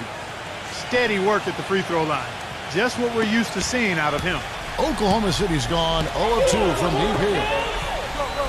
Alexander passes to Wood. Mitchell kicks to Alexander. The feed to Cunningham. All alone. It's rebounded by Cleveland. What was the defense doing there? I mean, he is not the guy to give an open look to, and yet they got away with him.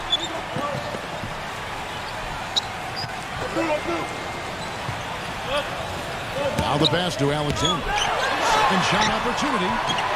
And that's 2 points on the layup. Alexander's got his second bucket.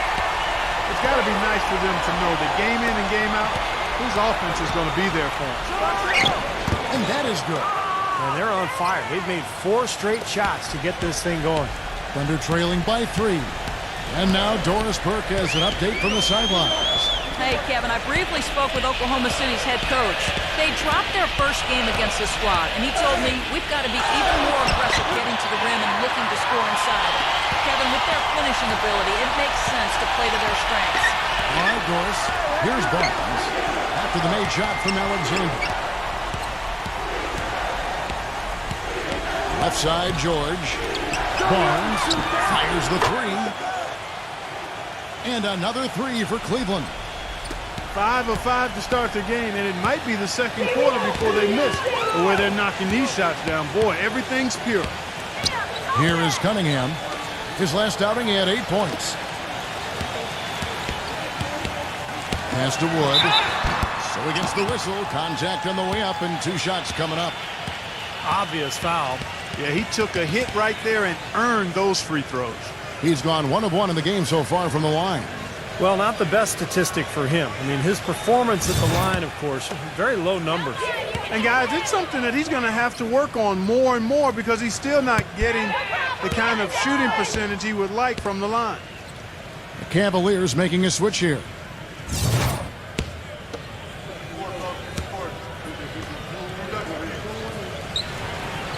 That one misses. The Cavaliers leading by 4.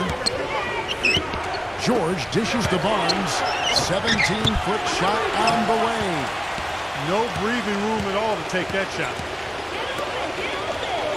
Cunningham kicks to Williams. Oklahoma City moving it around. Top of the key. And misses it off the right side of the rim. Cavaliers have gotten only 1 of their first 6 shots to fall today. Stolen by Mitchell. And the Thunder pushing it up now. And that one is hammered home. Straight to the bucket with a nice head of steam. Well, no reason to slow it down when there's nothing in the way. Here's George. He had a 33-point outing in their last game against the Rockets in Houston. You know what was great, too, Kevin, was the way he balanced hitting his own shots and making plays for others.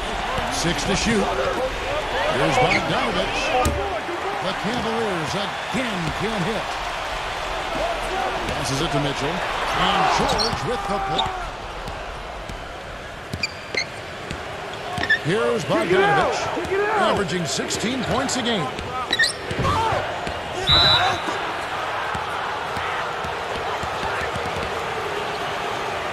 DeAndre Jordan's checked in for the Cavaliers. Kemba Walker comes in for Bogdanovich.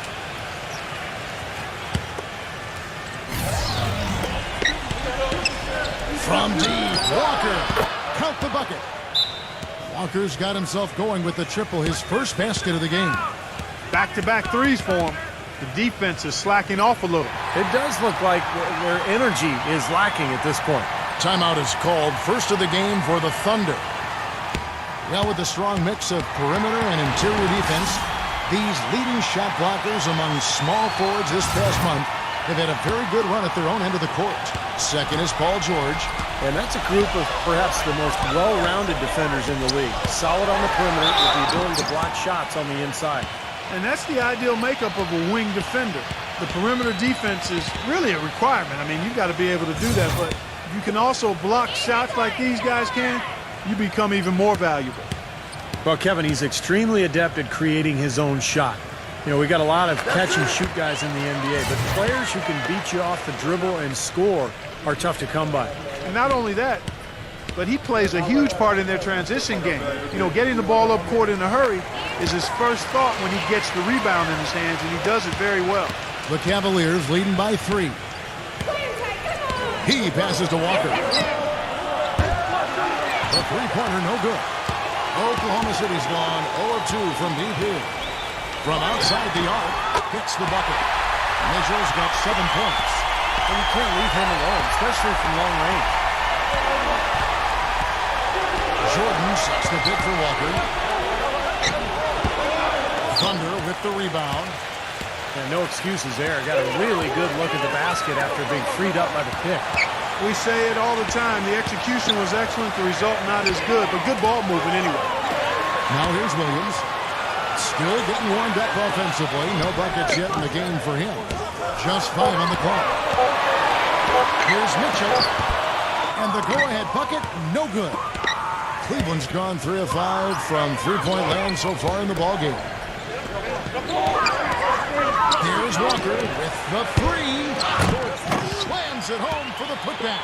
Tell you what, coaches love to see that kind of hustle, guys. I mean, getting after it on the offensive board, that's always a winning play. Absolutely. Now, coaches love to see the hustle, but the fans love to see the dunk.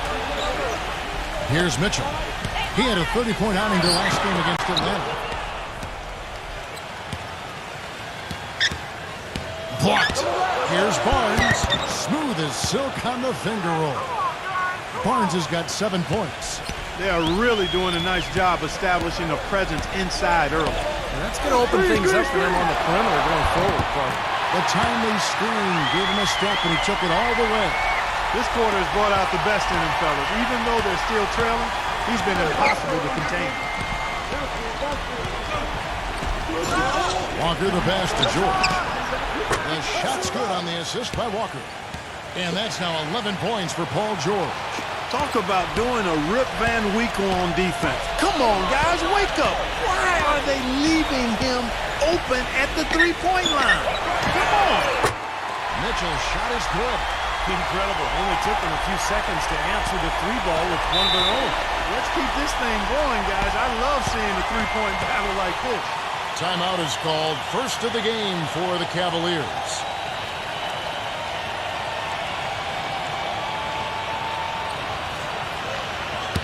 The grind of the NBA season wears on, but what a pleasure this year is turning out to be. Let's check out the West and see how the standings look. You take a look at the Suns. They're looking extremely sharp right now, poised in the top spot and playing very well. And checking out Oklahoma City, just way behind. You know, checking out Oklahoma City, they've gone a long way toward making the disappointment of last year a distant memory, way in the rearview mirror. They've given their fans a reason to be hopeful again. They really have, and I give a lot of credit to the coaching staff because they've established a foundation here, an identity for this club, and I think finally they have something to hang their hats on. This is a solid basketball team. Keeps it alive. It's good on the putback. It's a tie ball game. Hard work and soft hands, guys. That's what made that play possible. No simple offensive rebound there. Going for the tip-in. But that's the way you've got to go. If you have good position, you've got to get after it and go for that second chance opportunity. He thought he had that one clean, but the ref saw it differently. They'll count the basket. A lot of noise coming from these fans. Pretty unhappy with that call. Well, you know, we've got a lot of amateur officials in the crowd, and not one of them liked it. Here's Graham. Right now averaging 5 points a game.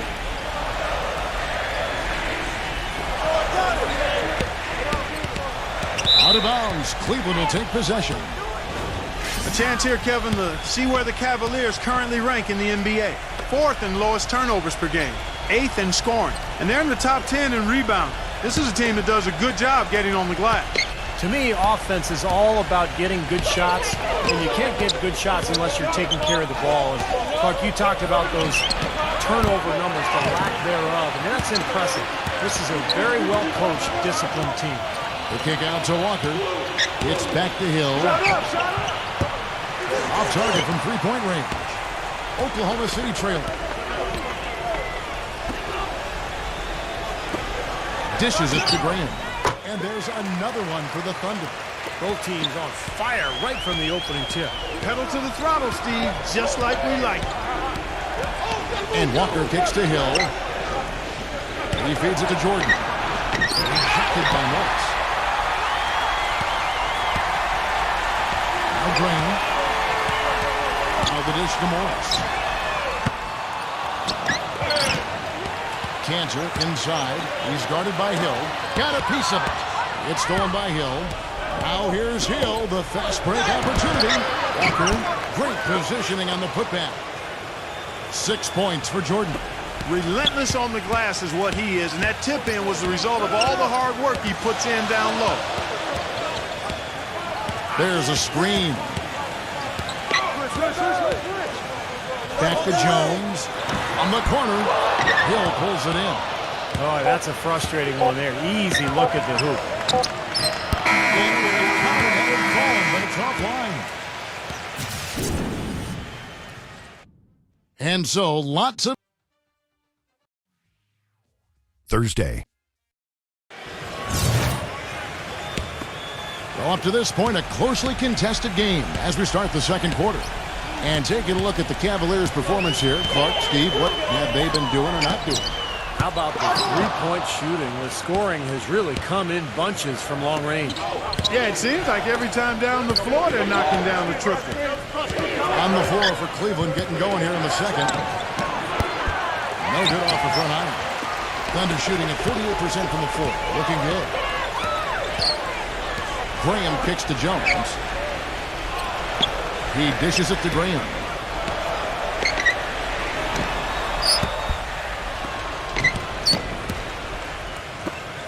It's hauled in by George. Cavaliers leading. And it's Walker penetrating. That's blocked. It's 3-on-3 on the fast break. Jones dishes to Graham. From out of the wing, he knocks it down. Graham's got the first basket of the second quarter for the Thunder. Well, the Cavaliers shooting here about 46% for the game. Walker against Jones. On the wing, George. Some nice passing by Cleveland here. Shot's good by Walker. The defense sagged off, and, he did not hesitate to rise up and bury that three. And the defense got away with a major lapse there. And here's George for three. And it's good. Now it's a 6-point Cavalier lead. This is really the story of the game here. They've been excellent from behind the arc. Here's Graham. And again, Oklahoma City, no good. Cleveland's gotten both of their three-point attempts to go down here in the second quarter. Outside, George. Good, and it's Hill picking up the assist. And it's 6 points here for George. Beautiful feed off the bounce to his teammate there. Nicely done. Time called here. The Thunder decide to talk it over. Well, he's got to be disappointed with his team's play over the course of this run. And, thus the timeout. You got to talk things over, try to get back into the game. Something has to change for them as they haven't looked good at all during this run, so a timeout is appropriate here. Let's take this chance to look at the teams that have been the league's most efficient passers this past month. The Thunder in 4th, the Cavaliers 5th. You know, Kevin, you look at both of these teams, and passing and ball movement have really become priorities, a focal point for both of them. Here's Jones, looking for his first basket still in this one. He kicks it to Morris. Down low, stolen by George. In transition, here come the Cavaliers. Here's Hill, and there's the bucket. Stay with it on the offensive glass, getting it done. Hill's got his first basket. Strong rebounding, and he's rewarded with the easy putback. Number 5. The Thunder with another miss. Their offense seems completely out of sync here. They're on the wrong end of a big run. And then at the other end, it's been bucket after bucket after bucket, giving up a huge run here. Brownie's jumped in for Cleveland. Bogdanovich comes in for Kemba Walker.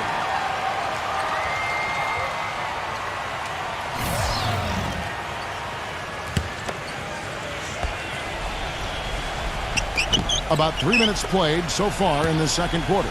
Here's Bogdanovich. It's rebounded by Oklahoma City.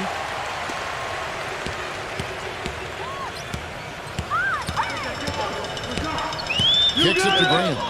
Feeds it to Morris. Watch outside.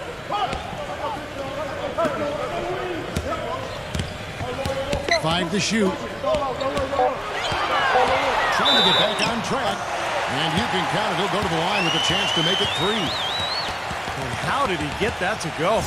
Even after the whistle, I like the awareness, the alertness, and the presence of mind to finish the play. And guys, let's get your take on the scoring breakdown for the Cavaliers. Boy, the three-point shot has really been dropping for him early on. And they're sharing the ball, too, which I love. They're piling up the assist. We're seeing great offensive movement. That's good. No defense. He didn't really need to do the double pump. And almost 4 minutes gone here in the second quarter of play. Graham kicks to Morris. Number 5. And again, Oklahoma City, no good. It's a +5 advantage for them in the rebounding category after that board. Very steady work they've been doing on the interior, no question. And that's, I think, the main reason they have this lead. Here's Bogdanovich. Here's the screen. Here's Brown. And good work on the boards. They pick up the second chance points. And it's a 12-point Cavalier lead. Number 5. He's guarded by Hill. And yes, sir, that one drops. He has 5. Took advantage of some shoddy defense there. They've got to at least get a finger on it. Outside, George.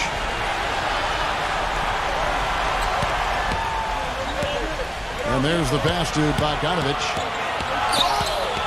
The jump hook. Again, the Cavaliers score. I think they need to get much more disruptive defensively. They can't just keep allowing these easy baskets. I agree. They need more energy in the post, maybe some double teaming. They've got to get their defense in gear. Here is Cunningham. No scoring yet from him, but that's likely to change. Gets it to go. That is some real serious dime dropping there. Exquisite assist. Now here is Hill. 10-point lead. Back to George. Latrey. They get it back. Brown. So the whistle blows on the shot and 2 free throws for the contact right there. Yeah, the referee's all over that one. No doubt about it. Clearly a foul. Nothing to argue about there. And he can't get the first one. The Cavaliers making a switch here.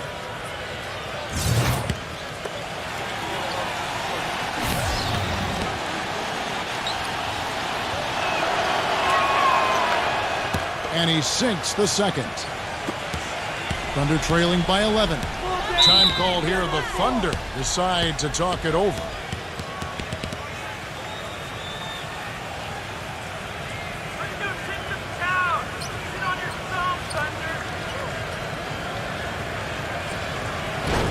Kevin, let's take a look at what the Oklahoma Thunder did over the last month in the league ranking. 2nd in scoring, 4th in rebounding, and they also show up in the top 5 in assists. They've got scores, and they're a pretty good passing team as well. And I think what's most impressive when you talk about those points per game is the fact that they're spreading it around. This is a very unselfish team. They work to get good shots every time down the floor, and they become a very efficient offensive team. You know, they've got to make him earn those threes. You play off of him, and he's automatic from that distance. Brown sends a screen for George. Shoots off the screen.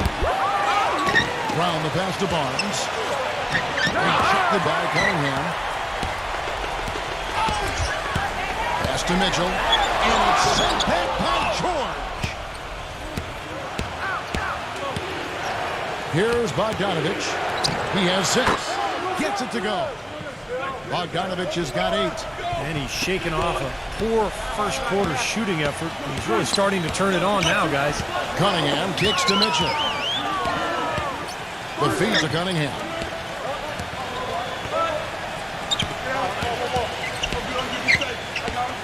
Shot clock at 6. Alexander covered by Barnes. And again, no good by Oklahoma City. The Cavaliers leading by 10. Bogdanovich passes to George. He was fouled on the way up. 2 free throws now for him. And as always, the mid part of the NBA season, quite a grueling part of the schedule. Right now, let's check out how the standings are shaping up in the East. You look at Chicago. And not a surprise, really, to see them sitting there in the #1 spot in the conference. The excellent brand of basketball they've been putting on display lately has been terrific. And checking out Cleveland, a couple spots below. You know, I think for the Cavaliers, there's always one Cinderella team in the NBA each year, it seems. And this year, it looks like they're it. Yeah, for sure. But I know they don't like to hear that talk, Clark, because they'll tell you that they thought they were going to be good from day one. The Cavaliers making a switch here. Jordan's checked in. Pass to Wood. Here's Mitchell. There's the three. And the basket good. Mitchell's got 16 points. There's no way a player like him can be left wide open like that. Did you pay attention to the scouting report? And here's George for three. Count that one. And the Cavaliers lead by 12. Maybe that'll get him going here in the second quarter. He already knocked down 2 in the first. Mitchell off a pick from Wood. Passes it to Cunningham. And he lobs it up. First that one thrown out there was nice. Real nice. The agility on display. Yeah, you love that body control. Oh, that one had it all, guys. Power and grace. Just beautiful. Brown, good. Brown's got 5 points now in the quarter. Good job there recognizing the mismatch and then just going straight up with the shot. He's got a major height advantage. Williams a screen on Barnes. And another foul would give him 3 before the half. Something to keep our eyes on. Well, he certainly isn't the one to blame for them being in the hole. He's been on the money with his game. The Thunder have gone 6 of 8 from the free throw line tonight. Well, solid numbers for this club from the free throw line this season, shooting about 77% collectively. And guys, that's really an upgrade over how they shot last season. Not a huge upgrade, but an upgrade nonetheless. And the Cavaliers making a change here. George is checked in. Barnes kicks to Bogdanovich. George. Outside for George. That doesn't go either for George.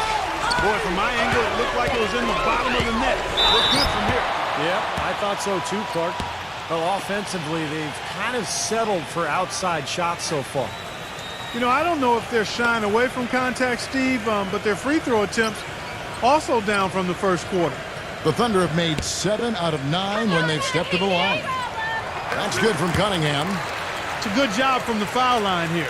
And they'll need to continue to convert their chances in order to get back in it.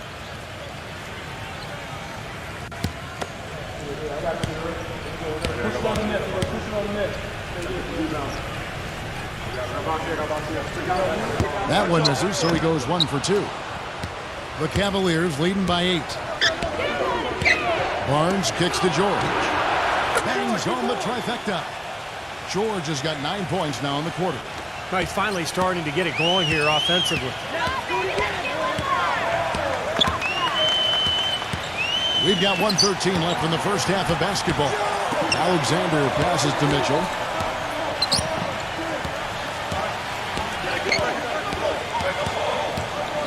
The pass to Alexander. Takes a 3. No one. And Cleveland the other way now. They host the Clippers after this game. And that's the first game in a string of 3 straight at home. A large part of what they've been able to do here is centered around his offense. Mitchell off a pick from Wood. Mitchell passes to Wood. Paul George with the steal. Banked in off the glass. George has got 20. And fellas, in this quarter, he's improved on what was already a very good performance in period number 1. Mitchell kicks to Cunningham. Alexander passes to Cunningham. And stolen by Jordan. He passes to George. Here's Bogdanovich, defended by Alexander. Bogdanovich passes to Barnes. Outside for George. No good from the wing. Here's Mitchell. No one. And so that's the end of the first half.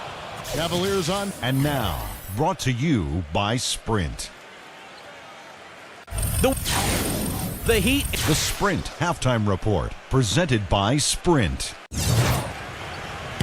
Welcome back, everyone, to the start of the second half. Big margin on our hands, but we'll see if that gap narrows down in the third and fourth quarters. Complete domination. What a game for George. He has 20 points, and he's bringing 3 3-point bombs so far. Tell you what, he should not hesitate to keep firing from out there because he's got the touch tonight. We've got Williams. He's out there with Cunningham, and it's Alexander, and it's the shooting guard. That's the lineup in the game for Oklahoma City. And it's the Thunder with the ball. After the miss from Bogdanovich, Cunningham's shot is off. It's been a great day for them on the boards, Clark. That's definitely been a major factor in building this big lead. And, you know, from a numbers standpoint, the advantage might not be that large. They have been manhandling them inside. And the action on hold, as it appears there's been an injury. Yep, he's definitely in a bad way out there right now. Tough to see. And you see a player have to come out of the game like this. I mean, you just hope for the best. That's exactly right. You do hope for the best. You cross your fingers, say a prayer, and hope it's nothing major. We'll see what the update is here shortly. Here is Cunningham following the score by Cleveland. Number 5. It's hauled in by George.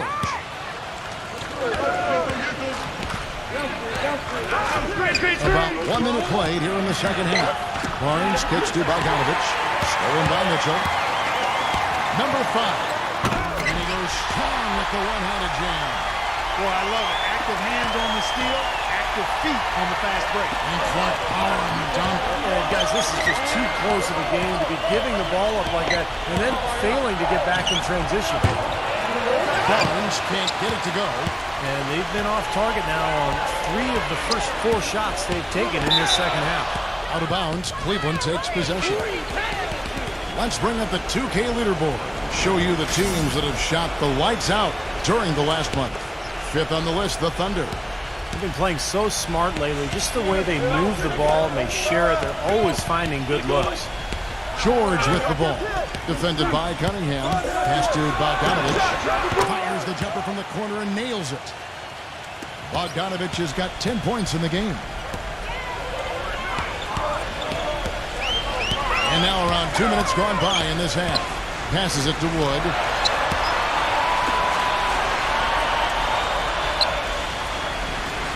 Six on the shot clock. Shoots the 3, and it's rejected. But he stays with it. Number 5. Tries yet again. The shot's good from Wood. He's got 7. Well, something special about him, guys, is just how good he is at winning the so-called second shot game, going hard to the offensive glass, salvaging points with his putbacks. And Steve, near the bucket, he's one of the best finishers around. I mean, he does a great job of using his strong body to fight through contact and get to the rack. Alexander's checked in for Oklahoma City. Here's Bogdanovich, defended by Mitchell. And here's George for 3. Thunder trailing by 12. Dishes it to Cunningham. And the officials whistle a foul on the shot. The bucket's good. He'll go to the line. This is his second trip to the free throw line.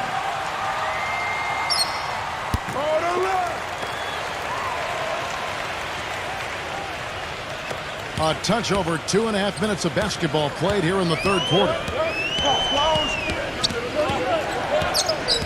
Here's Bogdanovich. He's got 10. He feeds it to George. Three-pointer, and the shot is good. George has got 23 points. Boy, I tell you what, he loves getting looks like that from the three-point line. No one near him. That's a warm-up jumper for him. They set the screen. Alexander passes to Wood. Pass to Mitchell. 5 on the clock. And so he draws the foul on the shot. A trip to the line to shoot 2. Looking at the Cavaliers over the last 10 and how they compare to the rest of the league, this is what we've got. First in scoring. Third in rebounding. And they also show up in the top 5 in assists. They've got scores, and they're a pretty good passing team as well. And the points that they're scoring per game that you talked about is really a result of great offensive execution. I mean, this is a club that works well together. They get great looks, and they'll also score in transition.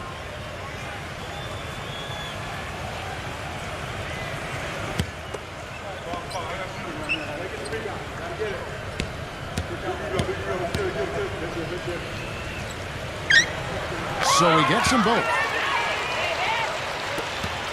The Cavaliers leading by 10. The dish to Walker. Lets it go. Wasted no time on that shot, but it's off the mark. Cunningham kicks to Mitchell. And hit on the basket. Hook it. Mitchell's got 21. Cleveland's gone 1 of 3 from downtown since halftime. He dishes it to Barnes. Hernandez. There's the block. Here's Mitchell. He's got 21.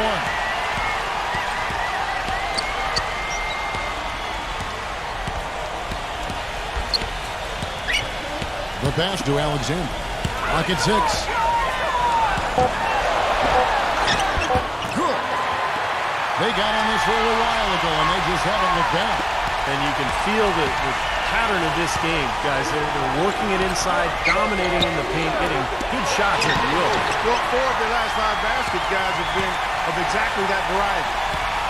And so here is Oklahoma City. He kicks it to Cunningham. Pass to Mitchell.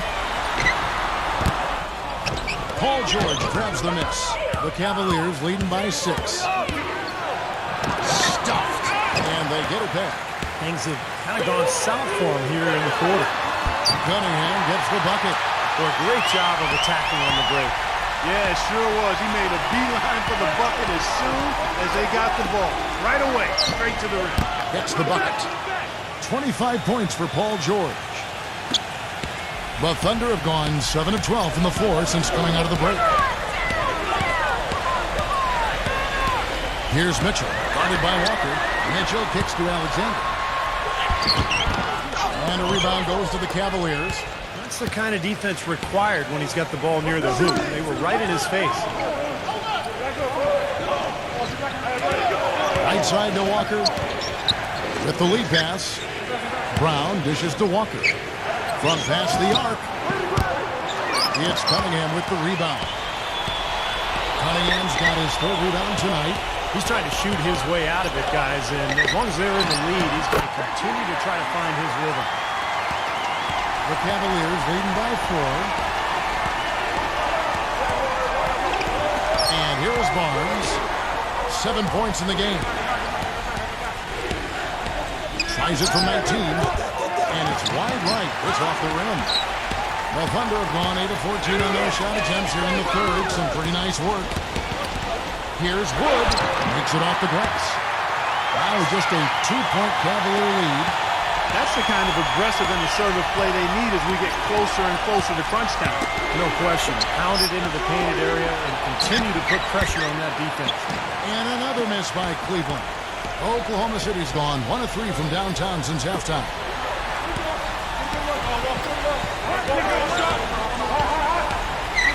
Alexander passes to Cunningham. For the lead, no luck. So Cleveland will take it the other way. Now, here is George. He's got 25. The 3. The shot's good. Brown making the play. And that's now 28 points for Paul George. He's really picked up where he left off in the 1st. There's the screen. Off the screen. Feeds it to Cunningham. He passes to Wood. 6 to shoot. Alexander, covered by Barnes. Good. Alexander's got 19 points. The Cavaliers leading by 3. Kicks to Walker. Wide open look.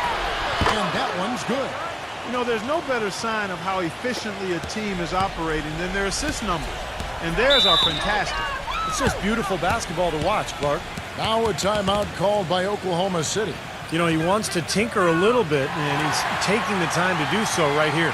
Yeah, I think you're right. He just didn't like some of the things he saw out there, a bit uncomfortable, and wanted to talk it over. Let's take a moment now to check out the top scorers around the league. Second is Paul George. You know what, Kevin? If you can put up big numbers every game, you put your team in excellent position to win. There's no question about that. A guy like this is definitely one of the keys to having a successful offense.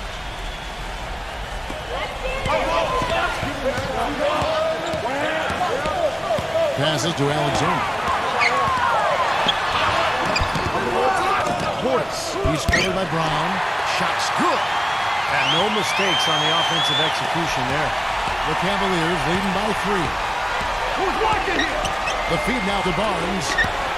And that'll be Oklahoma City's ball as it goes out of bounds. Now look at the Cavaliers' upcoming schedule. They host the Clippers after this game. They start a 3-game homestand with that game. Yeah, you know the fans out in Memphis really hoping their team can win that one. And the Thunder with possession. They're on a 16-7 run. Here is Cunningham, defended by George. Cunningham's shot is off. Cleveland's gone 2 of 5 with the 3-point shot since coming out of the break. Oh, that's blocked. And they're able to recover. Pass to Mitchell. Dishes to Cunningham. Laid in with a nice touch off the glass.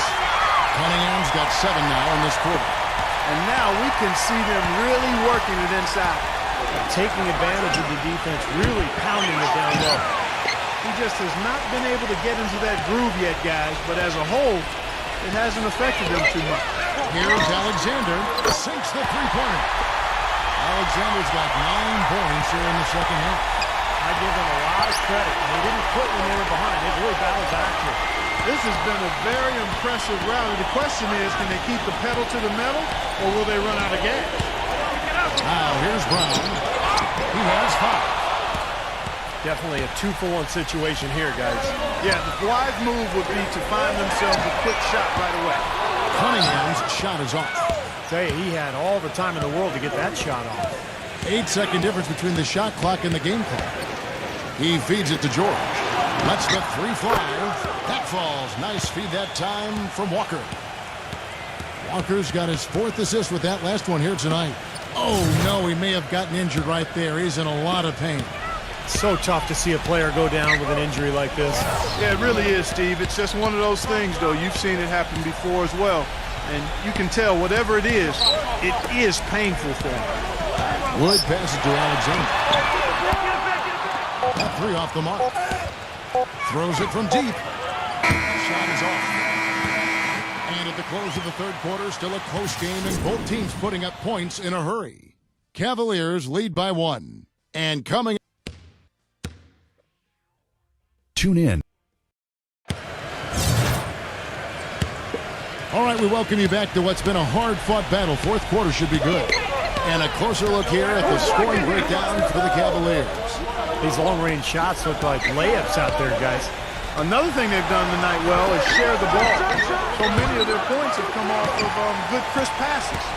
And Cleveland looking at who they've got to start the fourth quarter. We've got DeAndre Jordan, George Hill out there at Bogdanovich. Then it's Paul George, Jones with the screen on Hill. Alexander, he's guarded by Hill. Gets it to go. Alexander's got the first basket as we get going in the fourth for the Thunder. Outside, George, the pass to Bogdanovich, hands it from downtown. And the Cavaliers lead by 2. He's gutsy. That's what I really respect about him. Seems like the more pressure there is, the more he enjoys the moment. So he is the guy you want taking the big shot at the end of a game. And his body control was something else I like about him. I'm not sure how he does it, but the way he's able to hang in the air and change his shot to get it around the defender is purely amazing. And the offense just getting right to the rim, but at least they saved the layup with the foul. That's old school basketball rules. I mean, at the end of the day, no easy layup. Earn it from the line.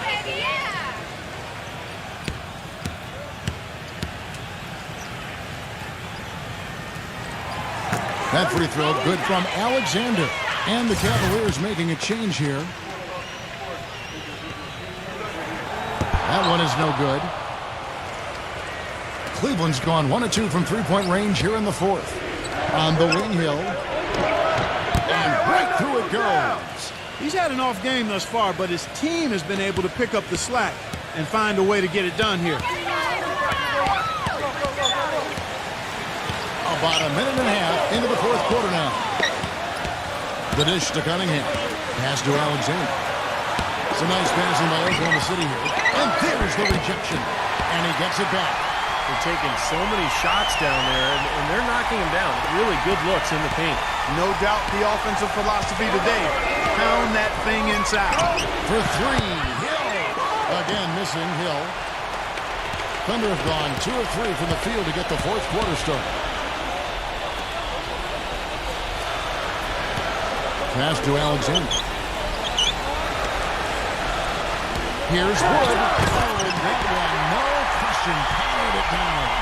Guys, what a game. 8 lead changes here. Yeah, nobody giving up any ground either way, fellas. And don't be surprised if this comes down to the final possession. It just kind of has that feel tonight, Thunder. He used that pick to perfection. That's 7 points for Hill. You know, one aspect of their play today that's really been tight and far superior is their passing. Agreed. I mean, you look at the points, I mean, they're getting a lot of baskets off of assists, so the offense really clicking here.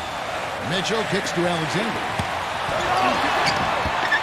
It's rebounded by Cleveland. Brown's got his 7th rebound here tonight. Fourth quarter keeps moving right along. 3 minutes gone so far. Hill kicks to Brown. On the wing, George. Cleveland the rebound. Number 51. And that one's good. And it's a 4-point Cavalier lead. That's some grit and determination in the post. Essential qualities to have late in a close game. Exactly. I mean, this is the time to attack on the interior and generate those easy opportunities. Here's Cunningham. Alexander, he's guarded by Hill. 4 on the shot clock. And the shot's good from Alexander. Alexander's got 5 points in the quarter. Just seems like they're finding an open lane to the hoop every time down. It's 5 buckets in a row for them in the paint. Yeah, on the flip side, Steve, the defenders have to show more fight on the interior. And the Cavaliers call time here.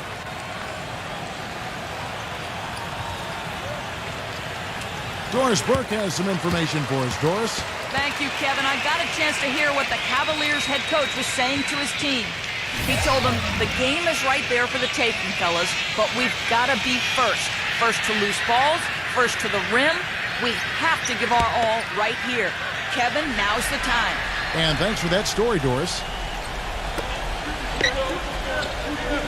There's the pass to Bogdanovich.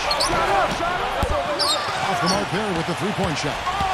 Kevin, just enough presence to bother that three-point attempt there. Well, for a guy that shoots like he does, I'd say that is an easy look. That's good. And it's all knotted up. They've been so efficient in the paint in this game. That's an area they've totally dominated. You know, once they ID'd the edge they had inside, they just continued to attack it. Back to George. Pass to Bogdanovich. Sinks the triple. And the Cavaliers lead by 3. You know, the more these three-pointers continue to drop, the more you can sense the frustration coming from this defense. No question. No matter what they're throwing at them, they've not been able to take that shot away. Here's Brooks. And a rebound goes to the Cavaliers. Brown's got 9 rebounds in the game, getting it done. George passes to Bogdanovich. Barnes. Here's Bogdanovich, defended by Alexander. And another 3 for Cleveland. And another three-pointer to their second half total. Yeah, they caught that long-range bug at halftime, and it's been bombs away ever since. Here is Cunningham, defended by George. Cunningham's shot is off. That's a battle they haven't been winning today, guys. Their work on the glass has to improve. And that's not the only thing that's gone against them.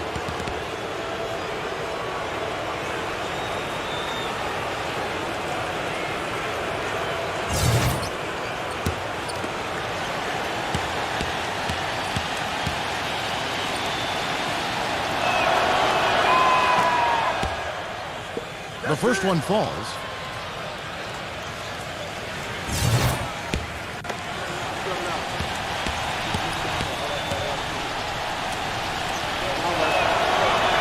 That one falls, so he hits both of them. Thunder trailing by 8. Mitchell kicks to Alexander. He passes to Mitchell. Stolen away. In transition, here come the Cavaliers. George with the ball. He dishes it to Barnes. Hands the shot with nobody near him. They got on this roll a while ago, and they just haven't looked back. Thunder have gone 5 of 10, 50% from the field. Mitchell passes to Alexander. To the paint. Here's Wood. And the powerful one-handed slam. Tell you what, Kevin, they'd love to see him get a lot more of those opportunities. Mark that deficit will go away quickly if he does. And I like the way he capped that drive off, guys, with the one-hand punch. And George, here we go. Barnes. Barnes gets a screen from George. 6 on the shot clock. And the shot is good. George has got 4 this quarter. He's been working some magic out there today, guys. This lead has been largely... Here's Bogdanovich.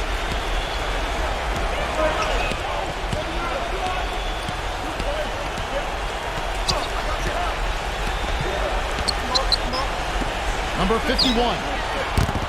Well, good with the triple. Thunder trailing by 8. Here's Mitchell. Feeds it to Cunningham. Pass to Mitchell.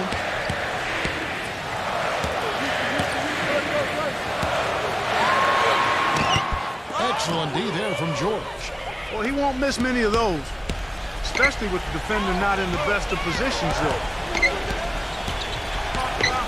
Passes it to Bogdanovich.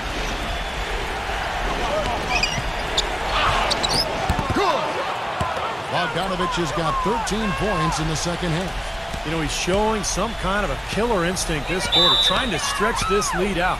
Now a timeout called by Oklahoma City. Paul George really making a difference here. He's been locked in from deep. They're giving him too much breathing room and definitely paying the price for it.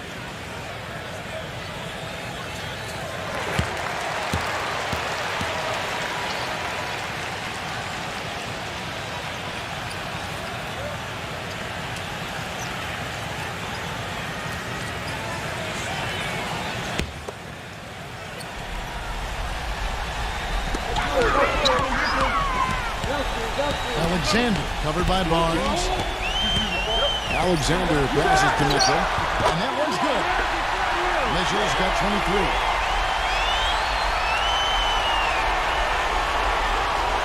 1:51 left in the fourth quarter. Now here's Barnes. Defended by Alexander. And so he earns a trip to the line. Official saw the contact and he'll shoot 2. And so he's picked up his final foul, and he will sit for the rest of this game. Well, luckily, they've got some really solid backup. You hate to see a player DQ, disqualified due to fouls, but they can do a decent job of replacing his production. And the Thunder making a change here. Williams is checked in. Dennis Kent is checked in for Cunningham.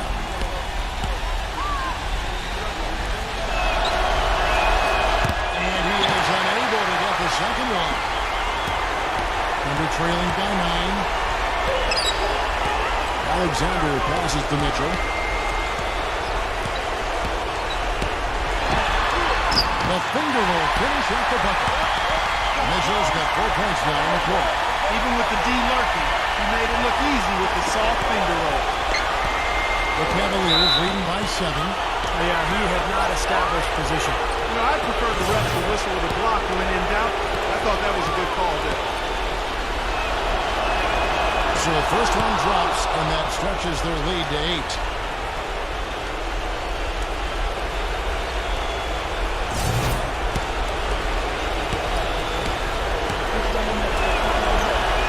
And he hits both free throws here. So now it's a 9-point ball game here. The Thunder shooting at 52% from the field. They're clicking. There's the pick. Outside Williams. And a foul on the shot. He'll go to the stripe for 2.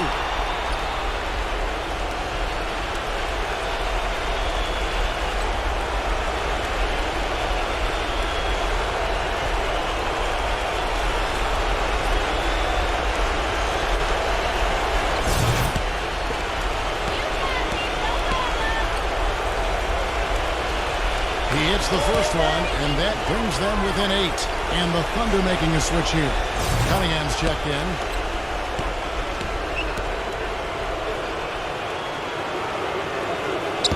And the second free throw, no good. A tough break there. Not nearly as productive a trip to the line as he would like. They need all their free throws to go down at this point. Mitchell's shot is good. How about this performance in the face of the injury? Fight through a lot of pain out there. The Cavaliers leading by 6. And that'll be Oklahoma City's ball as it goes out of bounds. Now a timeout called by Oklahoma City. They trail by 6. There's 57 seconds left to play in the final quarter.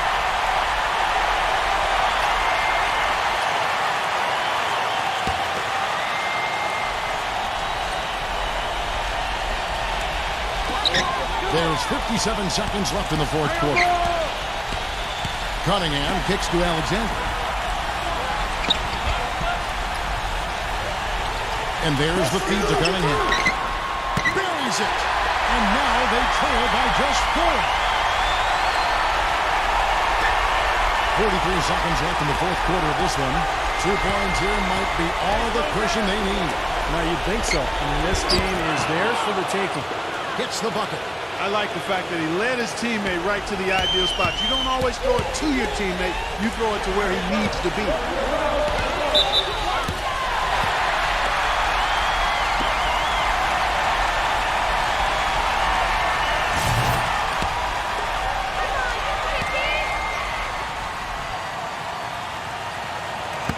And the first of 2, no good. Heartbreaker.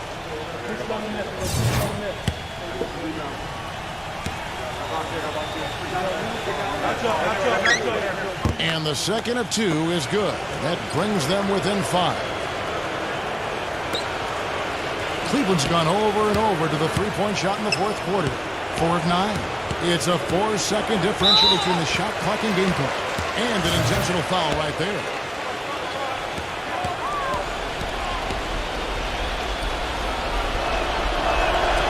And he misses the first one. Boy, he wanted that one to fall.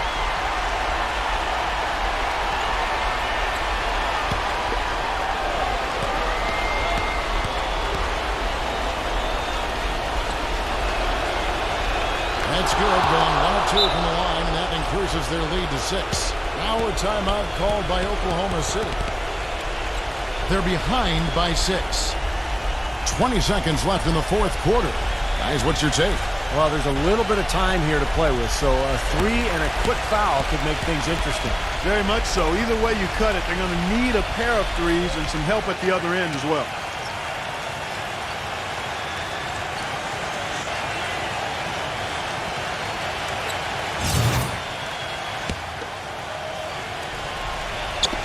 .20 seconds left in the game. Here's Mitchell, defended by Bogdanovich. Outside Williams. On the pass to Alexander. On deep. It's good from beyond the arc. And the Cavaliers call time here. They're up by 3. 6 seconds left to play here in the fourth.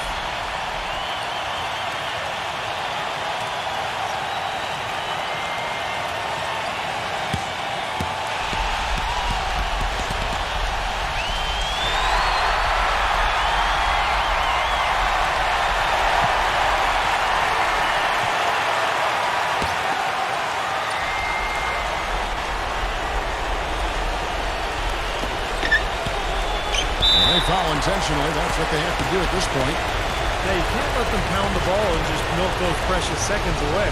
No other option here but to foul and hope for a few misses at the line.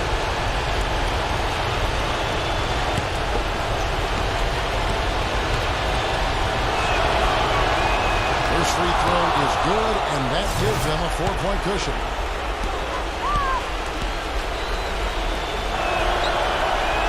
So he goes 2 for 2 at the line. And it's a 5-point game.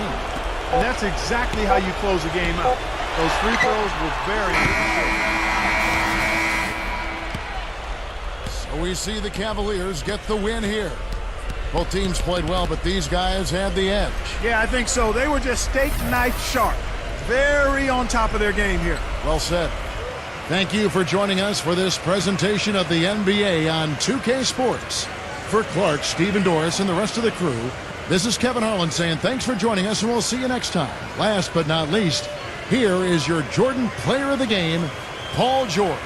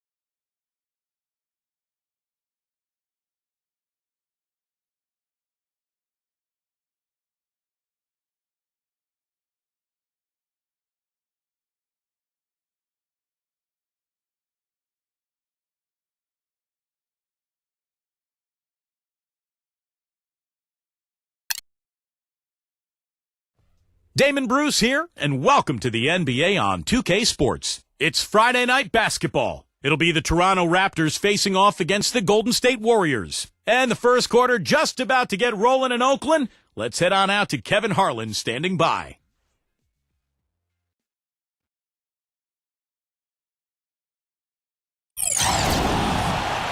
Raptors are out of Toronto and into an interconference game. 2K Sports is proud to present NBA basketball. Alongside Steve Kerr and Clark Kellogg, this is Kevin Harlan. And now a quick check of our starting lineups for both teams. And guys, what are we going to be looking for in this one from Simmons? Well, he gives his team such a boost when he's on the floor offensively, Kevin, just because of his ability to anticipate the game, to make the right pass, make the right play, and all the intangibles he brings to the table. Also, guys, so often we see him playing possum at the defensive end. And then all of a sudden he springs into action, picks off a pass, and ignites the fast break. Earlier in the season, it was Toronto coming away with the loss in this matchup against the Warriors. Well, they hung in there for a long time in that game, just giving themselves a chance to win at the end. But when it mattered the most, they stumbled. Yeah, and those are the hardest losses to stomach, guys. I mean, when you play well throughout the game and then get derailed by a few missed opportunities down the stretch, that's painful. And we've got an injury out on the floor. Very unfortunate as always, guys. Don't like to see this. Injuries are such a difficult part of this game. And from a glance, you really can't tell just how bad it is, but he's going to come out and we'll find out now how bad it is. He may be done for the game. You know, it's always nice to get the easy look inside for your first points of the game. I agree. It settles the team down offensively, and you establish success in the post. That forces the defense to make some adjustments. Well, that was a quick foul for him there. The refs are certainly calling it close. He feeds it to Porter. Let's a floater go. It's his first trip to the line. And on the year, he's shooting an average number at the line, about 73%. And it's really baffling. I don't know how he lost his touch at the line so dramatically, guys. I mean, and it happened quickly as well. He's nowhere close to what he shot from the line last season.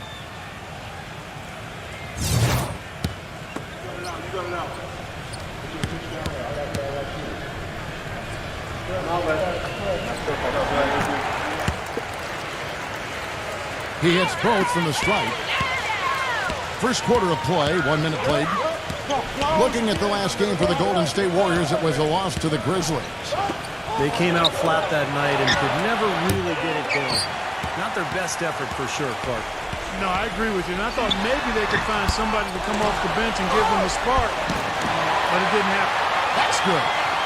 Well, that's how you pick up second chance points. Stay active, be energetic, and react as soon as the shot goes up. Number 23, number 17. Porter pulls it in. They really depend on him to convert those chances. A lot of times, even with solid D draped on him, they expect him to make it. 0-0. Connects from three-point range. Oh, no, he may have gotten injured right there. He's in a lot of pain. No, this is the last thing you ever want to see at a game. You know, at this point, we can just knock on wood, say a prayer, and wish him the best. The Raptors making a switch here. Murphy's checked in. The Raptors have gone 1 of 3 from the field to start this one so far. Picked by Murphy. Number 23. And it's good. He planted his feet on the pick and shielded the defender off. That was an outstanding pick that gave him the room to bury the jump shot. Underrated, but not undervalued. That's good. You know, it looks like despite the injury he's got, he's still able to deliver, and that's what he's showing us right now.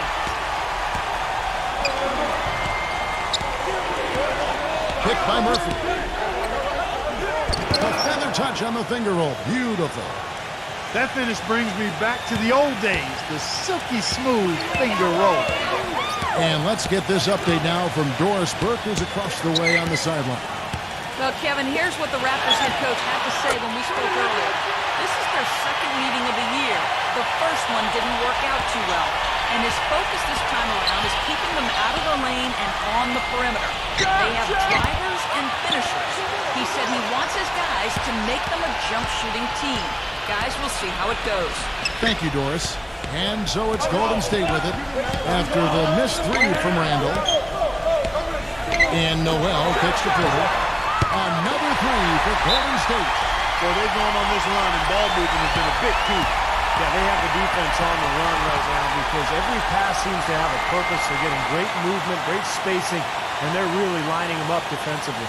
So timeout called here, the first for Toronto. Outplayed in the previous game on their schedule, losing to Sacramento. They had major problems at the charity stripe in that game. It was interesting. They just could not make free throws. Yeah, and that's frustrating to watch, especially on the road where your opportunities at the line tend to be a little more sparse than when you're at home. Boy, you've got to cash in on them. Here's Golden State. They're on a 16-6 run. Second chance shot, and that one's good. Simmons. This defense has been way too soft early on. They've got to start playing with some energy. You know, Steve, do something, anything to throw their shooters out of rhythm is what's got to happen here. Pass to Randall. Some nice ball movement here by the Raptors. Number 23, defended by Simmons. Out of bounds, Golden State takes possession. Kevin, here's where the Warriors rank in the NBA over the last month. Second in rebounding, second in free throw percentage. And they're in the top third in the league in blocks. They're a team that really doesn't give many good looks. Yeah, I agree with you there, Clark. And what a team, the ability to make the comeback. Gets it to go. Everything going according to the script for them offensively so far. Yeah, the shots have been falling, that's for sure. The offense really in a good groove. Number 17. And they're going to count the bucket and send him to the line. It could be a three-point play. Now let's take a moment to get your guys' take on the scoring so far for the Warriors. Well, they've definitely had the hot hand from the three-point line so far. Always nice to start out like that. The other thing they've had going for them tonight is their passing. I mean, doing a nice job. Plenty of their points early on coming off assists. And the free throw, no good. Warriors leading by 13. Lets the three fly.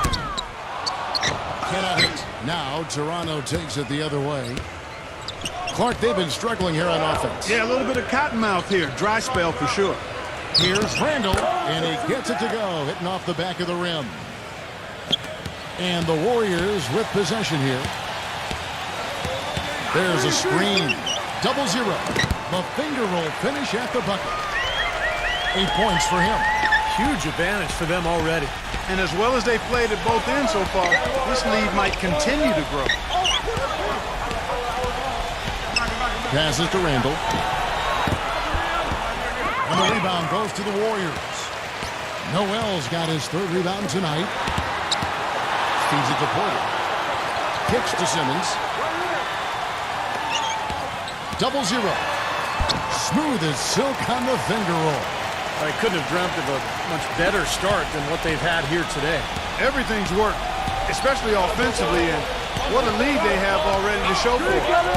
So it's Toronto now. 15-point game. Fires for 3. Porter pulls it in. Porter's got 4 rebounds in this game.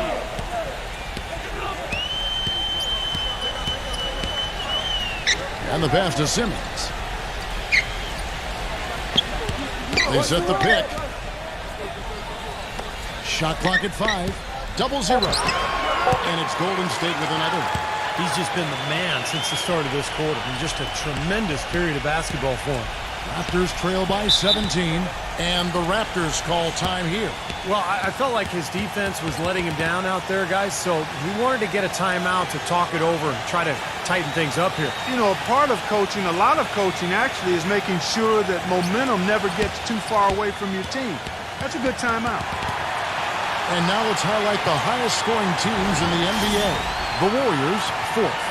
Yeah, what a tremendous year they've had so far offensively. Those are special numbers they're putting up. A new group in now for the Raptors.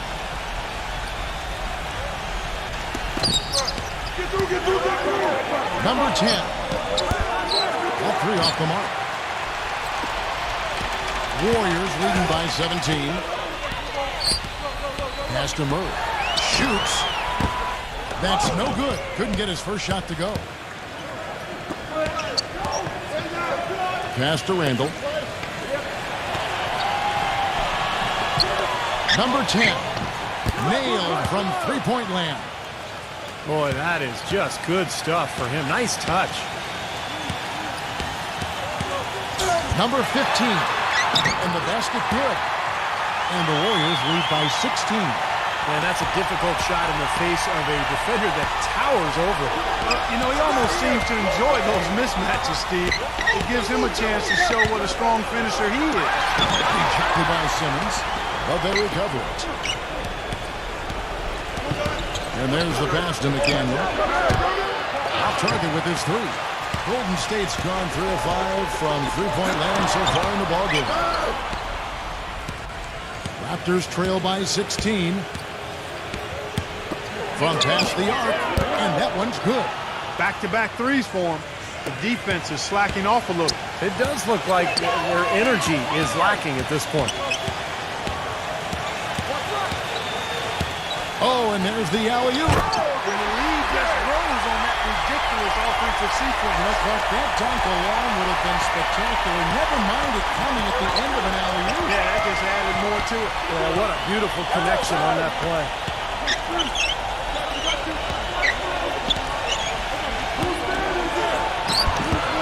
The shot no good. Some solid defense there from Plumlee. Warriors leading by 15. Corner shot. Hits the front of the rim and out. You know, a team's rebounding is one of the great measures of its energy, and theirs has been terrific in the first quarter. Yep, they were ready to go right from the opening tip. I don't know too many other players, Kevin, who have his level of concentration offensively. He just seems to have that singular focus you need as a shooter that, you know, even if a defender's all over you, you still just lock in and let it go. But, Steve, we've got to give him credit for his skill as a distributor, too. I mean, he has a great feel for his teammates, and that leads to a lot of his assists and a lot of easy baskets for his team. The Raptors making a switch here.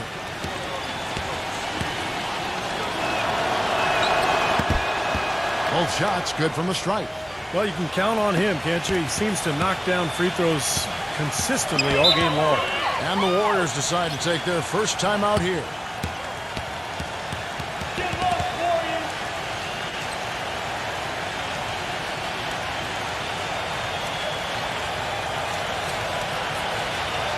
Let's check out the Western Conference standings right now that we're here in the new year. You look at Phoenix. And not a surprise, really, to see them sitting there in the #1 spot in the conference. The excellent brand of basketball they've been putting on display lately has been terrific. And checking out Golden State, down 4 spots from them. Right now, looking at the Warriors, they've got to be happy with how things have gone for them. I mean, they haven't suffered a deep drop-off, and they're still the good, solid team they were a year ago. Yeah, but they haven't taken a step forward either. And I thought maybe they would. I mean, to me, this has been a little bit disappointing. They're not in bad position. I just thought they'd be better, Clark. And here are the Raptors now, following the score by Golden State. Good job creating just enough space to let that one fly. Here's Simmons. He's got 6. Tried to come right back with the 3 of his own, but it's no good. Pass to Dunn. 50 seconds left to play here in the first. Off the mark, had a chance to trim it to single digits. To the paint, and he uses the glass on the layup. And the Warriors lead by 14. I love the aggressiveness with their approach, pounding the ball inside, and it's working. They are owning this game early. They are constantly finding lanes to the basket. Back to Iguodala. Tipped. And up the court come the Warriors on the break. And it's out of bounds. The Raptors will take it the other way.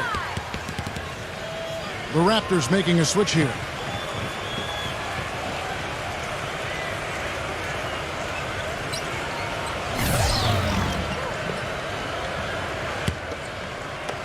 Raptors trail by 14. Here's the screen. On the wing, Iguodala. And so he draws the foul on the shot. A trip to the line to shoot 2. Yeah, the referee's all over that one. No doubt about it. Clearly a foul. Nothing to argue about there. The Raptors.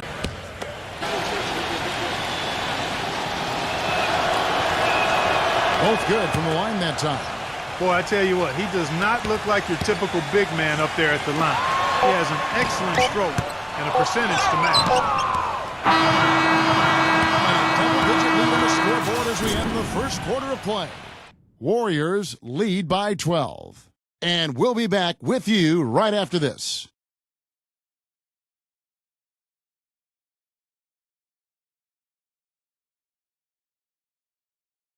Thursday.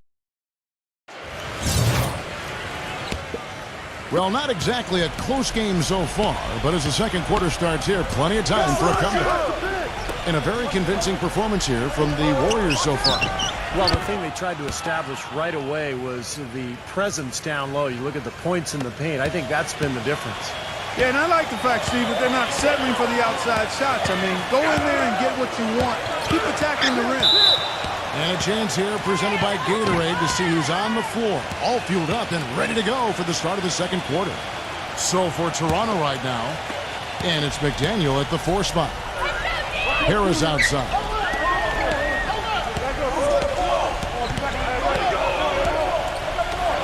Number 11. And again, Toronto with the triple. Tell you what, until this defense gets out and defends the three-point line, I mean, it's going to be a parade. Yeah, we've already seen 3 in a row from out there. Here's Payne. Quiet so far offensively, searching for his first points of the game. Gets it to go. And are they ever working inside? Good job on the glass. Excellent job on the glass, Steve. I agree. I mean, they're battling in there. They're fighting, they're scrapping, they're clawing, and they're getting the job done. No problems knocking that one down. Harris has got himself on the board with 3 there. That's now a dozen straight points coming off wide-open three-pointers. You know what it looks like to me out there, guys? I mean, it looks like All-Star Weekend out there. We know how much defense is played there. It's actually defense during the All-Star Weekend, no D. You know, it seems like when they've gone to him, he's really come through. And that's not something they should get away from. And the Raptors call time here.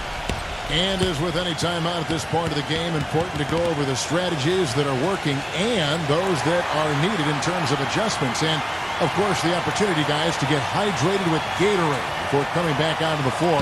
We've seen some good action so far, and there's more of it to come. Yeah, this game has been physical. It's been fast. It's been high-paced. So anytime you're in a situation like this where it's really a hard-fought game, critical to keep yourself hydrated throughout. Stolen. Porter, a screen on Harris. A putback. Plumlee slams it back in. And now a 10-point Warrior lead. What a big-time mismatch it's been in the post. Where's the defensive adjustment? They're getting housed down there. They sure are. You got to come up with something. A double team, maybe a substitution, but this is getting ridiculous. Now they're finally starting to shoot the ball a little bit better now. You know, I thought this was the kind of play they needed in the first quarter, but as I always like to say, it's better late than never. And that shot misses everything. Air ball on the three.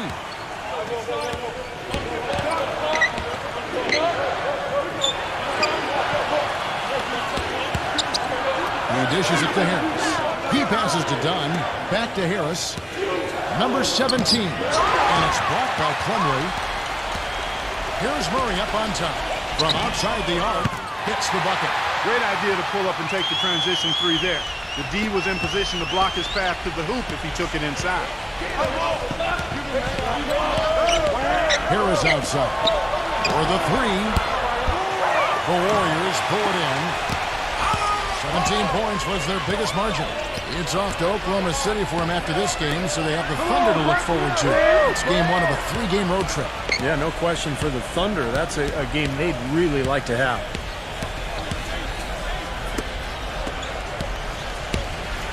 Shot clock at 6. It's tipped. Fast break, Toronto. Passes it to McDaniel. And it's going to be a goaltending call here, so they'll count the bucket. He didn't get to that one quite in time, Kevin. Those can be tough to gauge sometimes. The fans don't like that call one bit. Well, the officials got an earful as a result. Golden State moving the ball around. And in the second quarter, a little under 3.5 minutes played already. Number 41, guarded by Harris. Dishes it to Porter. Off target from the wing. Great defense there. You really have to challenge him at that range. Now the pass to Dunn. They set the screen. Harris missing again. Another strong rebound, just like we've gotten used to seeing from them today. Yeah, one or two more of those and this lead will be double digits. The feed to Porter. The three. Not able to find it here in the second. He's off stride and off track just a bit after that one he had early.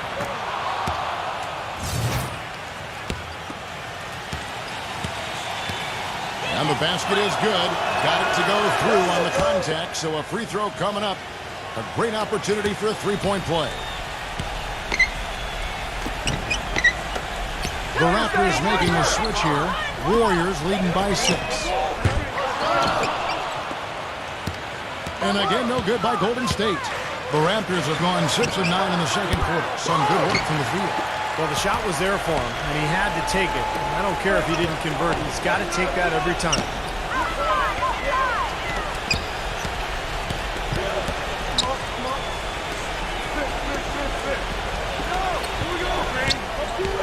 Number 41, defended by Williamson.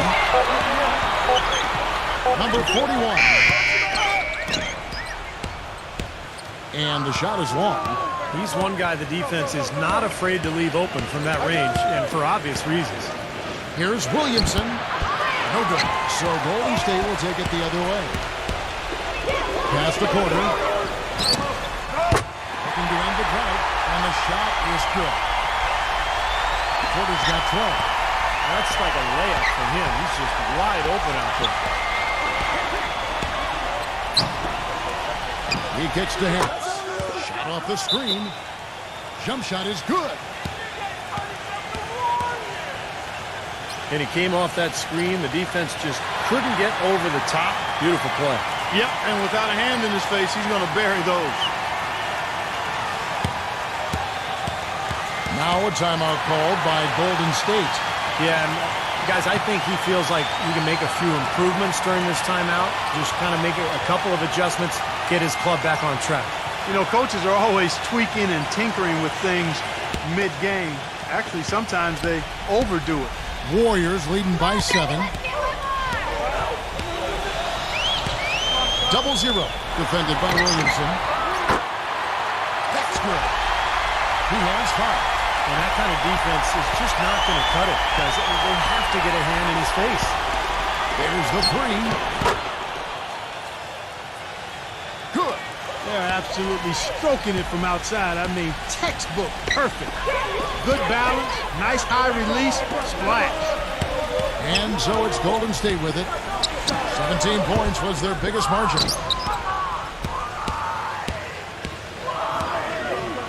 Number 10. Number 17. It's good on the putback. And now just a 5-point Warrior lead. You got to love his position near the hoop, anticipating the play and getting the putback.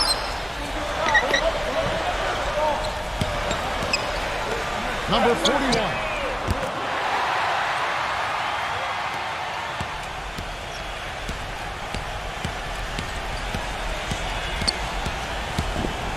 And another 3 for Golden State. No matter who it is, that kind of defense is not going to cut it. Number 10. And they wasted no time getting those 3 points back. 9 points in the game so far. He's starting to put it together now, guys. He's added 2 3-pointers after hitting 1 in the first. Porter, no luck. You know, he's been off his game this quarter just a bit. Hasn't been able to get a whole lot to go so far. Number 23, guarded by Porter.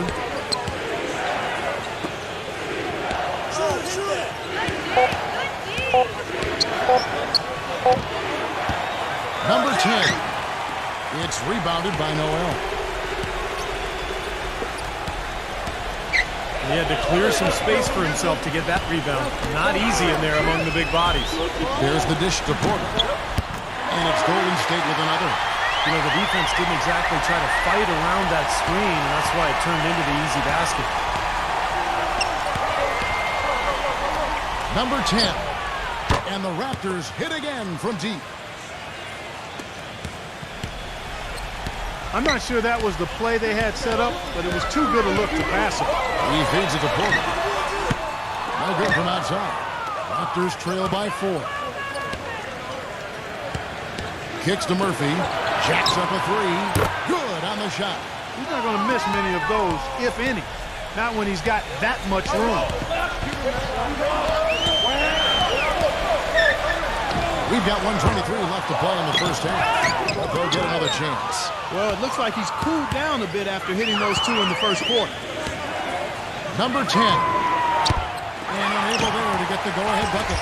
Warriors shooting 51% from the field. That's okay. Number 41. It's good from long range. 6 points for him. And he's shaking off a poor first quarter shooting effort. He's really starting to turn it on now, guys. Murphy on top. Good ball movement here by the Raptors. Number 23. Trying to answer back, but that 3 is off the mark. 3 on 3. Number 41. And there's the whistle. Fouled hard on the shot. He'll go to the line. The Warriors have had 2 chances at the line already, making them both. Well, solid numbers for this club from the free throw line this season, shooting about 77% collectively. That's been one of the strongest aspects of this team this season. I mean, there have been very few off nights for them at the free throw line. The Raptors making a switch here.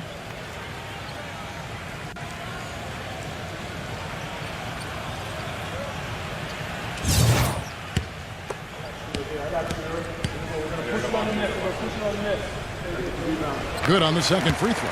Well, he did enough there. He made it a 2-possession game, at least. Raptors trail by 5.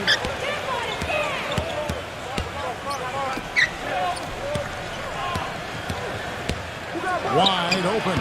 Porter pulls it in. Porter's got his 6th rebound on the night. You've got to like what they've been doing down there in the low post part. I do. I love it. Their rebounding has been outstanding. So important in a tight game. Plumlee, 8 feet away. And that one's good. Plumlee's got 4 points this quarter. Poked loose. Out of bounds, Golden State takes possession.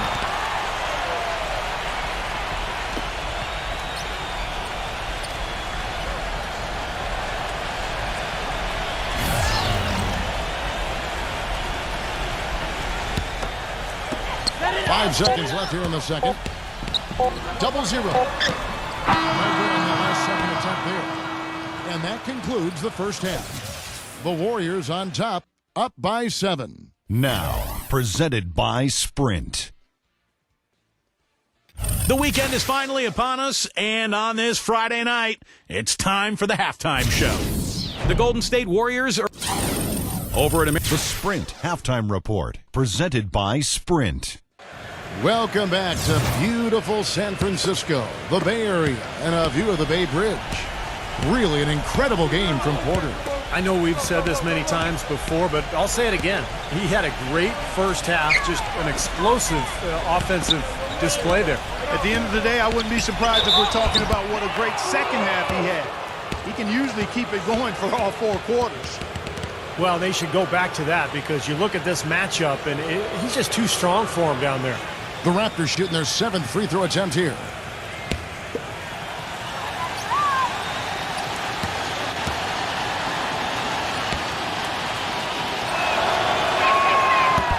And that one misses. Warriors leading by 5. So for Toronto right now. There's a good screen.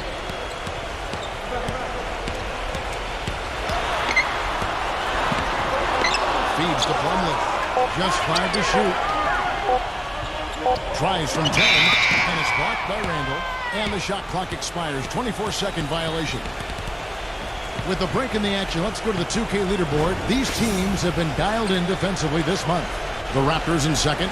Yeah, what a month they've had defensively. They really get after it at that end of the floor. Toronto with the ball. Trailing by 5. They get to take on the Blazers at Portland after this one. 7-game road trip continues for them. That'll be game number 3. Pass to Williamson.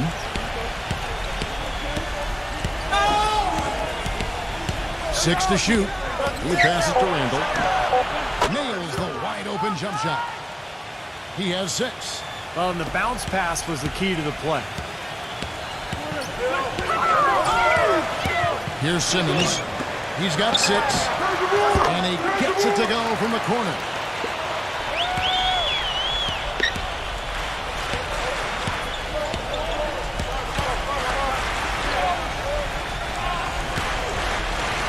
First minute and a half of basketball here in the third quarter. No good from Randall. It just hasn't been a very good day for him, guys. They need him to start burying some of those. Hit his leg. And it's whistled a kick.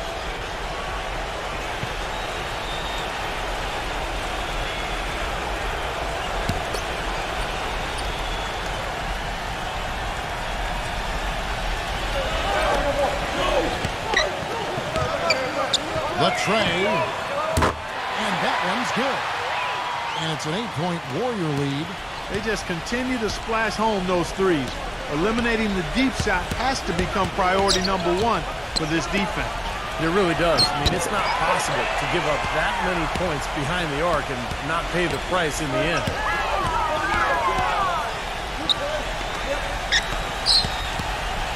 He dishes it to Simmons.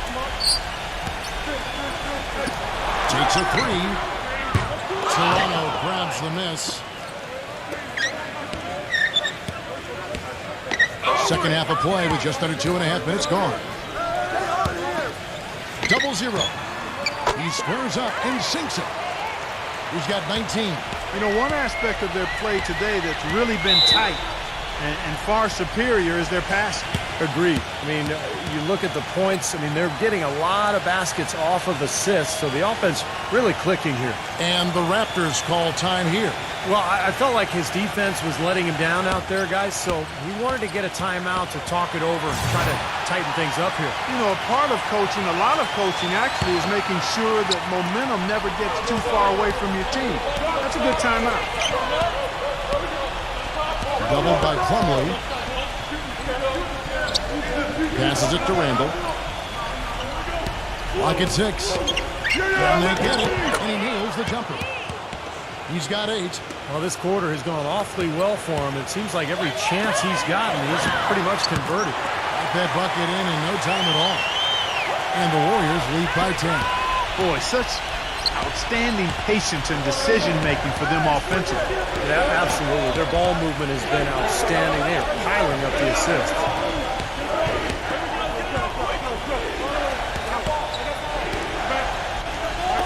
Number 23. No good on the 3. You know, even against defense as tight as that, you expect him to bury those. I don't know. I mean, we've seen him hit those in the past, but like you said, the defender was on him like glue. It would have been quite a bucket. Dishes it to Porter.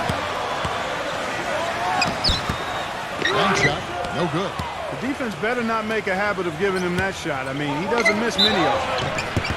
And he was fouled on the way up. 2 free throws now for him. Raptors have had 7 opportunities at the free throw line and made good on 5 of them.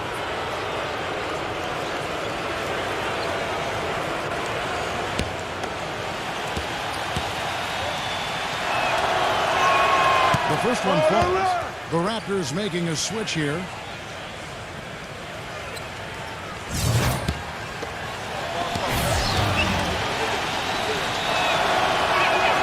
He's perfect from the line this time. Warriors leading by 8.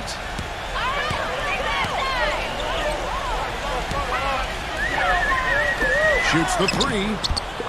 Here's Plumlee. Foul call that time on the way up. That'll give him 2 chances at the free throw line here. And the defense looking to protect the rim at all costs.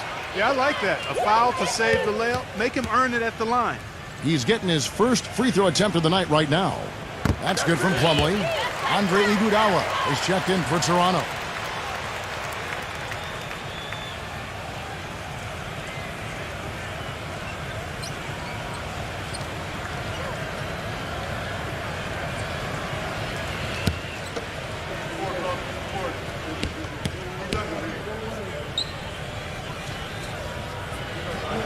Plumlee hits them both. Raptors trail by 10. The pass to Randall. On the wing, it's Iguodala. They get it back. Number 11. Great D that time from Simmons. And excellent interior defense there. Good rotations. No doubt about it, Steve. He's a real presence inside. Takes up a lot of space. Backs in. The 11-footer. 0-0. Gets the 3-pointer to fall. 22 points for him. Toronto's gone 0-2 from deep to start things here in the second half. Clark, they've been looking out of sync offensively. You know what? A basket here would do a lot for their confidence. Oh, the rapid-fire threes coming from everywhere. I thought it might be a little improved to try to get those points right back, but it worked. And Simmons kicks to Plumlee. The feed to Porter. It's hauled in by Andre Iguodala. And it seems like nothing is falling for him this quarter. He's really out of his rhythm. Number 11. And the Raptors hit again from deep. Wow, he's got such a sweet three-point stroke. The way he can shoot it, forcing opposing bigs out on the perimeter, it can really open up the lane. Number 6. And another 3 for Golden State. Boy, I tell you what, he loves getting looks like that from the three-point line. No one near him. That's a warm-up jumper for him. Pass to Iguodala. Number 10. And he can't answer back. The three-pointer offline.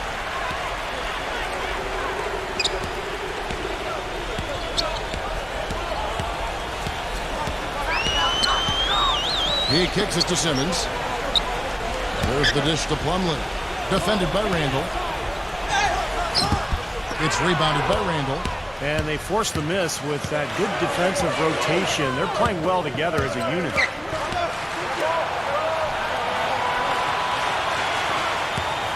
Good ball movement here by the Raptors. Tries to save it, and that's out of bounds. Toronto will retain possession. Here we can see, Kevin, where the Warriors rank in the NBA right now. First in rebounding, 4th in scoring, and they are in the top 1/3 of the league in assists. With the quality of players they have, you thought they might be better there, but not bad. And probably what impresses me the most, Clark, out of all those stats you're talking about is the rebounds per game, because this is a team that has become very physical. They'll put a body on you, and they'll really dominate the paint if you don't stand up to the task and really attack them back.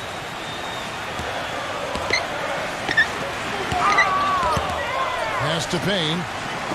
Number 41. And another three for Golden State. Raptors trail by 10.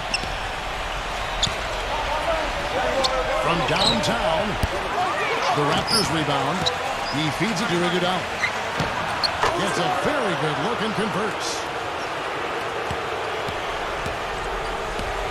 Golden State's gone 4-6 from three-point land since the start of the second half. Number 6. No good with the triple. The Raptors have gotten half their shots to drop in the second half up to this point, going 7 of 14. Hits the bucket. Iguodala's got 5 points in the quarter. Warriors leading by 5.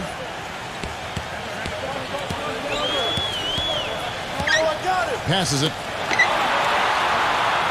to Payne. Three-pointer. No good. So the Raptors will take it the other way. Taken away. And here's the fast break. Boom, he jams it straight down. Boy, I love it. Active hands on the steal, active feet on the fast break. And Clark power on the dunk. And guys, this is just too close of a game to be giving the ball up like that and then failing to get back in transition. And it's Iguodala missing. Warriors have gone 8 of 16 in the third quarter to put their second half shooting percentage right at 50%. There's the pass to Payne. And he draws body contact. Looked like a blocking foul, and he was in the shooting motion. So he'll head to the free throw line. And look at how the offensive approach has been going here so far for the Warriors. Man, they keep piling up the assists, guys. Great ball movement. Another thing they've done tonight is work the ball into the paint for plenty of those close-range points. You got to have those. That's good from Payne. The Raptors making a switch here.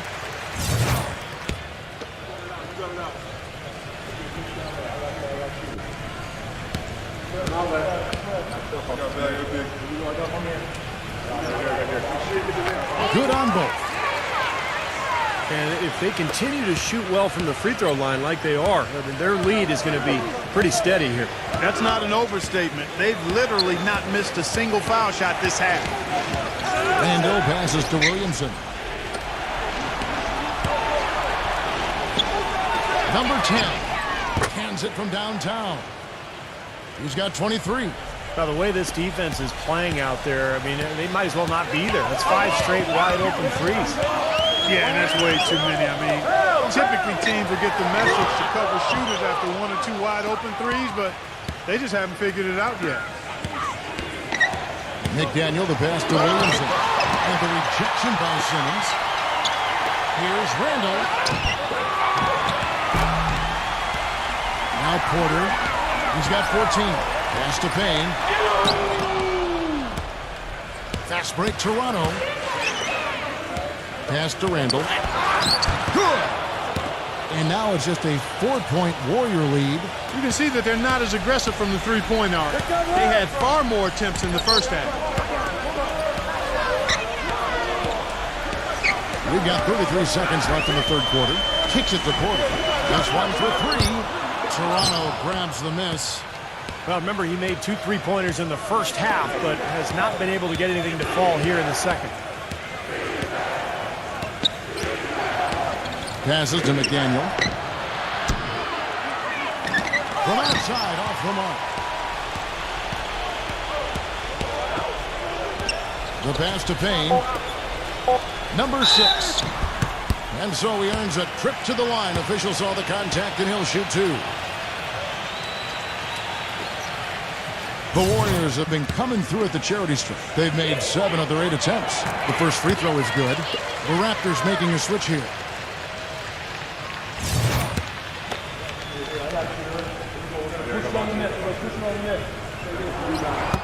He makes 1 of 2 that time.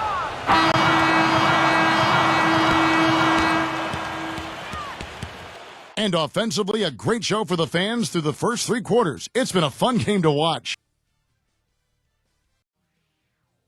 Tune in next Thursday, February 2nd. Go up against the Chicago. And thanks for joining us again as the fourth quarter of play is set to get rolling. It's been a close battle to this point. And Simmons kicks to Porter. 0-0. Defended by Williamson. 6 on the shot clock. Feeds to Plumlee. Golden State needs to get off a shot. Porter, no luck. He's playing selfishly now, guys. He's just trying to get as many shots up as he can. He doesn't look at all concerned about his teammates. And for Toronto. And for Golden State. Here's Simmons.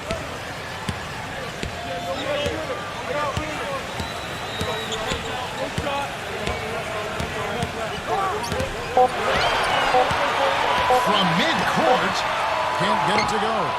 Not sure what he was thinking there. That's embarrassing. You think? I mean, come on now.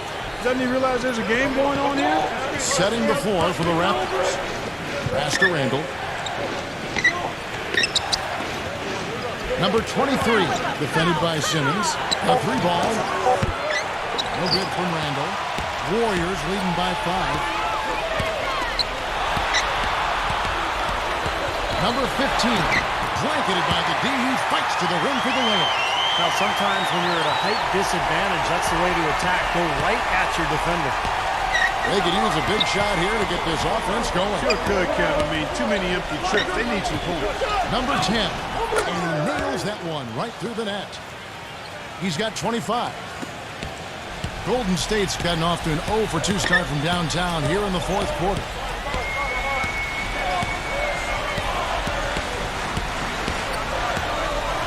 Game moves along. 2 minutes gone here in the fourth.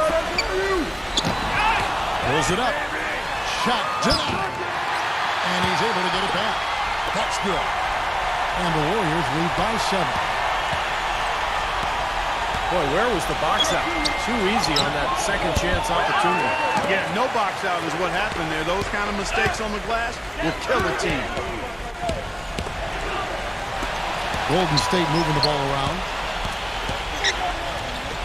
He dishes it to Plumlee. He passes to Simmons. Number 15, and it's rejected.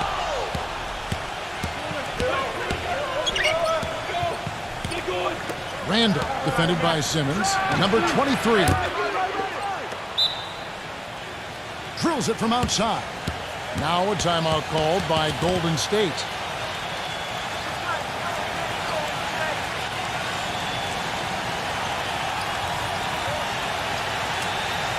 And now Doris Burke has an update from the sidelines.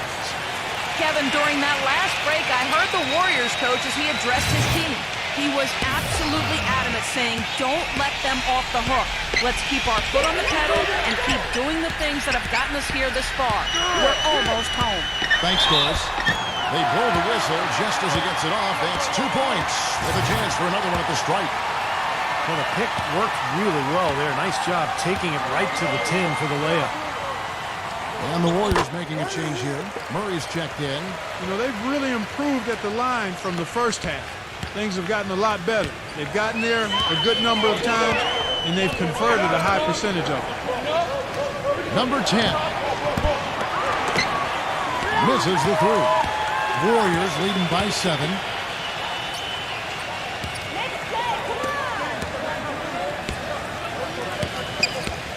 And we're about 3.5 minutes into the fourth quarter. Dishes it to Plumlee. Backing down.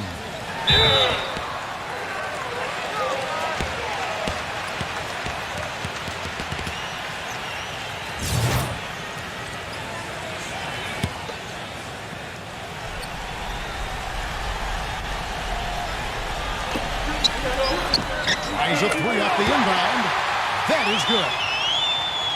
He's got 27. You can just see his confidence rising every time he knocks one down beyond the arc. Pass to Randall. Puts up a three. But they get it back. Here's McDaniel. And it's going to be 2 free throws. Drew contact on the shot. And here's a look at what's coming up for the Golden State Warriors. They'll be off to Oklahoma City for a meeting with the Thunder after this one. And that one will start off a 3-game road trip for the team. No good on that one. Porter's checked in for Golden State.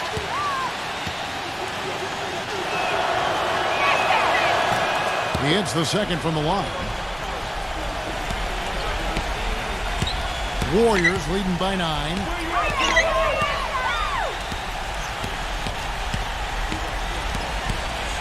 Number 15. Here's Plumlee.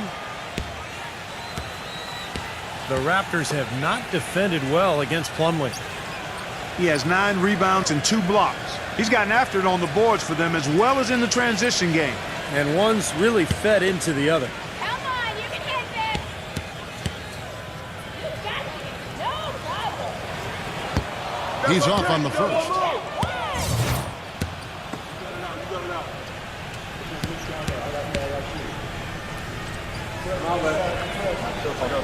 So neither attempt will fall that time for him. Raptors trail by 9.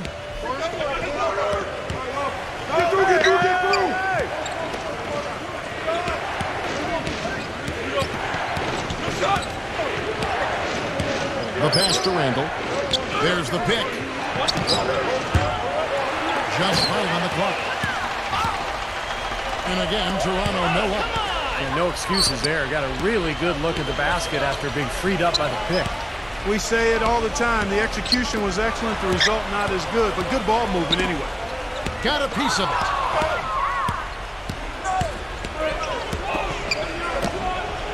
Pass to McDaniel with the lead pass. Number 10.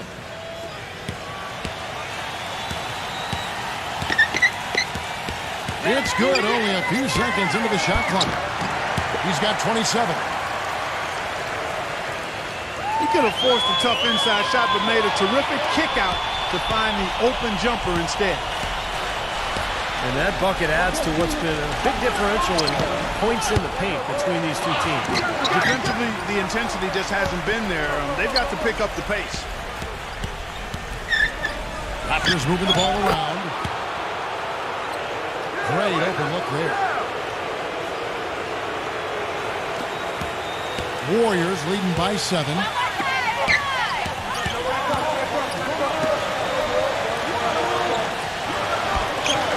They set the pick. The feed to Porter. Inside. And it's slammed in by Plumlee. Boy, he threw out some punishment with that two-hand throwdown. Well, now's the time to do it. Keep attacking that rim.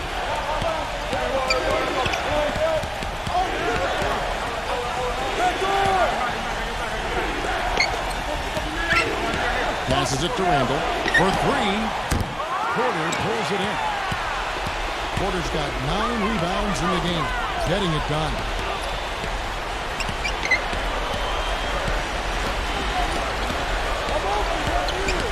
Number 41, defended by McDaniel. And he takes that one up and powers it through. Well, give credit where credit is due. Terrific assist inside. Number 10.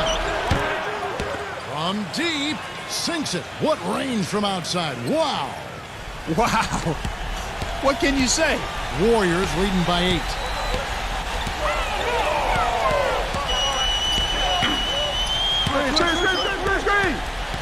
Down low. Here's Plumlee. That's good.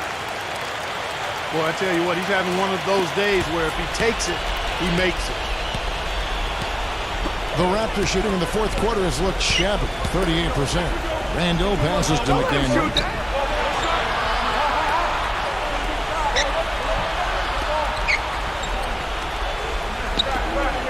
Uncovered.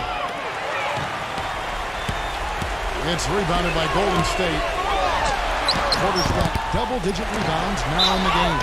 Offensive rebound, number 41. And the bucket counts, and he's on his way to the free throw line. Try to make it a three-point play. And the Raptors making a change here.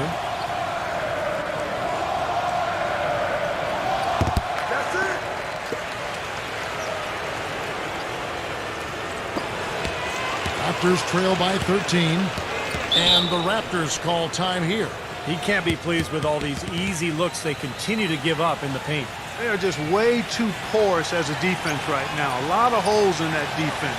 It's a good time to use a timeout here.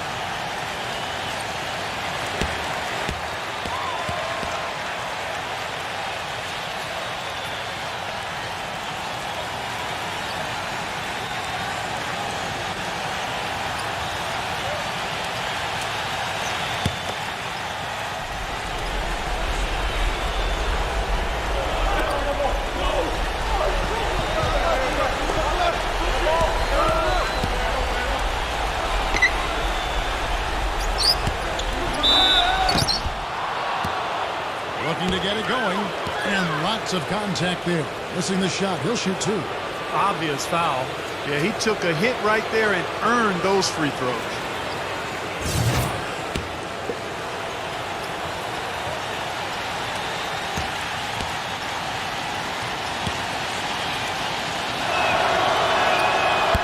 That free throw missing. They're digging their own hole here, throwing dirt on themselves. They haven't been nearly as efficient from the line as they were in the first half, and that can be self-destructive.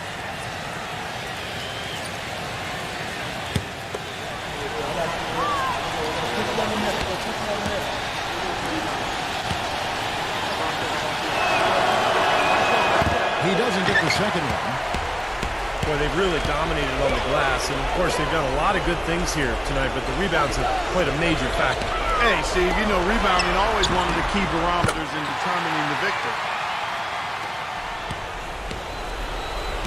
And that is good. Boy, he's lighting it up from long range this half, really taking advantage of the defense. To stop the run. That one wide left. He's their top rebounder. He's doing an excellent job on the glass today. Well, I tell you what, I love the effort he's shown on the boards today, Steve. It's been fantastic. Porter dishes to Simmons. Puts one up for 19. No luck. And Toronto will go the other way with it. If he can improve on what's been a shaky day for him thus far, they could stretch this lead out. There's the pass to Randall. And this has not been a quarter for him to remember. Yeah, it sure hasn't, Steve. I mean, he's been doing his invisible man impersonation here, hasn't he? And Simmons kicks the plumber. The dish now to Porter. And there are the Warriors now with another bucket.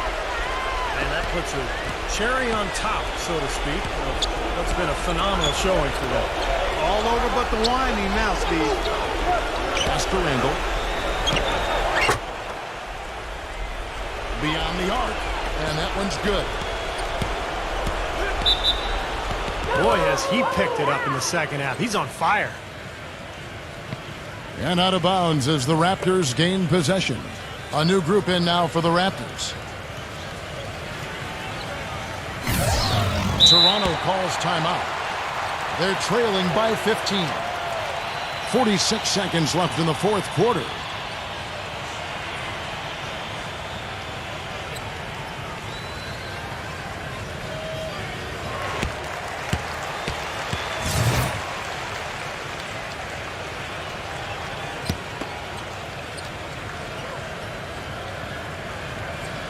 Come to me, come to me. Iguodala kicks to Murphy. Knocks it loose. Murray the pass to Simmons. Passes it to Murray.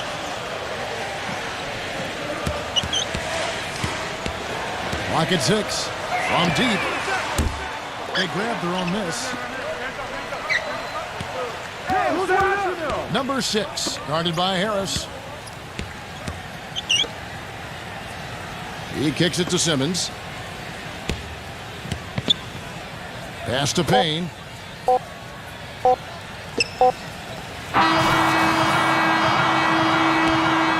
we see the Warriors taking the game here. Not much to be critical of at this win, Clark. Not at all. I mean, they showed up not just to play. They showed up to give great effort and to win, and they did both. And now for Clark Kellogg, Steve Kerr, and Doris Burke, this is Kevin Harlan thanking you for joining us tonight in our presentation of NBA on 2K Sports. Now our Jordan player of the game.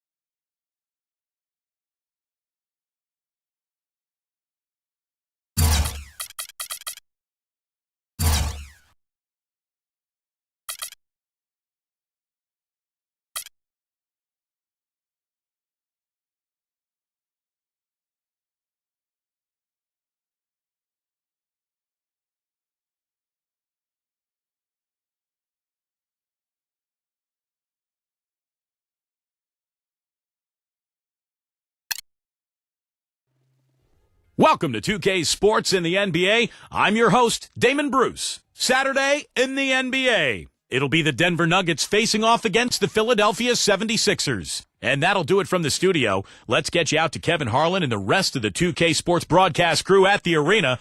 I'll see you back here at halftime.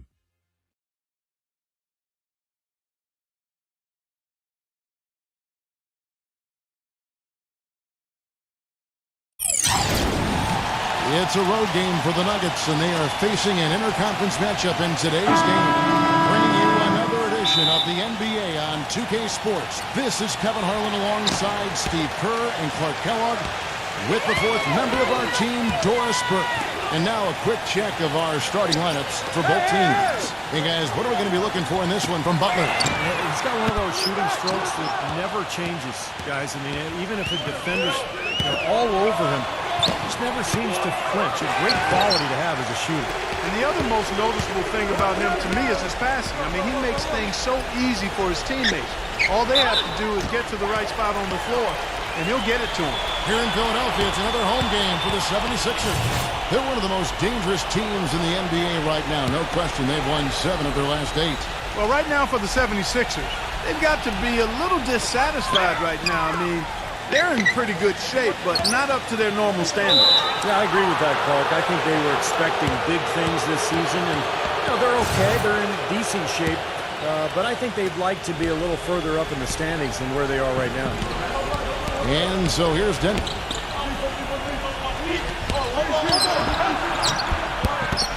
It's rebounded by Simon. On defense, Denver. And this is the first season matchup for them against this 76ers team. Well, last year these teams split the 2 games they played, something we see so often in these interconference series. Earlier, Doris Burke spoke with head coach Monty Williams. He has a very specific approach laid out. He told me that they're going to concentrate on working the ball into the paint as much as possible today and taking advantage of what he believes is a significant edge for them on the interior. Guys? Thanks a lot, Doris. Free throw, good Butler. Steve, you alluded to the 2 games they split last season, and that really is the case, isn't it, Clark? When 2 teams see each other so rarely, you can often throw out the records. Oh, yeah, you're exactly right there, Kevin. That's a definite. I mean, you're just not sure what you're going to get from those games. Steady work at the free throw line. Just what we're used to seeing out of him. Passes it to Edwards. Off the mark there with the three-point shot. So the 76ers, their last game, a loss to the Brooklyn Nets. Well, shooting as poorly as they did, there was very little chance they were going to win that game, guys. Yeah, there was sort of a snowball effect in the game that I saw. I mean, what started as a cold night for a few guys became contagious and became a cold night for everybody. Pocket 2, count the bucket. Sarge has got his first points in this one. Great job there, recognizing the mismatch and taking advantage. They got to put a bigger guy on him. Otherwise, he'll bury those jumpers all game. So it's Philadelphia now. Here's Edwards. A three-pointer, no good. Not really the start they wanted. They missed 3 of their first 4 shots from the field. 16 feet away. Johnson with the block. First quarter of ball, almost 2.5 minutes in. Now the pass to Edwards. Here's Jokic, and he nails the jumper. Well, that's one way he can finish, but not the only way. He's got a lot of tricks up his sleeve. So for the Nuggets, their last game, a loss to the Bucks in Milwaukee. Boy, this was an up-and-down affair. I mean, back and forth. I thought they had a very competitive outing, but just ran out of gas towards the end. The pace was furious. That was an exciting game, wasn't it? That was so much fun to watch. I'd like to see that kind of basketball every night. And Philadelphia has possession after the made shot from Sarge.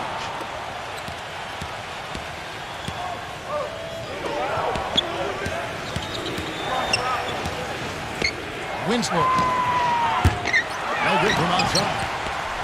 Philadelphia's gone 0-4 from three-point land to start out. Looking cold from outside. Edwards can't hit. Well, with that much space off the pick, you've got to drop that in. Yeah, you got to make that one. I mean, that's a high-quality shot you should make 9 out of 10 times. That's a poor possession. You just give away the ball with a sloppy pass. 76ers trailing.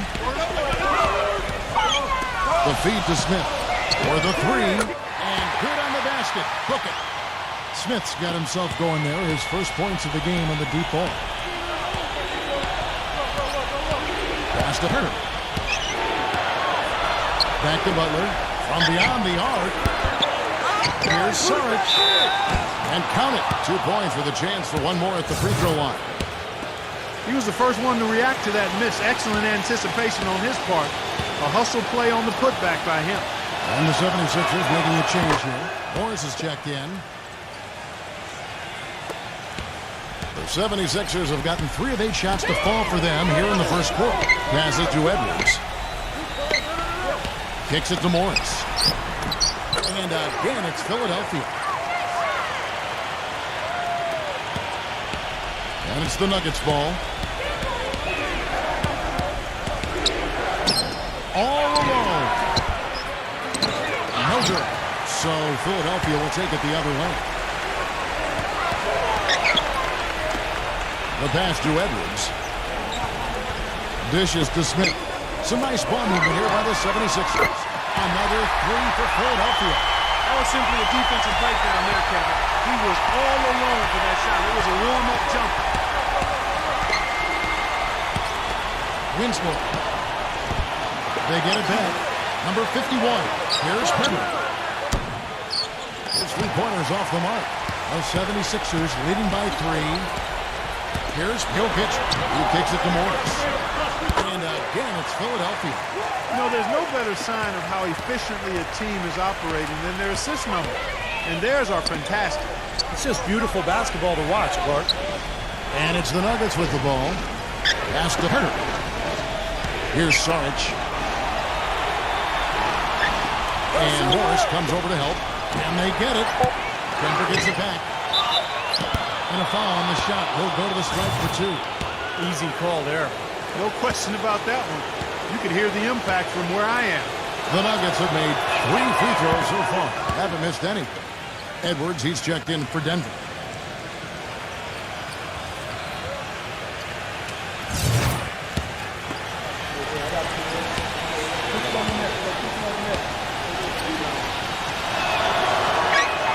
And so he makes both from the line. And the 76ers decide to take their first timeout here. Looks like he saw some things out there that needed adjusting and wants to talk it over a little bit with his club. I don't think you can ever go wrong burning a timeout if you see something you don't like and you need to talk about it. And here on our 2K leaderboard, you see a breakdown of the best free throw shooting centers and power forwards over the past month. The 76ers leading by 3. Edwards with it. 14 points from him the last game against Brooklyn. Smith left side. He passes it to Edwards. Another 3 for Philadelphia. The D has gotten a little lax defending the three-point shot at that end. Agreed, Clark. They poured in 3 of the last 5 baskets on pretty open looks behind the arc. Denver with the ball. From deep. Edwards. That's good. Oh, the rapid-fire threes coming from everywhere. I thought it might be a little imprudent to try to get those points right back, but it worked. Pass to Payton. Edwards, defended by Herner.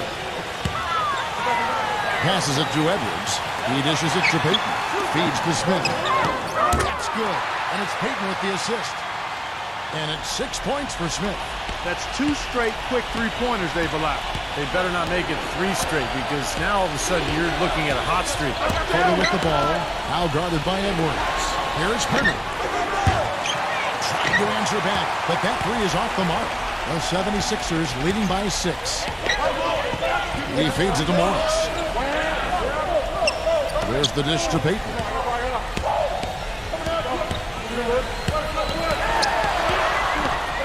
And the pass to Edwards. From outside, off the mark.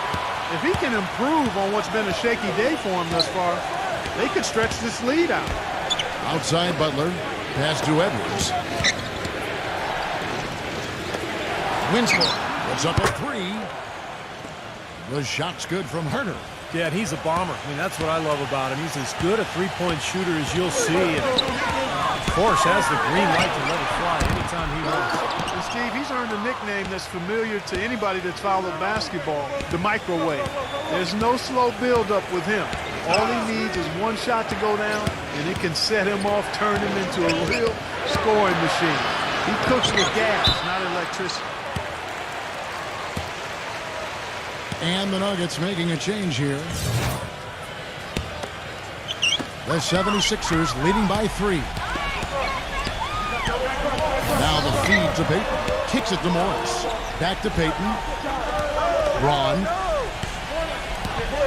Pass to Reeves. Shoots. Another miss by Philadelphia. No breathing room at all to take that shot. And here's Bledsoe, averaging 6 points per contest. Dishes to Harris.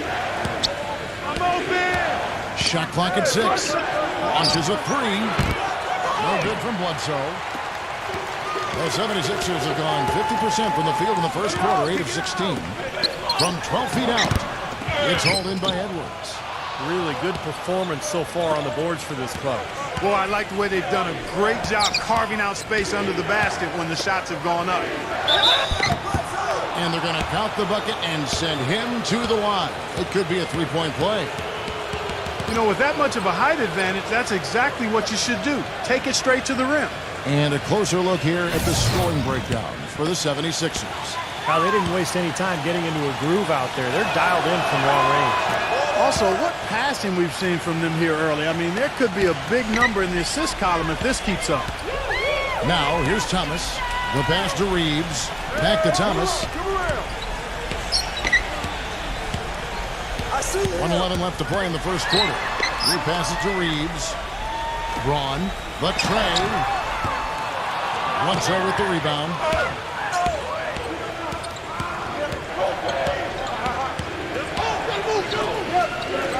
He He kicks to Harris.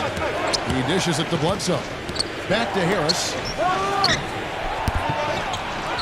And he overshot that one, missing. The 76ers shooting 44% overall here in the first quarter. That's going to be over and back. Not watching for the line that time. And the Nuggets making a change here. Bazemore is checked in.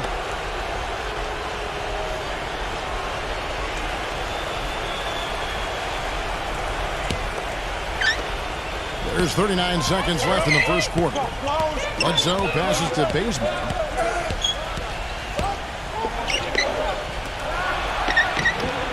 Good ball movement here by the Nuggets. And another miss by Denver. Whoops, they pick off the pass. Back to Ariza.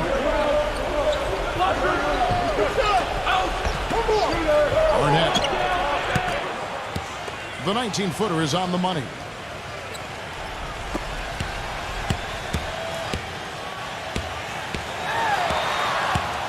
Thomas with the ball. He hasn't yet put up any points in this one. Feeds it to Morris. Their offense stone cold. Another miss there. And still a close game as the first quarter comes to a close. Nuggets ahead, leading by just 2. Don't go anywhere, folks. Coming up next. Well, it's been a tight one so far as we get the second quarter going back here. All right, we'll take a look now at how the points have been generated so far. A scoring breakdown for the Nuggets. We got a storyline here. If it goes on for the rest of the game, it could be all those points they're getting at the foul line. And the other thing we're seeing is great ball movement. We're seeing a lot of good offensive execution, ball movement, player movement, setting up assists. On the floor for Denver as we get going here in the second quarter. They've got Trevor Ariza.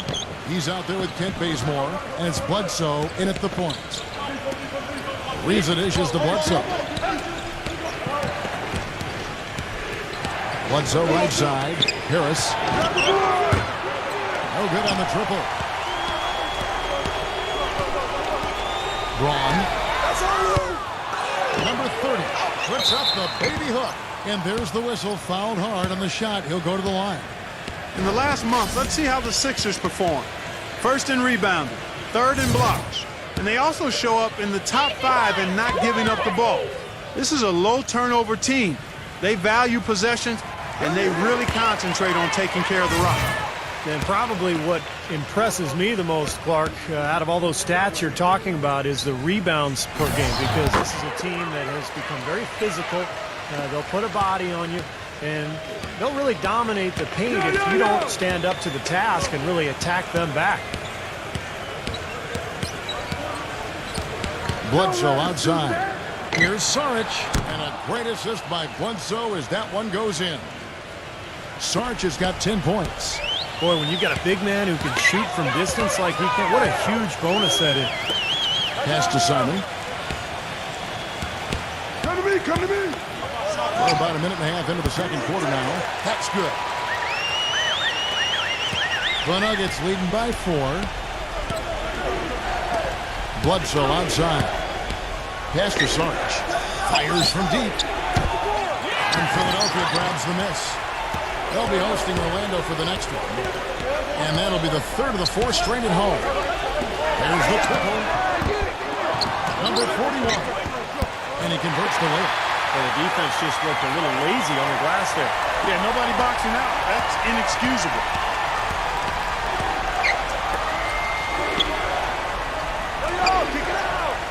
Back to Bledsoe. But they recover it. He feeds it to Bazemore. 6 on the shot clock. Harris kicks to Saric. Nailed from three-point land. Saric has got 6 here in this quarter. A large part of what they've been able to do here is centered around his offense. Johnson the screen. Passes it to Simon. Braun. Number 41. And they wasted no time getting those 3 points back. He has 7. It took him a little while to get into the flow of this game, but now he's definitely found his stride and rhythm. Bledsoe passes to Saric. Now the dish to Bazemore. Again, the Nuggets score. He could have forced a tough inside shot, but made a terrific kick out to find the open jumper instead. And the 76ers call time here.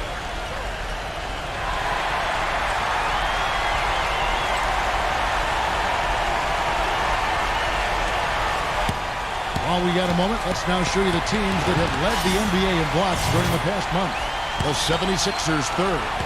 They've been racking up the blocks lately, so, I mean, if they keep this up, they're going to be a very difficult matchup for anybody.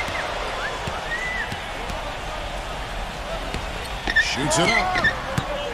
And the 76ers get it back. And out of bounds as the Nuggets gain possession. Let's check out the Eastern Conference standings now that we're in the new year. Taking a look at Chicago. They're looking extremely sharp right now, poised in the top spot and playing very well. And, of course, Philadelphia. They're sitting in 5th place. Seeing where the 76ers are, they've got to be a little dissatisfied right now. I mean, they're in pretty good shape, but not up to their normal standards. Yeah, I agree with that, Clark. I think they were expecting big things this season, and, you know, they're okay. They're in decent shape, but I think they'd like to be a little further up in the standings than where they are right now.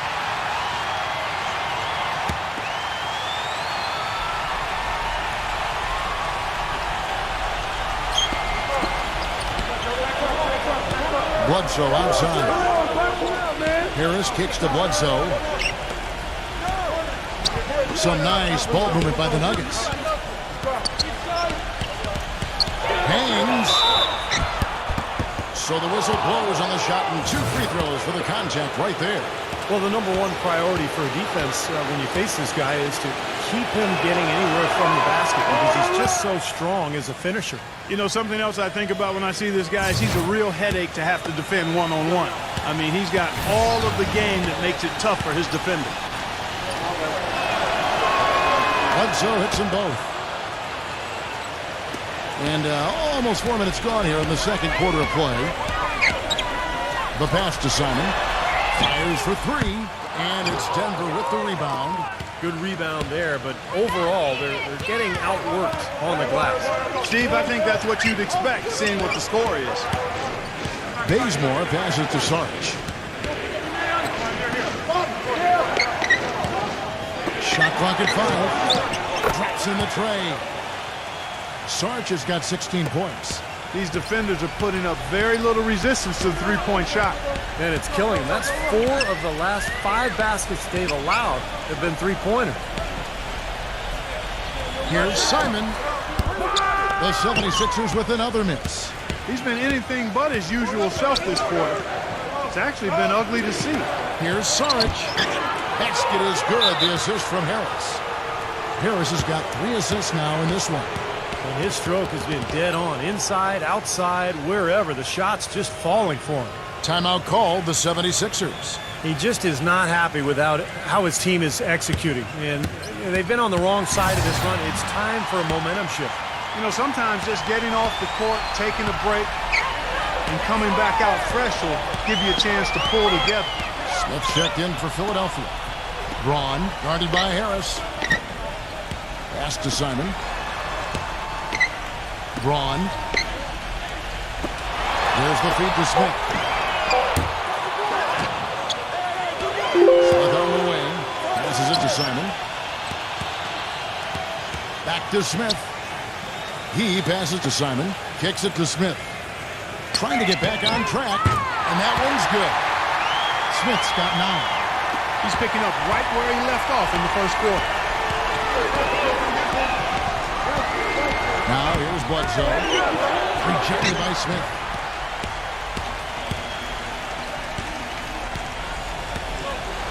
There's the pass to Simon. Fires the 3. Another 3 for Philadelphia. They just continue to splash home those threes. Eliminating the deep shot has to become priority number 1 for this defense. It really does. I mean, it's not possible to give up that many points behind the arc and not pay the price in the end. Bazemore dishes to Harris. The 3, Bledsoe. It's hauled in by the 76ers. Smith's got 4 rebounds now tonight. Launches it. There's the bucket. Good. Now just a 2-point Nugget lead. Boy, they've gone on this run, and ball movement has been a big key. Yeah, they have the defense on the run right now because every pass seems to have a purpose. They're getting great movement, great spacing, and they're really lining them up defensively. Kevin, while we got a moment here, let's see over the last month how the Denver Nuggets ranked in the NBA statistics. 9th in rebounding, 9th in fewest turnovers per game. And they're in the top half of the league in blocks. That's pretty good. Not too bad. And the rebounding is really the key stat that I'm looking at right there with all those numbers you talked about, Clark. This is a team that really tries to be physical, and when they're able to secure boards, that does a lot of things for them. It helps their defense, keeping teams from getting second chance opportunities against them, and it fuels their fast break. Butler kicks to Sarge. Puts the lead pass in front of him. Out of bounds, Philadelphia takes possession. Here's a look at what's coming up for the Nuggets. Following this one, they get to host the Pelicans. And that's the first game in a string of 3 straight at home.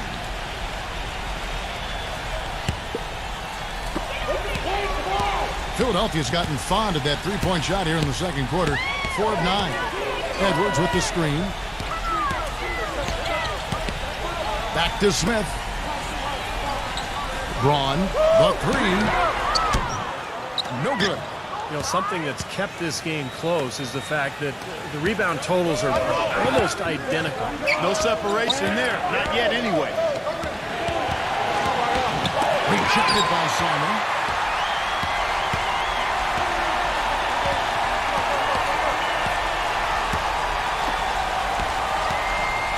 That's all you.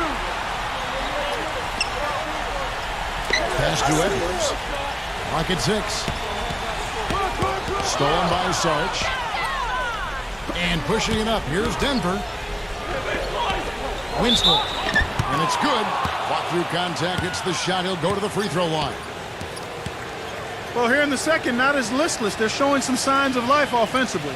Well, great sign because after that poor first quarter, now they're playing better offensively and they have the lead. Edwards, he's checked in for Denver.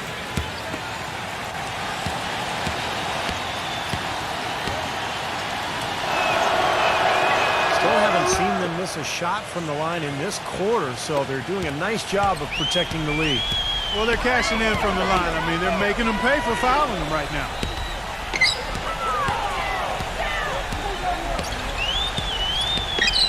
Braun, defended by Butler.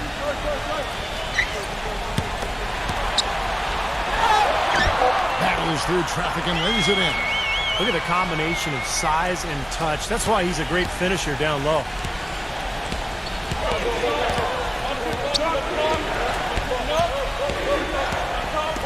Trying his luck deep. No luck. And the 76ers go the other way with it.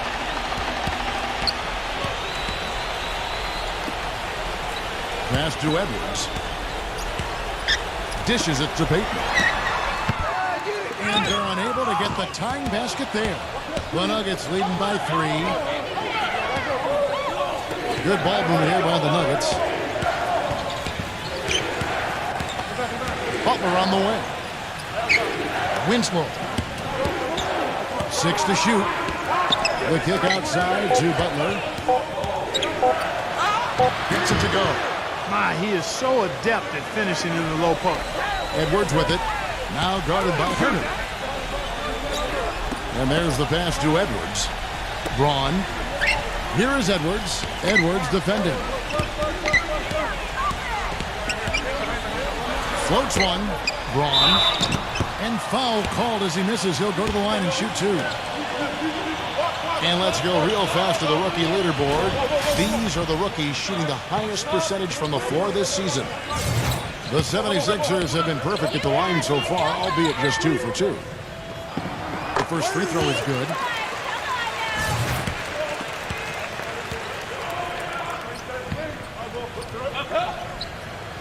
That's also good, so he hits both free throws. Boy, they're really battling, guys. Not sitting back, being aggressive, attacking when they have the chance. I like that. Yeah, and that kind of approach is going to serve them well. It's gotten them to the line more than a few times this quarter. Edwards passes to Butler. That one wide left. Boy, we don't see that too often. No defender on him, and he just clanks the open jumper. Back to Payton. Braun.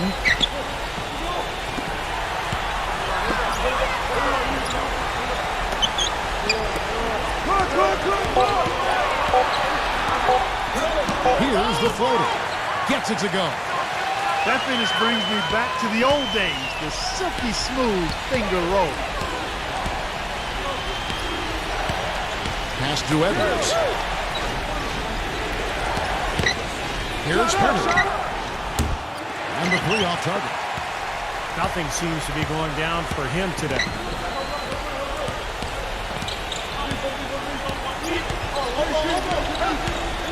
Back to Smith. Passes it to Edwards. Braun. He dishes it to Peyton.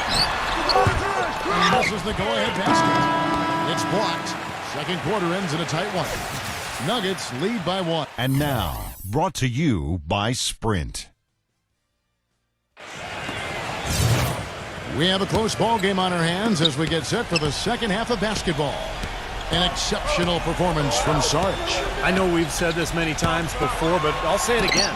He had a great first half, just an explosive offensive display there. At the end of the day, I wouldn't be surprised if we're talking about what a great second half he had.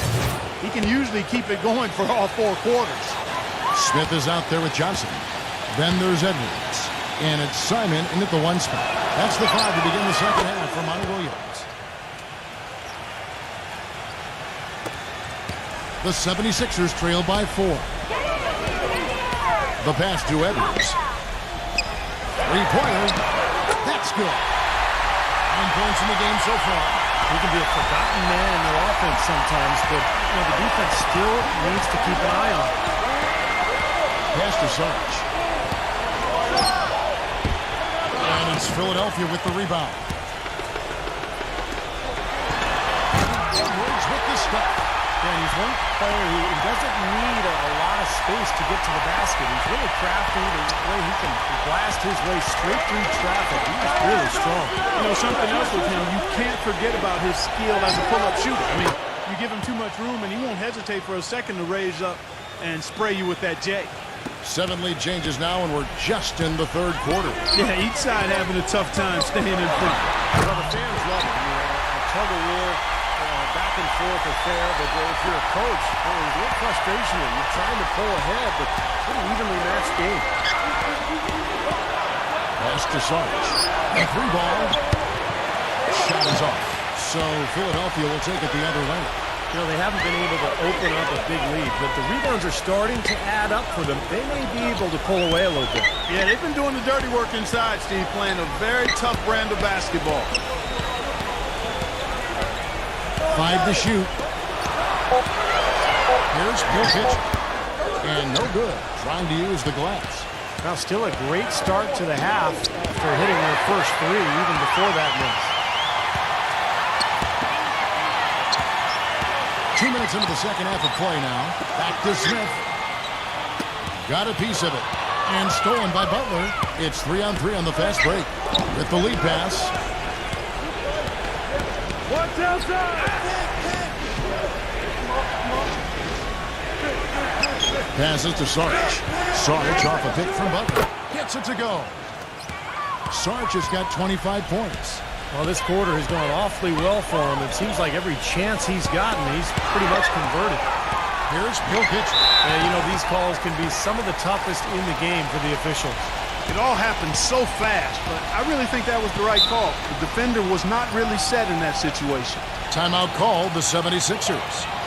And as we get a break here, important for the teams to go over their own strategy. And for the players, this is where you have a chance to get rehydrated with Gatorade. So put out your best effort as the game wears on, guys. You know, it's amazing when you're playing during the season, if you go through a stretch where you don't hydrate, it can have a major physical toll on you. Your body wears down quicker, you don't recover as fast, and that can really take its toll over the course of an 82-game season. Well, we're into the third quarter, just over 2.5 minutes played. 76ers moving the ball around. The 76ers with another miss. And that's a shot you can't pass up. He should knock that down. Butler with the ball, and it's Johnson picking him up. Open shot, Butler, and Denver again with the bucket. And defensively, they're starting to look for answers because ever since halftime, they've been disjointed out there. The pass to Simon. Smith outside. to the paint. Edwards, defended by Butler. It's good, and he drew contact on the shot, so he will go to the line. A three-point play chance here. The 76ers have hit all 4 of their chances so far in this one. And over the course of the season, guys, they've shot a very respectable 78% from the line. You know, the numbers from the line, guys, are close to where they were last year. But just a tad worse, so not too bad. That's good from Edwards. Denver calls timeout. You have to like what we've been seeing from Edwards. He's definitely rolling offensively. You might not be able to stop him, but you've got to find a way to contain him.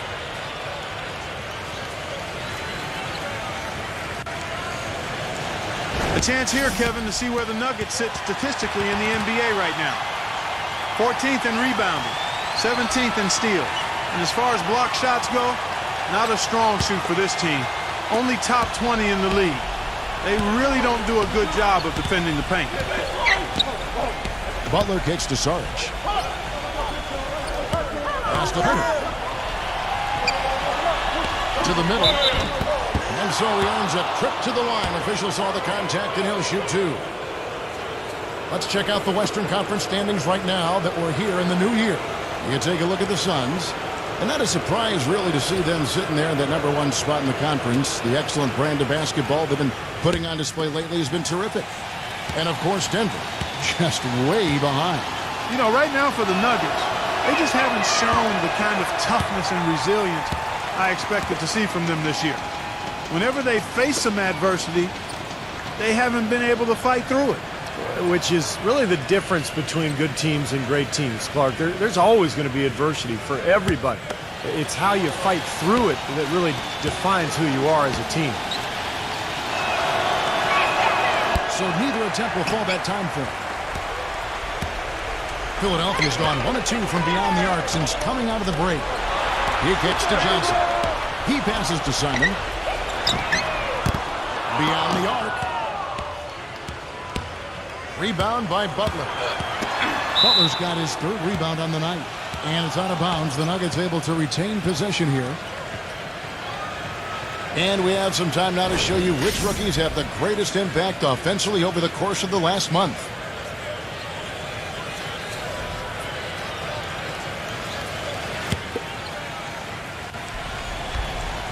Yo, yo, yo!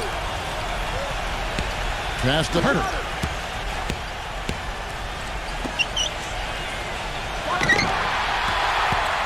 Number 51. Shot is blocked.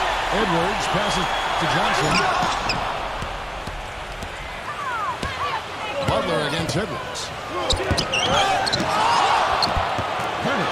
No luck. Smith with the defensive effort. Terrific job that time defending at the rim. I mean, it's not an easy task stopping that fella when he's headed to the bucket like that. Good job. Now it appears an injury out on the floor, and that does not look like any fun.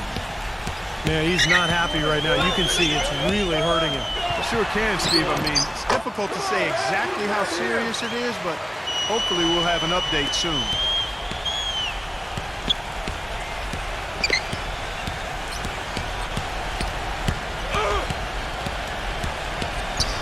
The Nuggets have gone even 5 of 10 on shot attempts in the 3rd. They set the pick. Here's Butler. Good on the shot. Butler's got 8. That's just a case of 2 teammates working perfectly together. One setting the screen and the other using it to get that separation. And Clark and Steve, as we approach the 4th quarter, still anyone's ballgame. Yeah, exactly right, Kevin. I mean, these teams just simply keep trading baskets, and as a result, trading the lead. Yeah, neither side really able to create much of a cushion at all. So which team can make a little run here, we'll see.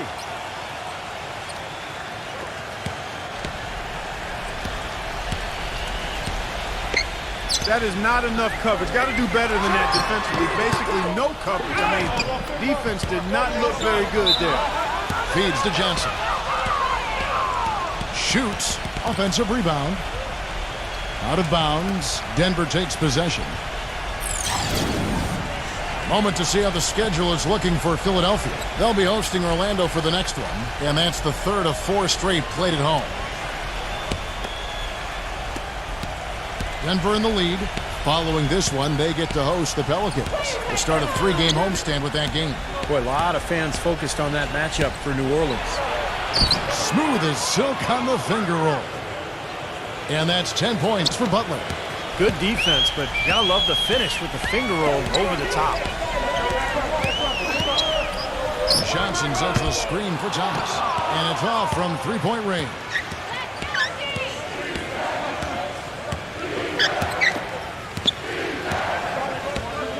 He feeds it to Butler. Winslow. Number 51.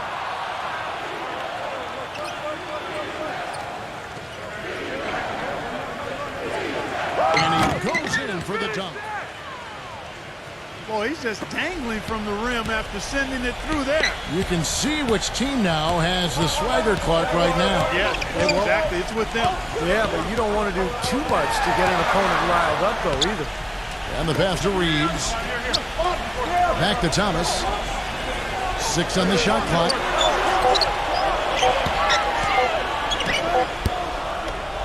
To halt the run. Cannot hit. The Nuggets leading by 6. Looking to get it going. And he drew the blocking foul. He'll go to the line for 2. The Nuggets have been getting it done at the line. 10 for 12. And for the season, guys, they're about 73% from the line, so kind of a mediocre shooting club. And guys, that allows their opponents to play very aggressive defense if they choose to, knowing it's not a bad thing to send them to the foul line. And he knocks down the first one. And the Nuggets making a change here.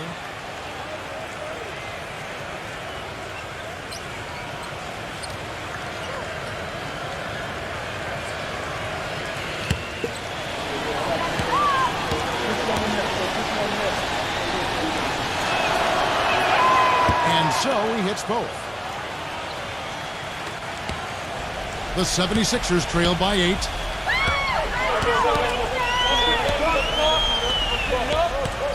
Doubled by Sarge.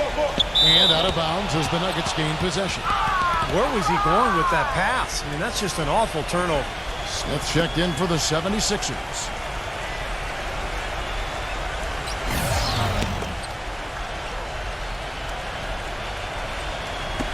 The Nuggets leading by 8.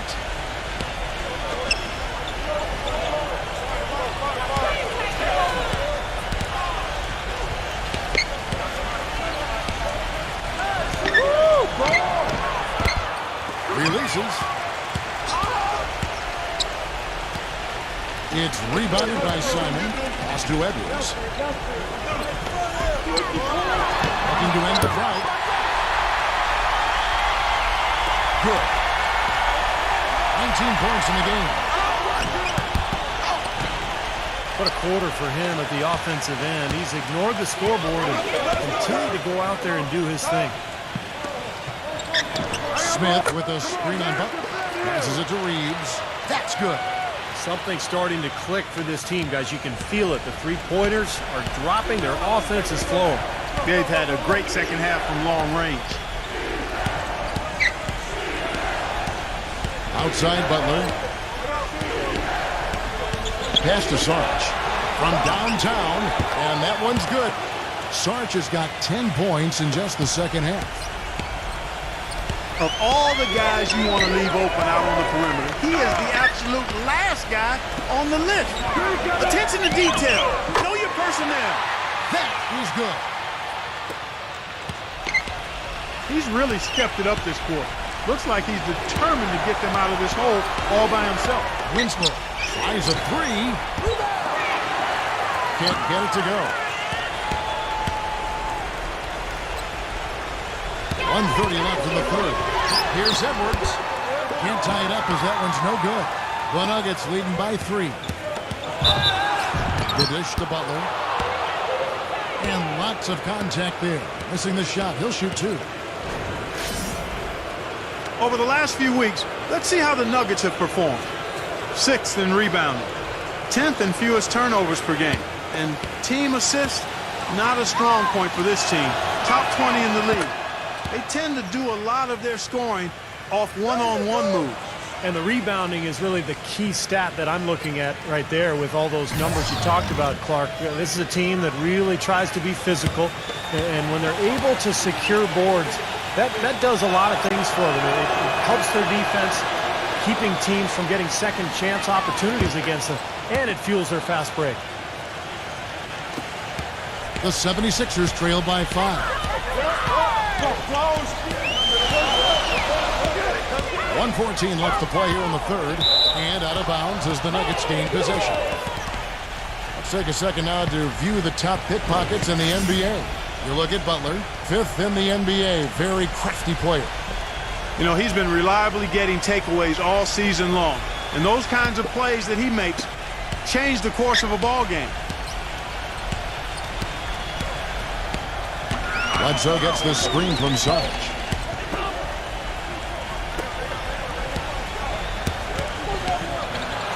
Bledsoe kicks to Sarge.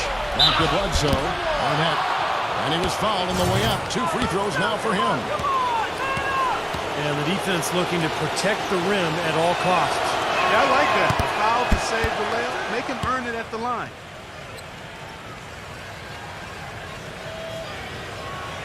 The first one falls. Harris is checked in for Jimmy Butler.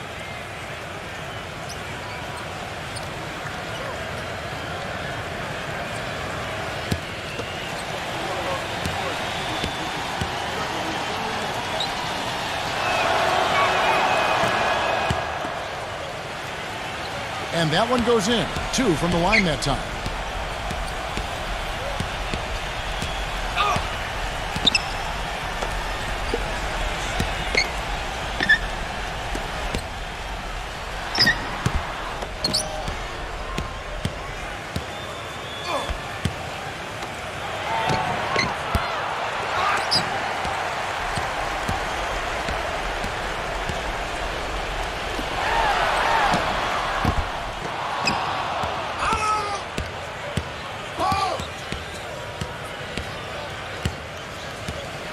Well, as far as the league's big men go, he's one of the very best at the foul line.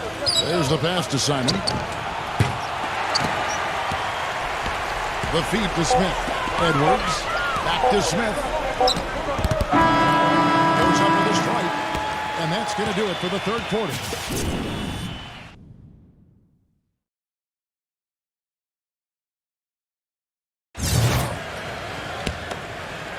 Thanks for joining us again as we get set for the fourth quarter. A terrific game so far. What do you guys think so far about the offensive approach for the Nuggets? Well, anytime they've needed easy points, they've gotten themselves to the foul line. That's been key. Well, it's been a super performance from beyond the arc, too. I mean, they've been raining in those threes. So on the floor for Denver. Kent Bazemore is out there at Bledsoe. Then there's Jimmy Butler. And it's Sarge in at the power forward position. It's been the story of the game for him. Fortunately, his teammates have bailed him out. Here is Edwards. Kicks it out to Johnson. Tried to come right back with the 3 of his own. But it's no good. Well, he earned that one. Took the hit and still found a way to knock it down. Yeah, fantastic body control. And the will to get it done. You like that focus. Edwards, he's checked in for Denver. And that one misses. The Nuggets leading by 4. Kicks to Butler. Shoots it. Bullseye. Butler's got 10 points in just the second half. And we've played through about a minute here in the fourth. Edwards with the screen. Dishes it to Morris. He passes to Edwards. Morris. Drains it from beyond the arc.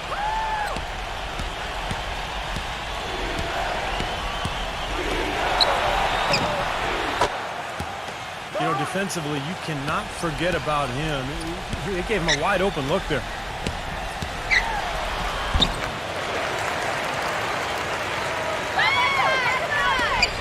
Near the three-point line, it's Bledsoe.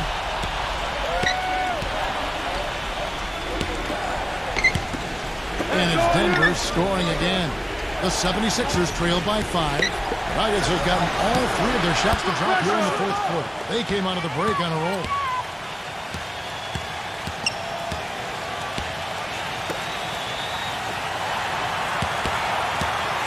I wasn't so sure he could get it turned around after that poor first half, but he's got it rolling here a little bit in the second. He dishes it to Johnson. He kicks it to Payton. 76ers moving the ball around. Edwards from outside the arc.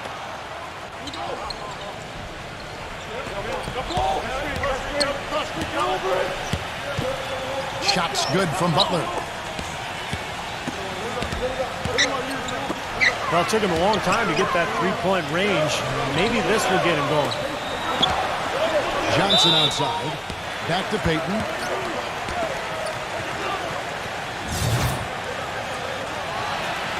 And the foul on Eric Bledsoe.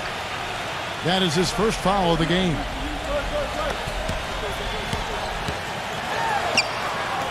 The Nuggets making a switch here.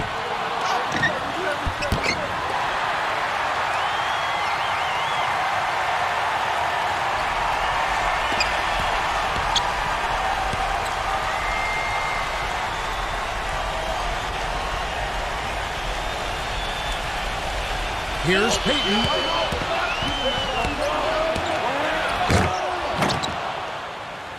Back to Johnson.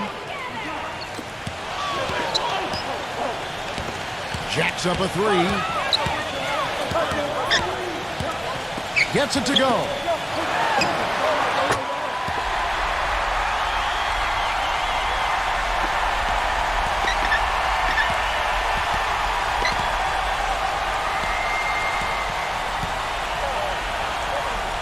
Tell you what, he's enjoyed a very good day shooting the ball so far. He can bring them right back into this.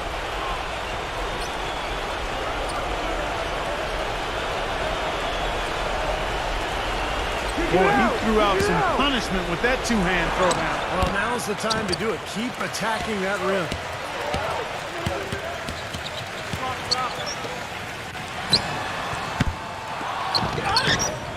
Releases. Offensive rebound.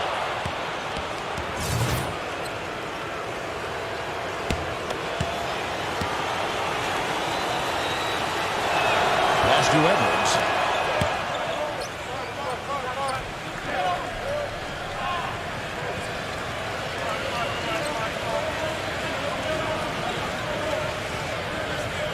Smith for 3. And it's Denver with the rebound. They've led by as many as 11 points. He's really slowed down a bit here in the second half. He hasn't converted a 3 yet after the tremendous first half he had. And the Nuggets making a change here.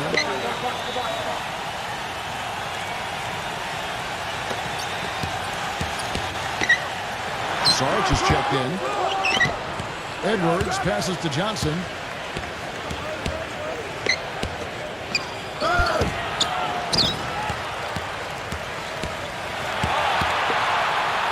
Edwards. Shot clock at 6. And he can't bank that one in. It's hauled in by Edwards. Keep him coming, baby, yeah!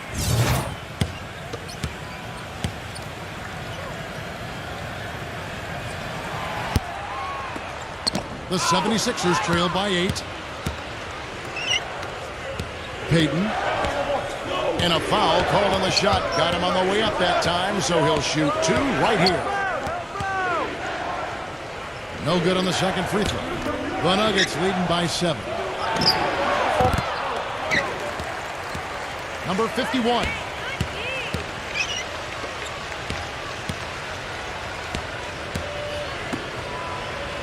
And another miss by Denver.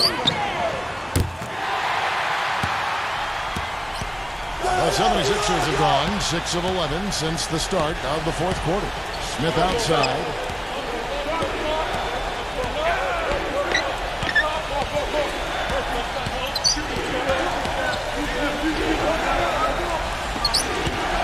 shoots the three.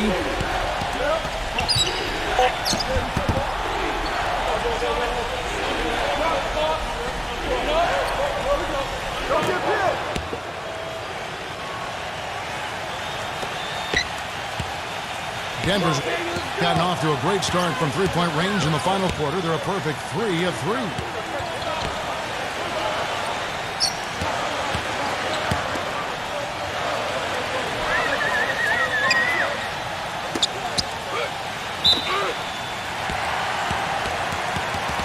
Back to Butler.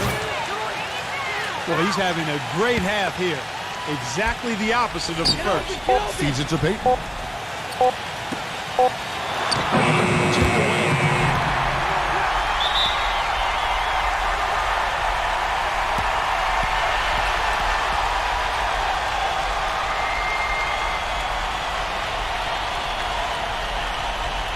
Tries to keep it alive.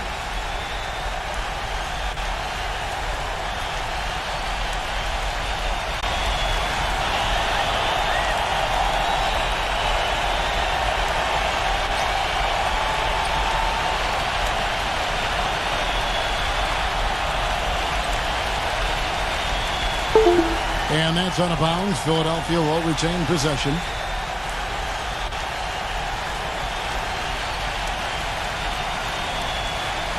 Time called here. The Nuggets decide to talk it over.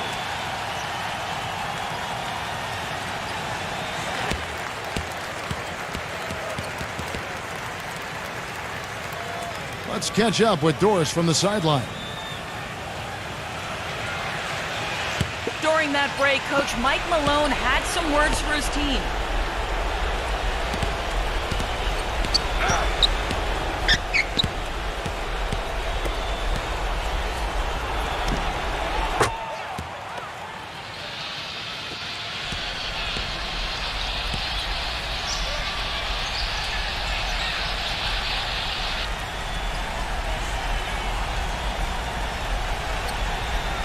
The game's still in question, but he told his players, guys, this is when it's fun, right?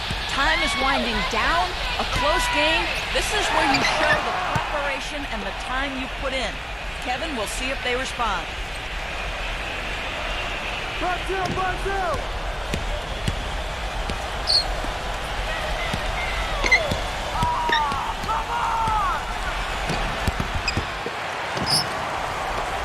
Puts up a three.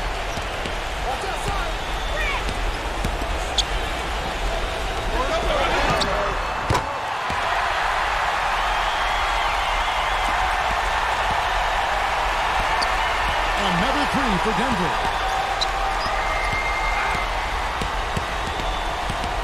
The 76ers trailed by 6. Passes it to Edwards. Pulls up.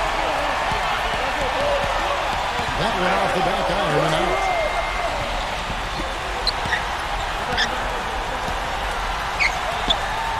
And it's Butler missing.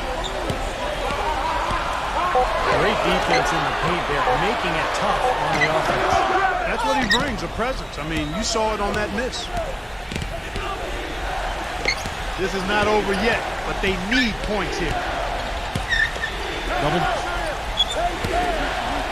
by Edwards. Number 51. And he was fouled in the act of shooting. Chance here now for a three-point play. You got to like how they're getting the ball inside this half. They didn't have as much success earlier in the game, but now they're showing real determination in taking it inside to score. The 76ers trail by 6. Now the pass to Edwards. He feeds it to Smith.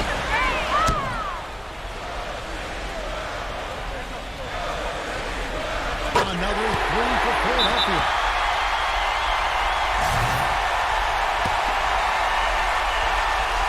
It's 12 straight points coming off three-pointers. I mean, somebody do something defensively. Well, I agree with you. I mean, who's going to step up? They're rolling out there now, so you got to get in their chest, make them uncomfortable, and try to deny those looks. Here's Butler. Edwards passes to Simon, and that one's good. Now just a one-point Nugget lead. Late reaction from the defense, and he's always going to make good on that. Backed in off the glass. They're straying away from the three-point game here in the second half. And that's fine as long as they're on the lead and they're getting good shots. They've decided not to take nearly as many three-pointers in this half. And the 76ers call time here. They're losing by 3. 1:29 left in the fourth quarter of this one.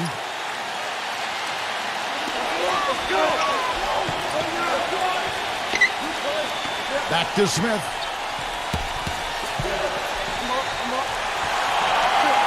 Smith right side. Pass to Johnson.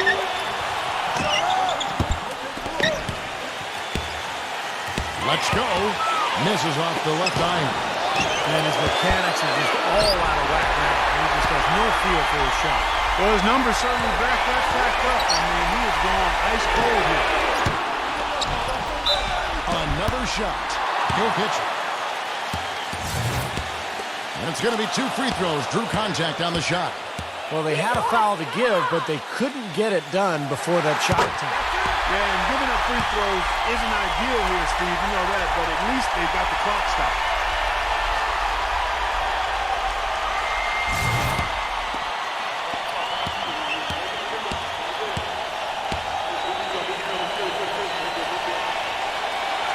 That one falls, so it's both of them.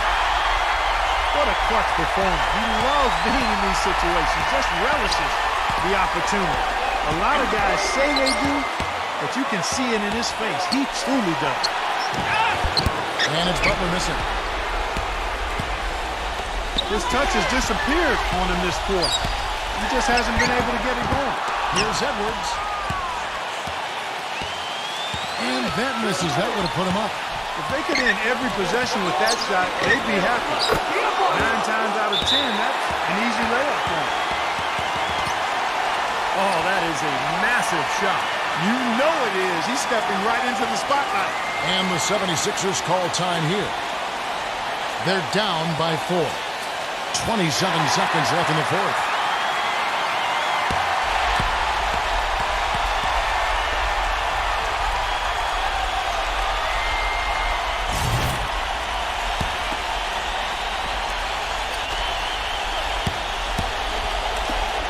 About 3 seconds between shot and game clock. Johnson, and it's wide right. It's off the rim. And they commit an intentional foul. We'll see another one of those so they can get into the penalty.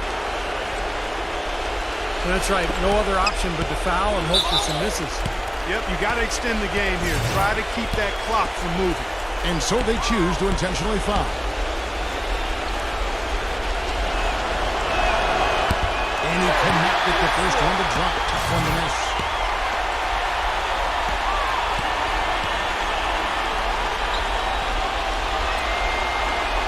That's good. Gone 1 of 2 from the line, and that puts them up by 5. 17 seconds left in the fourth quarter. Pass to Edwards. Another miss by Philadelphia. And now we've got the intentional foul.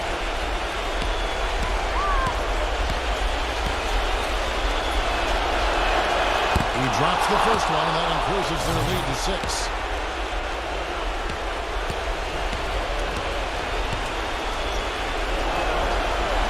And so both free throws are good. And it's a 7-point game.